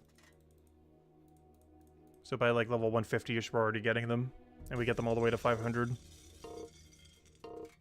And they're both 2 enemies that are really worth killing too. One's weak to blue when we have less blue damage, and the other one is stationary. So they're both really good units to kill as well for the fear. Bank's a little bit annoying for them though. There we go, first time bonus. Oh, first time bonus, only an extra potion? Gosh, first time bonus is so bad. There's 3,000 more XP than a single potion.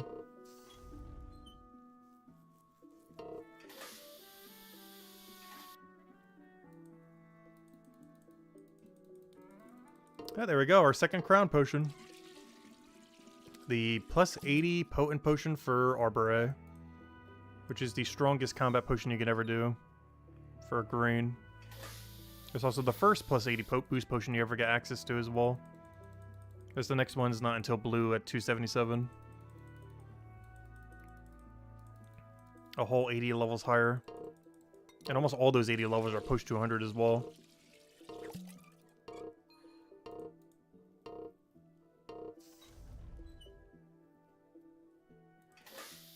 Alright, we're a bit off cycle here. I need to get on cycle this time around. Yeah, look at that. We're almost already halfway at a level. It's so quick.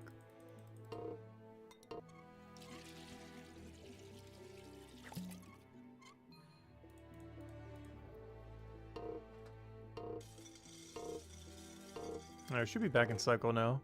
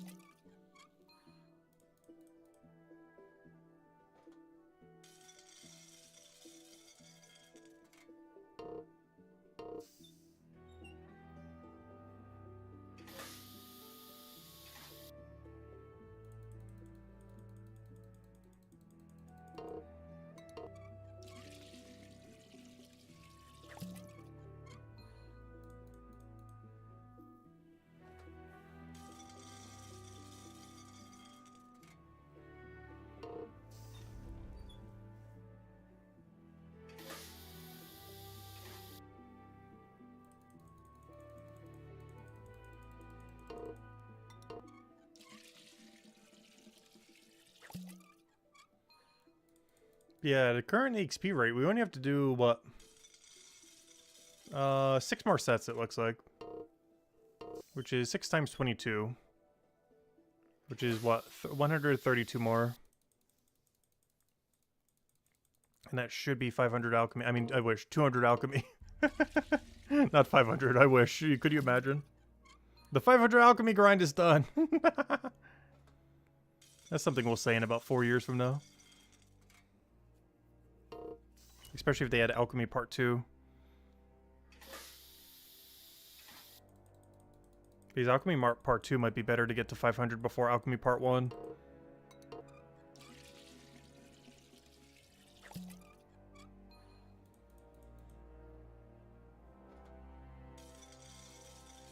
Also because Alchemy Part 1's available in free-to-play, but Alchemy Part 2 wouldn't be.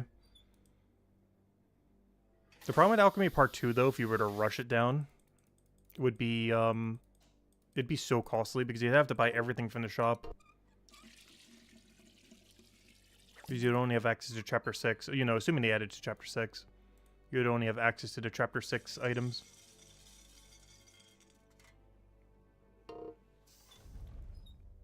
Which means the other 4 you'd have to all buy from the shop. With no other alternative. So you're gonna need a lot of money for that. It's probably like half a platinum. Just to get Alchemy Part 2 to 500.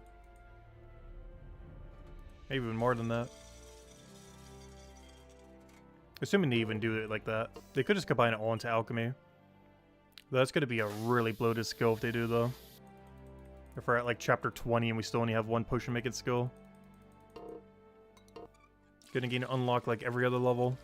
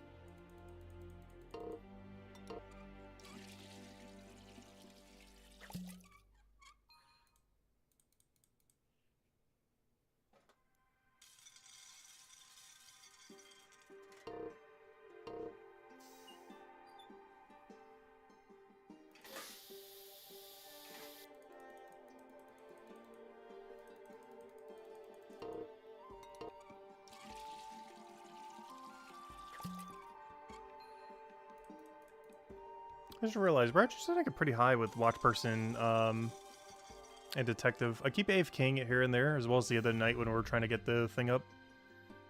We're getting decently close to 267. I don't think it's worth trying to push for yet, though. But it's something to consider. You start going like investigation crazy for Detective at some point before the combat rework.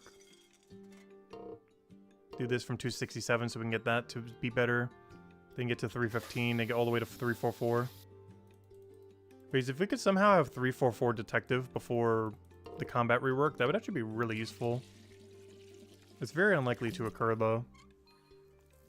Because we basically have to get 100 post 200 levels for Detective. Whereas this entire time we've only gotten 40. We'd have to do a little over 100, which is very unlikely. But at bare minimum, I do kind of want to get the other venture going. We've been having to deal with the really, really weak venture for so long. The 197. So getting to 287 would be so nice. So we could finally get an upgrade on that at least. Because that's a lot more manageable.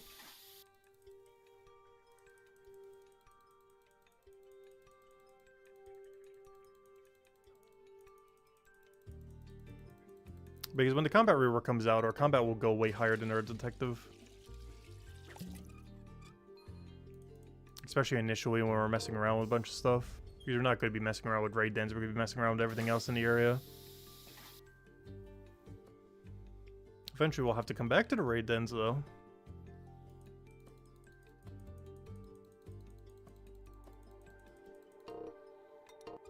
But it'll also help when we go do the combat grind and everything else. Just for how much passive XP we'd get from the venture. Oh, where am I going? I forgot. They're right here. Don't need to go anyways. Okay, when I misclicked that.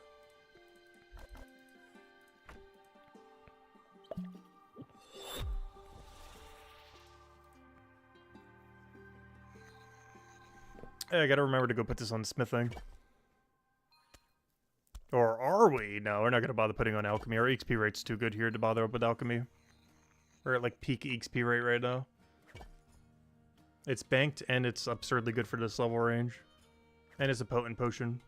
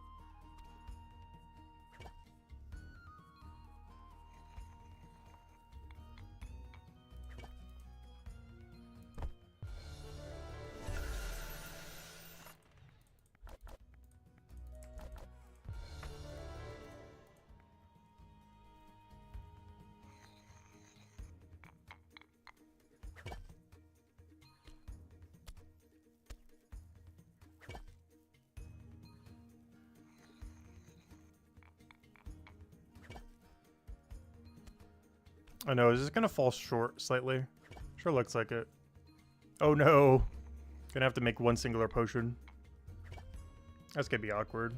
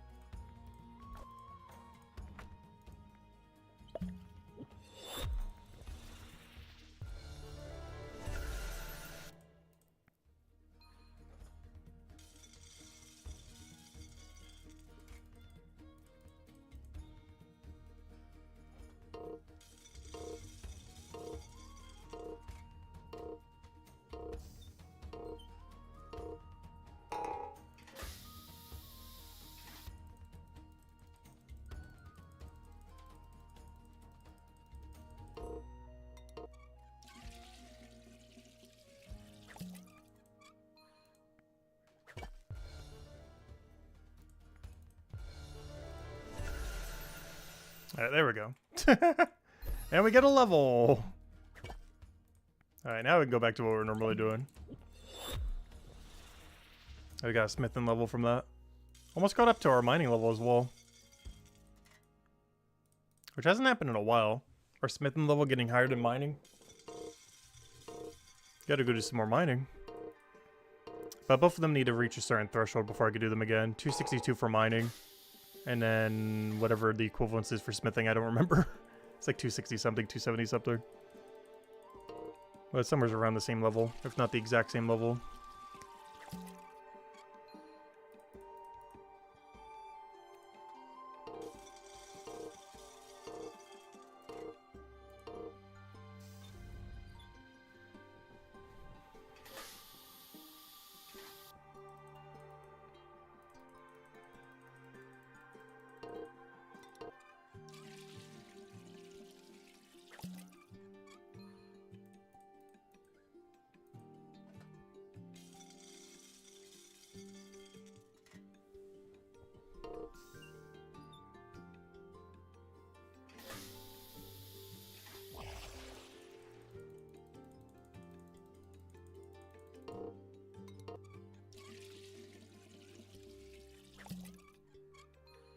There's one nice thing about this mining venture. 2 big mining XP drops every single day.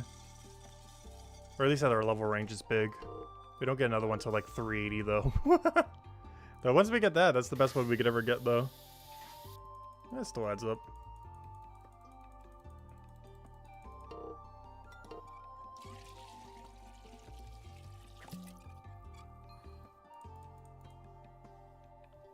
But right now it's actually really good because we got it at 231 and at 240 mining. That's still really close to where we got it from.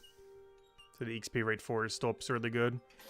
It's one of the reasons why our detective one's kind of so bad right now. It's a 197 and not even a post 200. But once we get to 287, it's going to be so good. All the way to like 350-ish. Until it looks like it's falling off a bit. But by there, I think we get another one. I believe there's one other. Yeah, you don't. No, the other one's not till 412. Yeah, the other one will start falling off around here, but that's when you get the raid den, so it doesn't really matter. Because the raid den would be your really big XP from that point. And of course, by then we'd have combat rework. Which means you actually get the full amount for your dens. The lowest your enemy could ever be below you is 10 levels. So you're never going to get a penalty when doing a raid den. You're going to have to upgrade your gear and setup a little bit more often. Like your build, your setup, your everything. So it'll make it slightly less AFK. Like every single day you might have to go for an upgrade or every other day. But you will never get any penalty going forward with raid dens. But you're going to have to upgrade your gear way more often. Like every second day you're probably going to have to upgrade. If not every day. So that's his upside and downside. The upside is you will always get 100% XP from raid dens. The downside is if you're AFKing them really hard, every 1 to 3 days you're going to have to completely re-gear. And this power creep is way stronger than we might think. But you're still going to have to re-gear occasionally. Because they keep scaling to you compared to now where they just stay at a stationary level. So as you get higher, they're going to keep getting higher as well. Unless there's a way to freeze your level by not having all your points allocated or something. In which case that won't be an issue. Because then you just allocate right to that low level range, just never allocate more. But we don't know how that's going to work. If everything scales down based on how many points you have allocated, or is it based on your actual level? Because if it's based on points allocated, you can camp a lower level range. Like we could camp as like a level 230 at the 219 raid den. Rather than what we would be, which is a 242 or higher. But we don't currently know if we'll be able to do that or not. If unallocated points counts not towards our level. Because if unallocated points count towards your level, then yeah, it's going to be bad for some things. Including the raid dens. Because you constantly have to keep re-gear. It also means every single time you don't go to the obelisk every several levels, you're just giving up so much power. It's going to actually be really annoying. It's the only thing I can see being really bad about the new obelisk system. Is basically every level or every 2 or 3 levels, you're going to have to return to the obelisk in a chapter. Just to go allocate your points. Because you're leaving just so much power on the table by not taking them. You might not do it like literally every level. But like every hour, you're pretty much going to have to visit the obelisk. Unless there's some kind of new spell that lets you like communicate with the obelisk in a chapter or something. But otherwise, every hour you're pretty much of doing combat, you're going to have to go back to the obelisk to go respec. Or not to respec, but to allocate the new points that you have.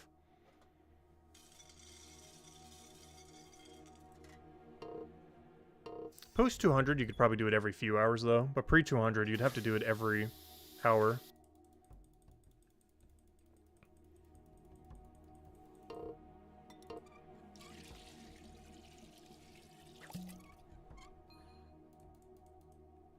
But hopefully there'll be some kind of workaround for that they'll end up adding.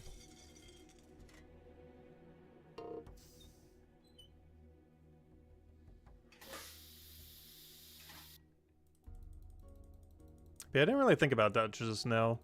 It's gonna get kind of annoying. Because right now you only really have to go to the obelisk when you want to go tune your items and everything. But if there's no way to commune with the obelisk from a distance or allocate your points from a distance, like your obelisk points, you're gonna be going there so often. pre 200 nearly every hour, and post 200 definitely every like 3-ish hours or so. You would need to return to the obelisk to go allocate your points. Like by the time you have like 3 to 5 points, you would want to go back. You wouldn't have to do it literally every single one, but you wouldn't want to wait more than 5.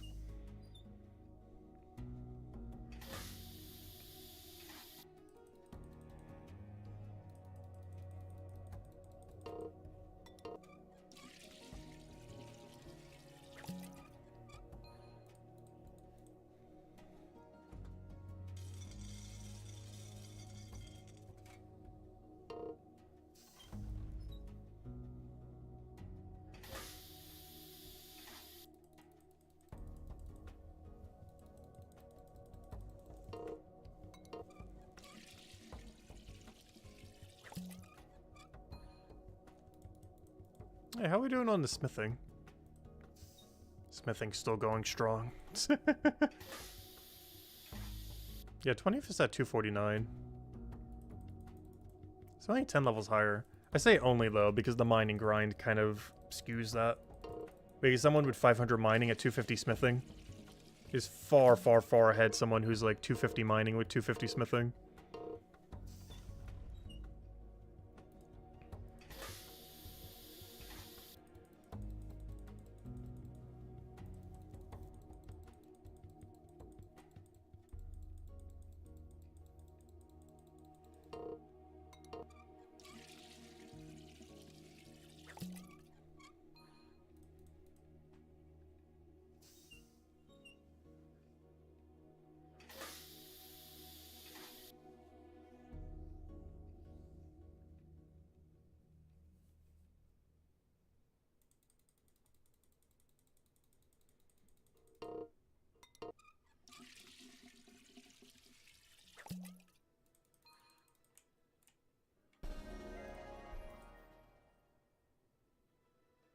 Alright, 2 levels to go.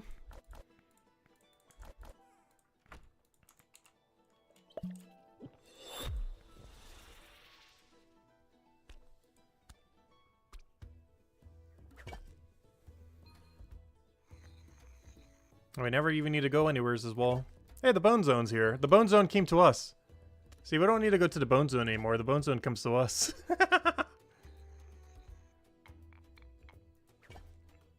I love it. I've seen them quite a few times. I'm surprised they're such a low level for how many times I've seen them. There are quite a handful of people I feel like I see a lot. Yet they're only like level 400 or 500. Yet I feel like I see them every week. Bone Zone's one of them.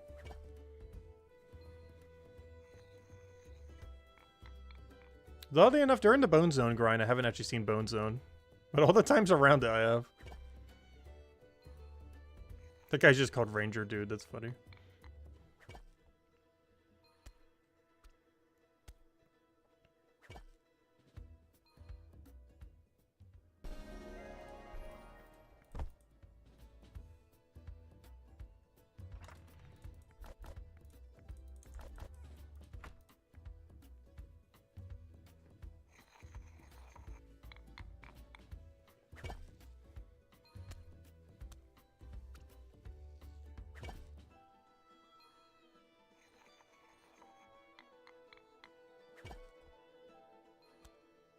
Up, Gamerscape is checking the potions.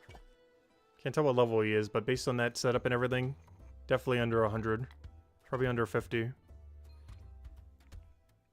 He's contemplating what he needs to do.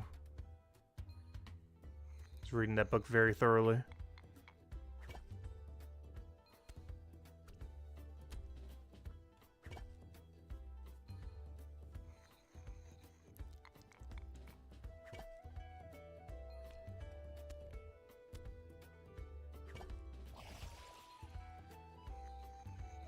So almost every station's being used except the other AFK station, which is way too far away. Like, who on earth uses that one? It's in like the middle of nowhere compared to the other one. I think it's the first time I've seen like pretty much everything in the area being used. Because the two that normally aren't is the further AFK station and the book. But yeah, that was nearly every single facility in the place being used simultaneously. Almost.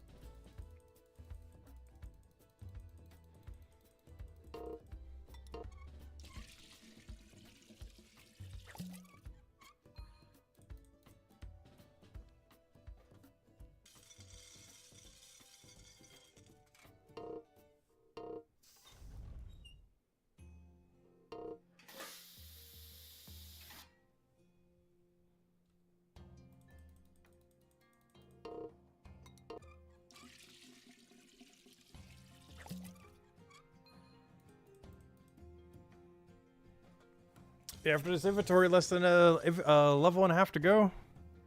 There should be 3 more sets of what we're doing right now, roughly. If we get another double knowledge, I'll just put into smithing probably. But I'm tempted to put into mining. Mining's getting decently close to a rock we can actually go poke. So we can actually start mining again. The carbony skip is almost done. We don't really care about andesite, but we care about the XP rate of andesite. We don't care about the resource, but we care about this XP rate. The thing we actually start caring about is the platinums at 262.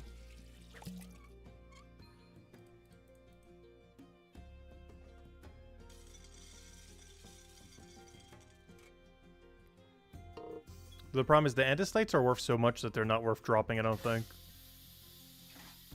But it'll cost us XP rate to go and bank them.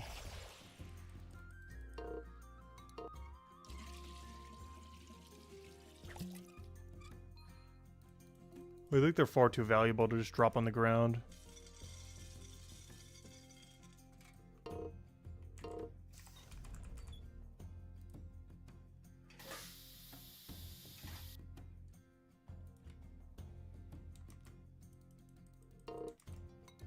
You start using them at 233 stonemason. Yeah, they're 10 silver each. It's a little too pricey to just drop on the ground. And that's pre-price hike. But yeah, that's too much. They do have to be banked.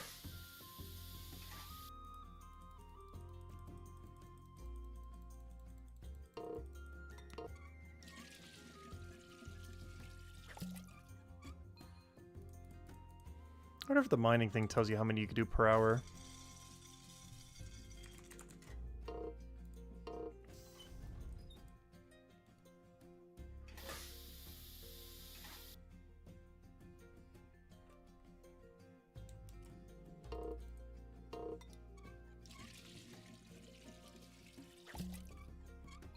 Oh, we're getting 10k per potion too, nice. We're gonna get like 8 point something earlier.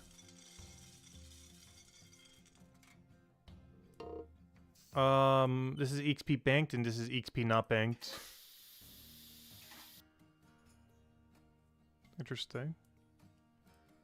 I want to see, how bad is Carbonese compared to this?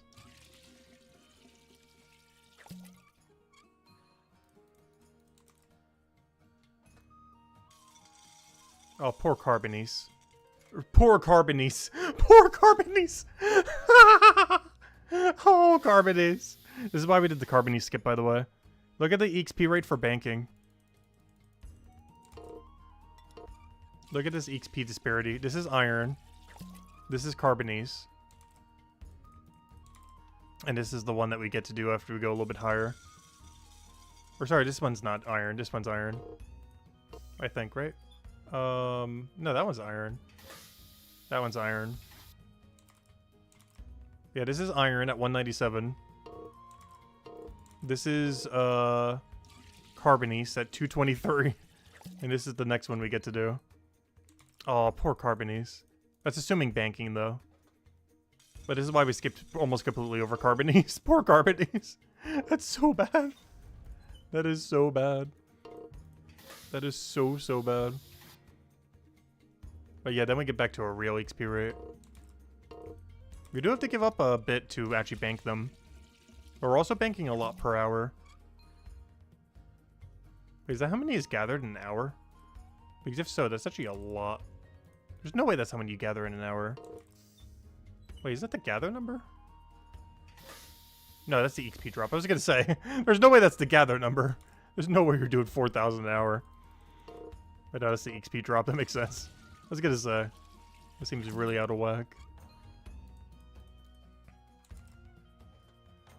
Oh, we can figure out how many you get per hour by dividing it then. Alright, calculator go. 1372 601 divided by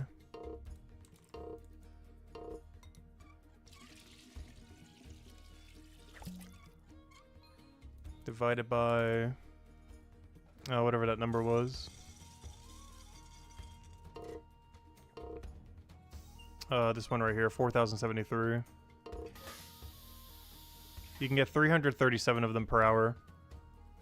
Which means, yeah, you're banking 3.3 gold an hour. It's definitely worth banking them, I think. I don't know, is 3.3 gold worth it? I guess so. And that's pre-price hike.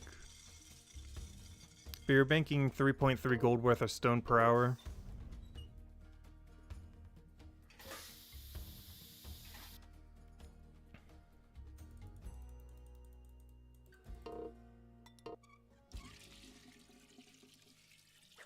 At the cost of about 20% XP per hour. I think that's worth. Like 20-25% less XP for 3.5 gold an hour. Or 3.3 extra gold an hour of value.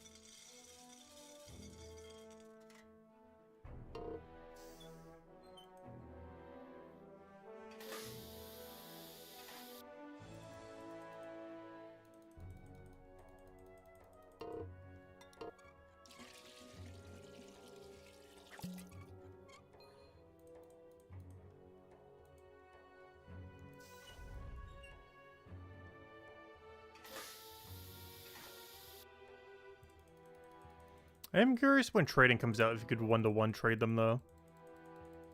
Or check how many you can get of flattening per hour. And then figure out a ratio. I think it's like 1.2. Not sure if I would be able to though. I might just have to one-to-one them. But I'm curious if I could trade them for Flatiniums. The next tier up. Because there's gonna be someone who's only doing stonemason. And we're mostly just doing smithing.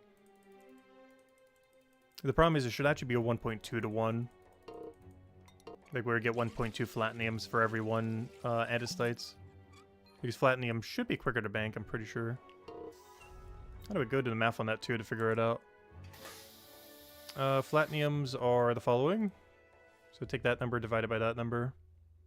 But you should get more per hour. Interesting. It's actually less banked XP per hour?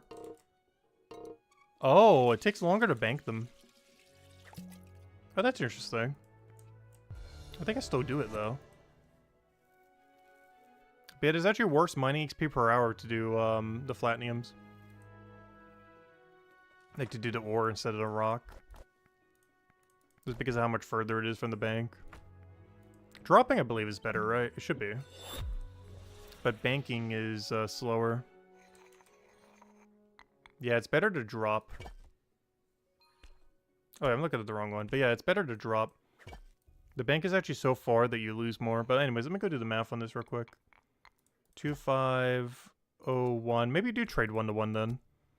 06 divided by 3534.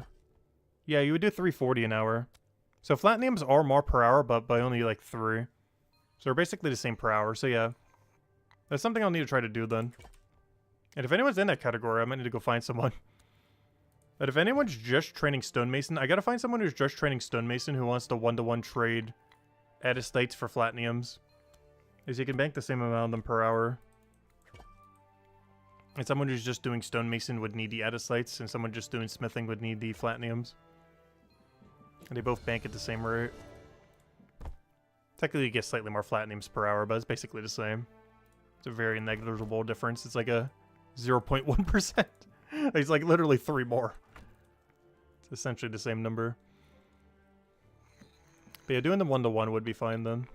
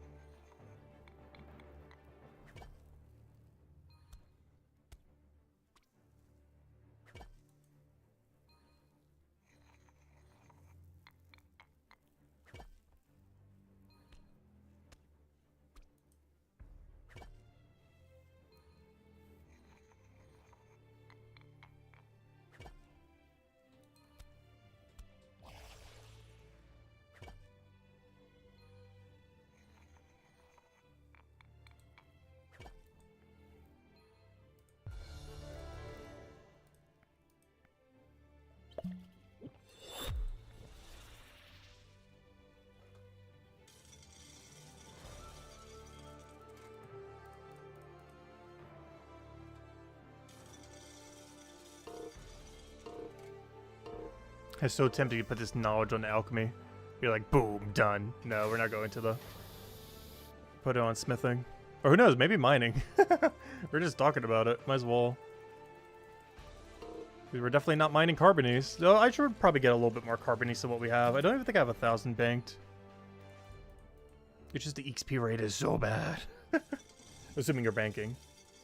Which we would be.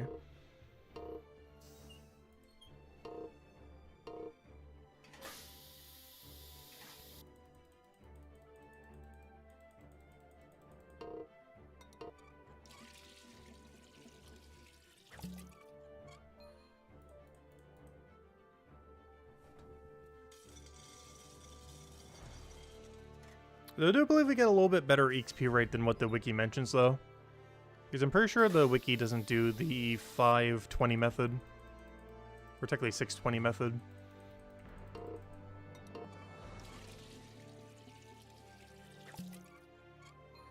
Because they were probably just doing 24 at a time.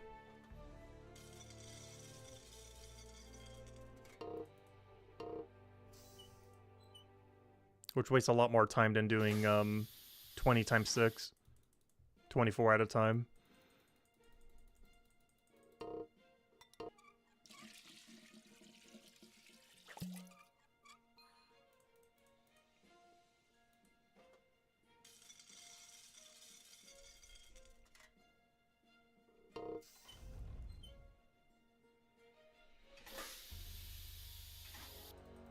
Because last I recall, there's only a 10% disparity between the two.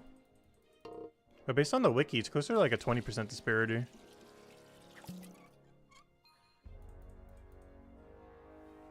Between iron and carbonies.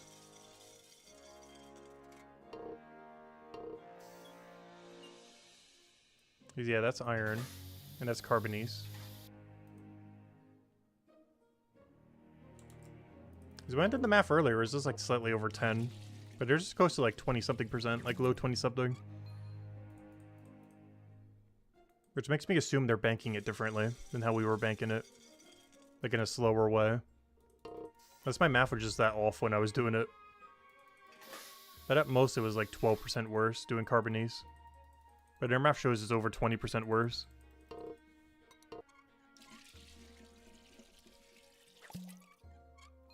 But it could just be that they were banking it differently.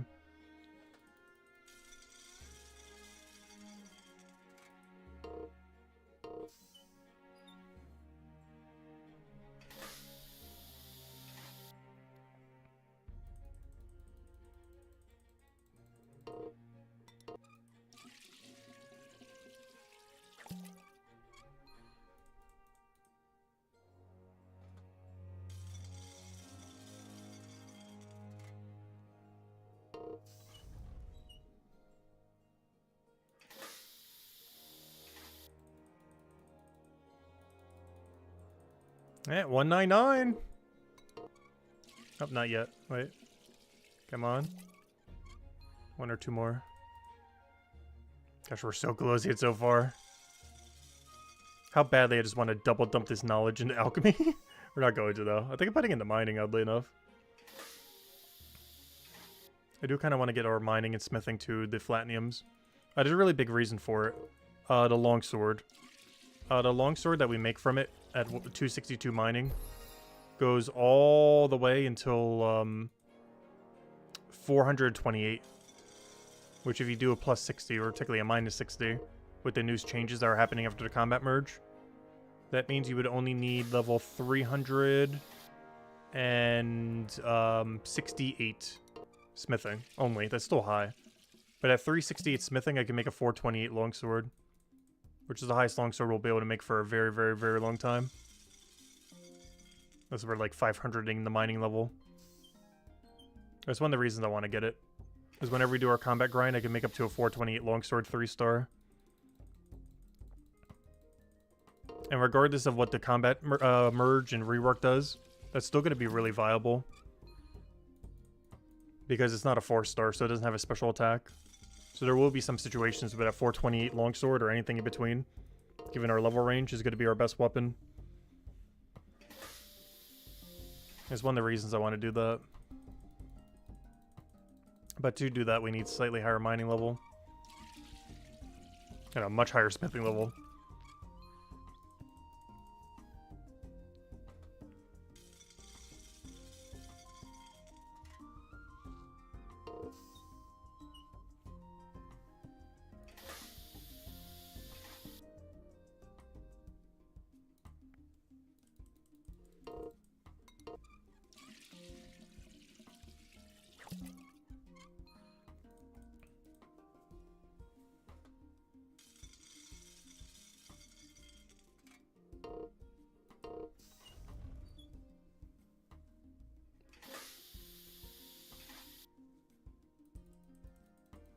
That's one nice thing that's nice about Longsword too. You don't need to worry about an elemental roll. Like when you get a 3-star, you're just done. You don't need to worry about it being a bad roll. You simply get it and you're good to go. You don't need to worry about the cryo percent being like 10% too low or some other number. The second you get a 3-star, you already know you got a perfect one.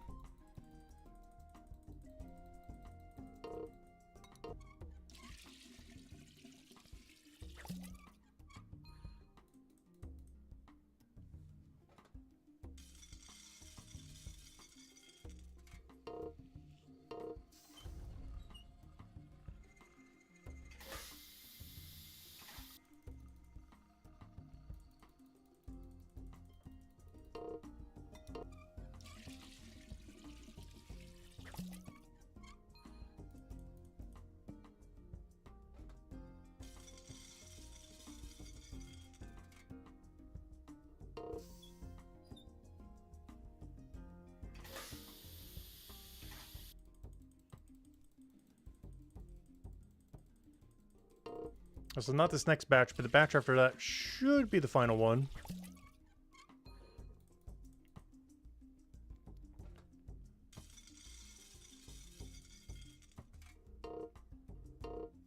The final stretch. Can't believe it all comes down to this already. It's like just the other day we started this grind. It's like, yep, already at 500 or 200. I keep saying 500, I wish. It's gonna be a while before we have our first 500. It'll take us like a month and a half after the combat rework before we have our first 500. Because we'll do 200 for guard, then 200 for scout, and then probably 500 mine fighter.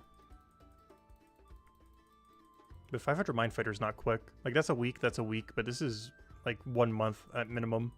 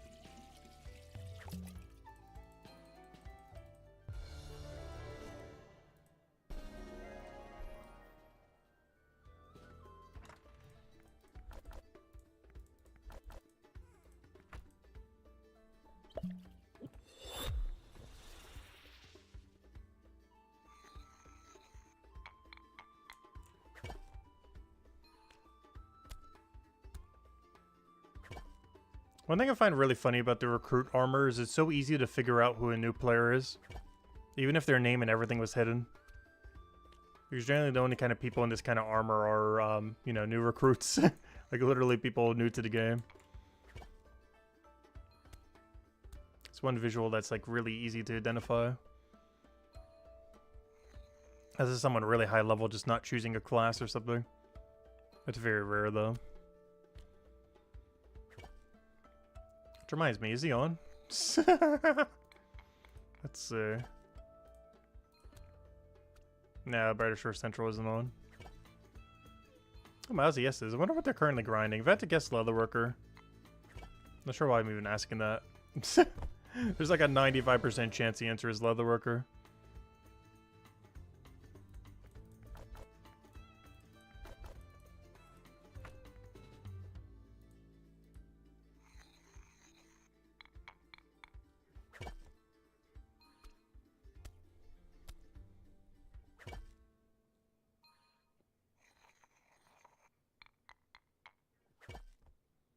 Oh, this isn't going to get us all the way. We're going to have to do the awkward thing again where we make one potion.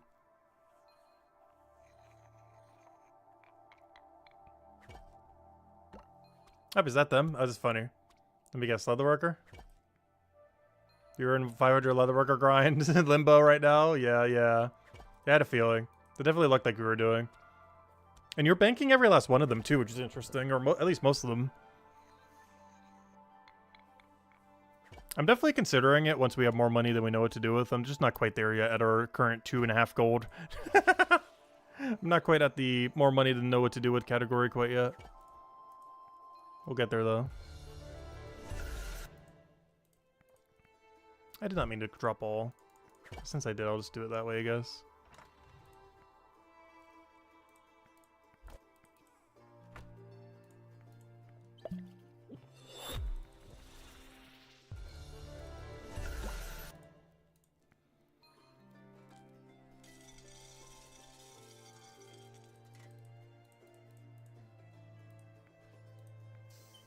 Keeping 80%? Okay, interesting. Yeah, that makes sense, because you need to make some amount of money back so you can actually afford them.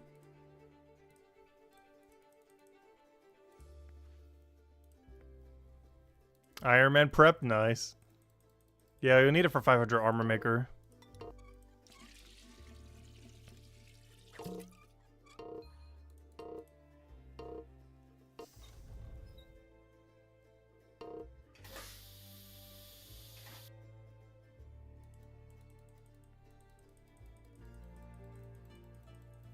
I'll be rushing 200 armor maker, but everything post 200, at least initially, will be done through shield breaker 500 most likely. Shield breaker's 500 is probably the first thing I'm going for next chapter.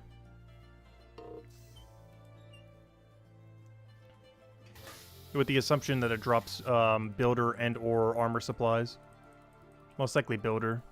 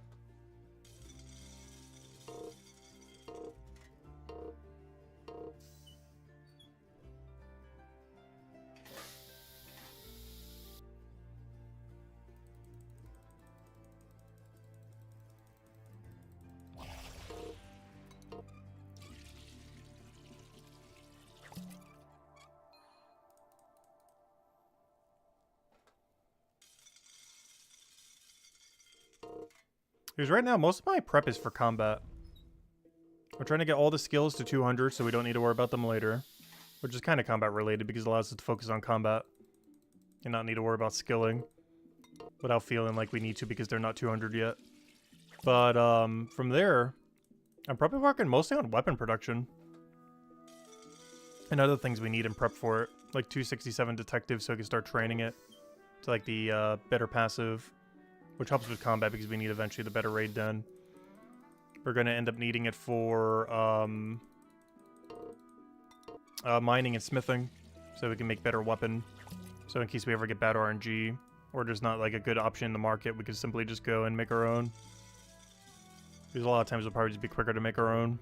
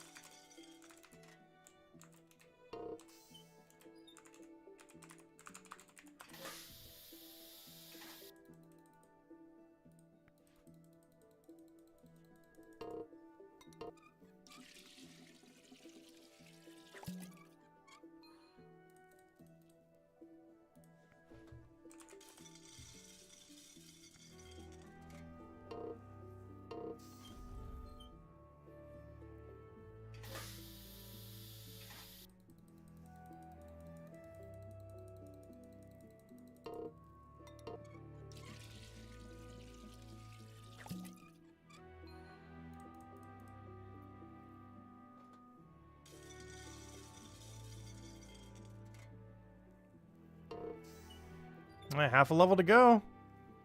Next batch of 22 will do it, I think. And if not, I might just dump the knowledge on it at that point. No, we'll still get there manually. It's not that bad to go do another 11. We came this far, we can go an extra 11. I just don't want to overshoot 200 too much, because I want to maximize how much we could do the passive potion at 200.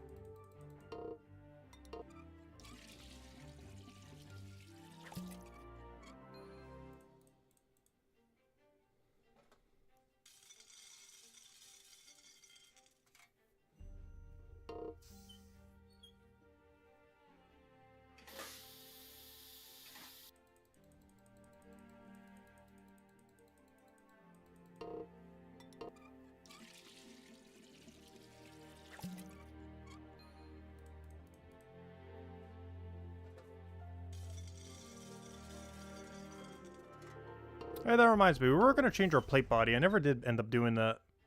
I've been meaning to. Every single time I keep checking, we keep getting chainmail, chainmail, chainmail, chainmail.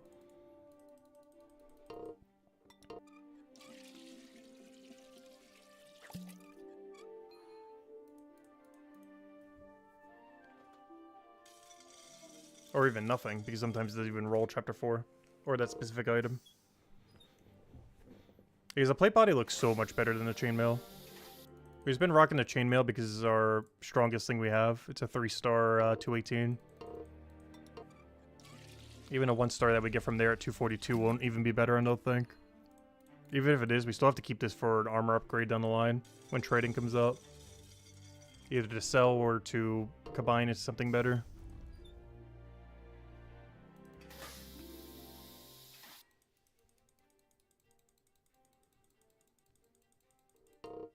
Alright, one more set. And that should be 200 alchemy.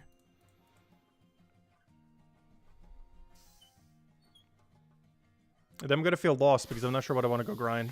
There's so many things I want to go grind. I'm not sure which one I want to prioritize.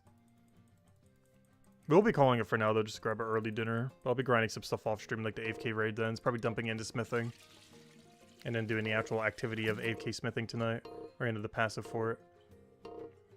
Because I'm still trying to get geared for that. Let me double check. What did I need for the Flatinium again? I'll check the Flatinium. What? 267. Okay, so I need 262 mining and 267 smithing. That's good to know. Those are the numbers that are relevant.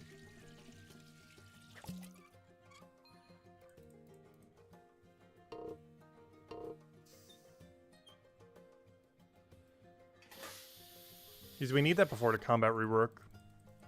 Because that longsword is really important. Even after special attacks come in, that's still our bread and butter weapon. Because if we're looking for a main DPS weapon that doesn't have a spec on it, it'd be that. And it goes all the way to 438, so it lasts us for a while. Well, assuming you have a smithing level to support it. Which is an issue in itself, but that's a later issue. Because that requires doing enough mining to go get that much smithing. Because that basically implies that we do flatiniums all the way from 262 until 278. Like at minimum. Which 16 mining levels is not quick. We're talking like, yeah, I would say like 1 every 2 hours. So yeah, it'd be about, it could vary because obviously it gets slower as we get there. Especially around that time. But, yeah, we're talking like 28 hours of mining. Not anytime soon, but that particular gap. Oh, sorry, 32 hours, what I'm saying. It's like 32 hours of mining, give or take a little bit. And that's if we don't use any knowledge. Obviously, it's a little bit quicker if we do.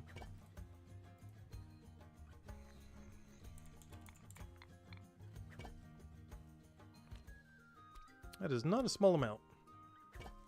It's not like exceedingly high, but, you know, it's not a short grind.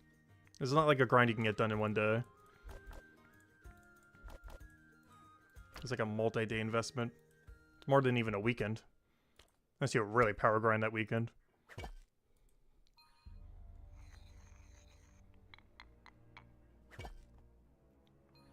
But that's technically as high as we need to get mining in the near future.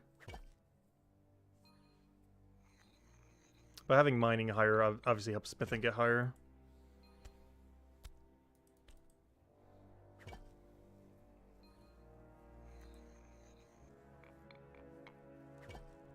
Actually, when do you get the green ore? Because that's the cap of how far I can go. I can't get higher than whatever the smithing level is. I can't get higher than 294 unless I get my mining up to also 294, oddly enough. Otherwise, we hit a weird pseudo cap where I'm wasting knowledge points that otherwise could have been done by that ore.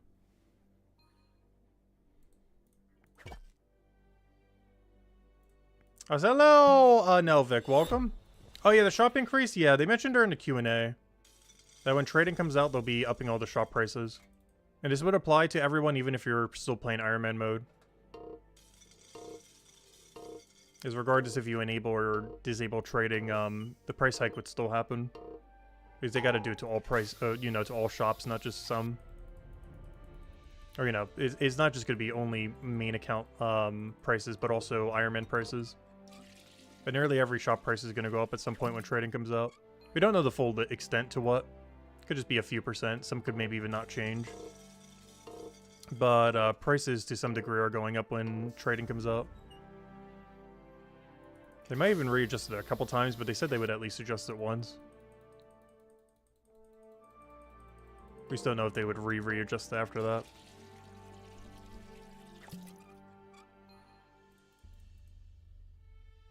I just realized I made way too many of these. I should have just tried 11.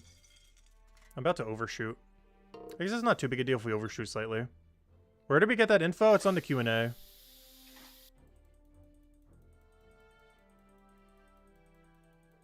The one from 2 weeks ago. I'm not sure the exact timestamp of it, though. It's like a 3-hour-long video.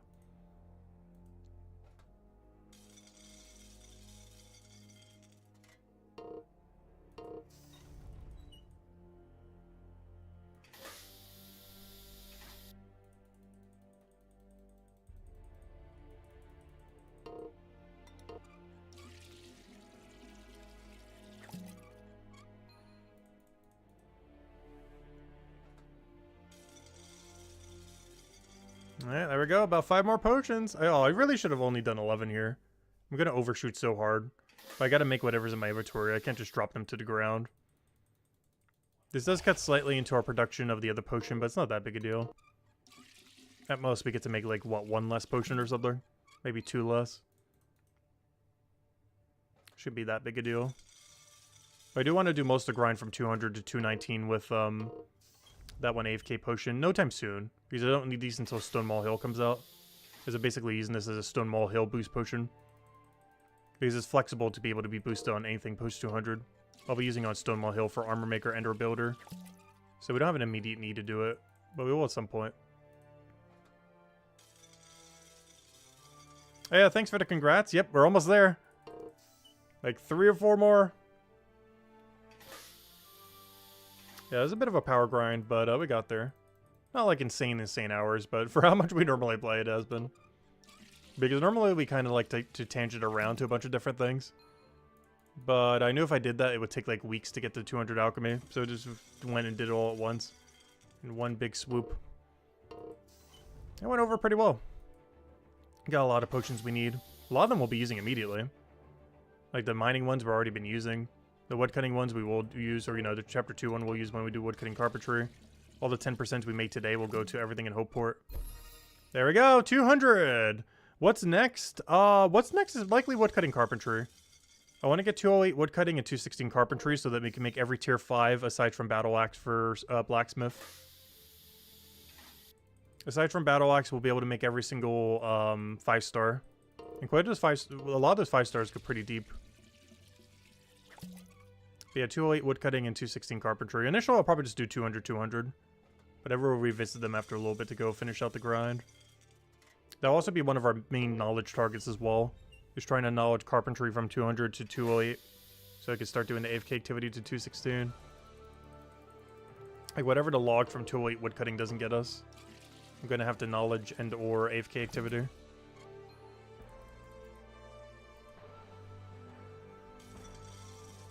These post 200 will start being worth it, but you don't get your first one until 208. At least for carpentry. Which reminds me, that's kind of weird because Leatherworker actually gets it immediately. Leatherworker gets it at 200. But the other, a similar skill doesn't get it to 208.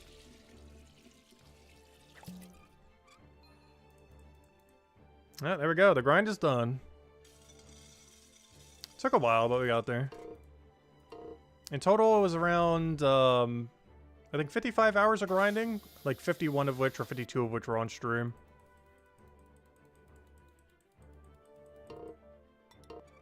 Yep, now we start poking at woodcutting carpentry. I'm not sure if that's what we're doing tomorrow. I honestly have no clue what we're doing tomorrow in the shorter stream yet. So I haven't really decided. Because I'm probably not starting the woodcutting carpentry grind until like Wednesday or Friday. I might just wait till Friday, to be honest. Because I have like a weird week this week. Because Monday, obviously, we're not streaming that long. Tuesday, I'm going to be finishing out Old School RuneScape's League. So we'll probably just AFKing the raid dens. We'll still be doing Brighter Shores all day, but it'll be like a half and half like we did for the 6 days. We're bringing that back one last time. Just so I can go finish out the League. Because I've been putting it off, and it's the last day you could possibly do it, so I kind of have to do it on Tuesday. Wednesday probably will be a normal day, but it's kind of in the middle of everything, so I don't want to like commit to a new grind like that. So Friday is probably the day we actually start woodcutting carpentry. Oh, and Thursday I have a dentist appointment. At a time that will make it so we won't be able to stream that long.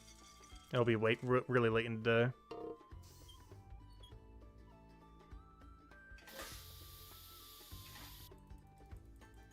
So yeah, we're probably starting on Friday then, the woodcutting carpentry grind. And then pretty much every single day until we get it done. Unless an update makes this tangent by then. Which means those other few days leading up to honestly, I'm considering the detective tangent. Try to get to like 267. Because Tuesday stream when I do Old School RuneScape's thing should get us decently close. So on Wednesday I might just try finishing it out then. Except doing it more actively rather than AFK. I just realized I'm going to need a level 25 magnifying glass by then. Oh, I know exactly what we're doing on Wednesday then. On Wednesday, we got to go make 20 gold. Or technically 18 gold. I need this number to say 18. Oh, that will work perfectly. Because I need the magnifying glass. Oh, that will work out perfectly. Okay. So yeah, that means in the next few days, we got to do money making. Tuesday, we try getting the detective up through the AFK thing.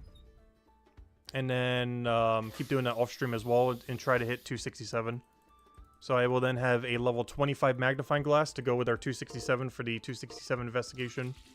And the main reason I want this is when we do go all in on combat, I need to get my detective level to be basically through 44.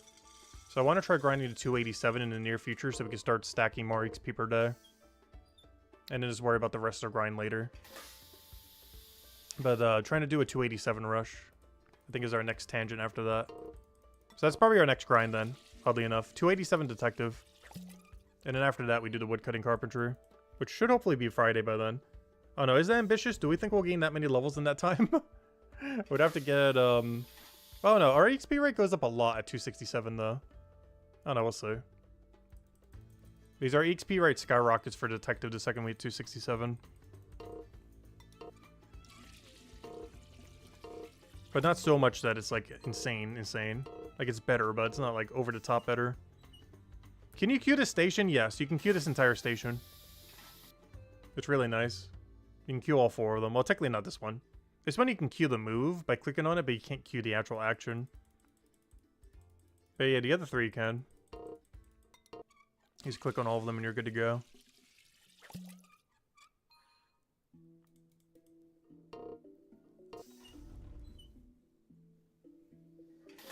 And there we go. 200 alchemy has been completed. After 5 days and over 50 hours. It is finally done after this 1 potion. There we go. Easy as that. 200! One of the best potions in the game, and of course the 200 cape that we're not going to get anytime soon, but probably will at some point. Especially once they add the perks to skill capes, but there we go. And some knowledge to go use on smithing later or mining. Nice. Alright, so, let's go check over our potions at the end of this. So we made pretty much all these potions across our grind. The only thing I sold was a couple hundred of the 6% fears, or 6-minute fears. But yeah, let's go do a stock check. So we got 383 fear potion. I didn't make any healing during this. We made 271 plus 60 arboret and 80 or 132 plus 80. We made 610 plus 60 cryone. We made 1 of both the 2 tempestes. We made 412 10% hope ports, which is going to be huge for when we start training all that. We made 46 6% for hope forest and 447%. We made 95 6% for Mines of Matubin and 964 of the 7%. Technically 1,000, but I've been chugging these like crazy. Speaking of which, give me some of those. I'm going to be needing those soon when we go do some AFK stuff later. But yeah, these are so useful. That's why we made a little bit more. We made 16 6% Chronopolises and 42 7%. Technically 44. I think I already used 2. Oh no, it was 42. Never mind. And then Stonewall Hill, a little bit less than I anticipated because we did some knowledge skips and such. I was expecting about 2,000 of these total between the 2, but it was a little bit less because of knowledge and a few other skips. But we end up getting 682 6% for when Chapter 5 comes out and 714 7% for when Chapter 5 comes out, which will be used on Armor Maker and Builder primarily. And yeah, there we go. That is every byproduct. And we also technically made like 500 fear 6 minutes, but I did sell those. That's the only one I sold. It's because they're not worth keeping. These are going to be good enough, and the 12 and 15s are going to be even better once we get to them. Which isn't too deep into Potion 200. Like 209, you're already making them. But anyways, guys, yeah, I think we're going to be calling it here then. I will still be playing today, of course. But as far as on stream, I do want to grab an earlier dinner for once. So we are going to be ending here since we have achieved our entire goal for pretty much the whole week. As well as our goal for today. Which was the very, very long 200 smithing grind. I mean, 200 smithing. 200 alchemy, I mean. I would say it's not absurdly long. There's definitely a billion grinds in this game that are going to be longer. And we finished spending 23 gold. So from 77 to 200 alchemy, we spent only 23 gold. That's not too bad. We did the math earlier, and that's about where it was going to land. And yep, that's where it landed by the end. A lot of the math was pretty accurate. Some of it was like slightly off because we did a few different methods, but we still accounted for it and everything. But in the end, it worked out really nicely. But of course, right now we're going to the smithing AFK. You know where we're going. Good old smithing AFK. I love this thing. I just wish it didn't burn so much money. Because we're running out of money to burn. I'm starting to run out of money. But that's what we're going to start doing the next few days. We got to start money making. Got to start money making and get our detective up. So we can get that rolling for when the combat rework comes out. Because we're going to need that detective levels already pre-done. But anyways, guys, I will catch you guys later. Thank you so much for stopping by. We will be back tomorrow at a bit of a weird time. It is Monday, so probably closer to like 4 or 5 p.m. Like almost this time, like about an hour prior to now. Tomorrow we'll probably start and go for like a few hours or so. Go from there. Start our money making, because I gotta go get 18 gold for the manacles. Then start getting a detective up, but this is our main game plan over the next several days. Probably next 4 or 5 days. And we'll go from there. Anyways, guys, I hope you all have a wonderful week, a wonderful rest of your weekend, and I will catch you guys later. Goodbye, everyone, and thanks for watching, and best of luck on your grinds. Oh yeah, by the way, the final poll, I forgot to mention this earlier. So after 41 votes, with the upcoming shop price increase when trading releases, what are you stocking up on now? At 12% is various mats, 24 at a time. At 15% is potions, which is probably the one I'll be doing. That or potion supplies. Which I guess is technically 24 mats at a time category. The lowest one is non-shop items, like for example doing leatherworker or buying ore and then make it into bars, stuff like that. But it seems like a over majority, like 2/3 to 68%, are just saving their gold, either to buy stuff from people or just to save it in general. And interesting. Yeah, most people are just saving their gold. So hello, welcome back, virtuality. We finally finished the grind, and we're about to end it right now. But anyways, guys, thank you so much for stopping by, and yeah, we'll start the money grind so we can do the detective grind, so we can go do the woodcutting carpentry grind. Why did it have any synergy together? Not sure. But the woodcutting carpentry we need to go make tier 5 weapons. The detective we need because when the combat rework comes out, I need to be able to go and do the next raid den, as we're going to be doing most of that through combat until we get to the next raid den. So we'll be in a dead area where I actually have to train detective. And yeah, we'll go from there. Maybe a little bit of merchant leatherworker to get a little bit of money too. We'll see. But that's our game plan for the next like 5-ish days, is like merchant, pretty much chapter 4. We're gonna be like chapter 4 locked for the next little bit, and just dumping our knowledge into mining and blacksmith most likely. But that is the game plan. Anyways, guys, I'll catch you guys later. Hope you all enjoy the rest of your weekend, and I'll see you guys soon. Goodbye, everyone. Thanks for watching.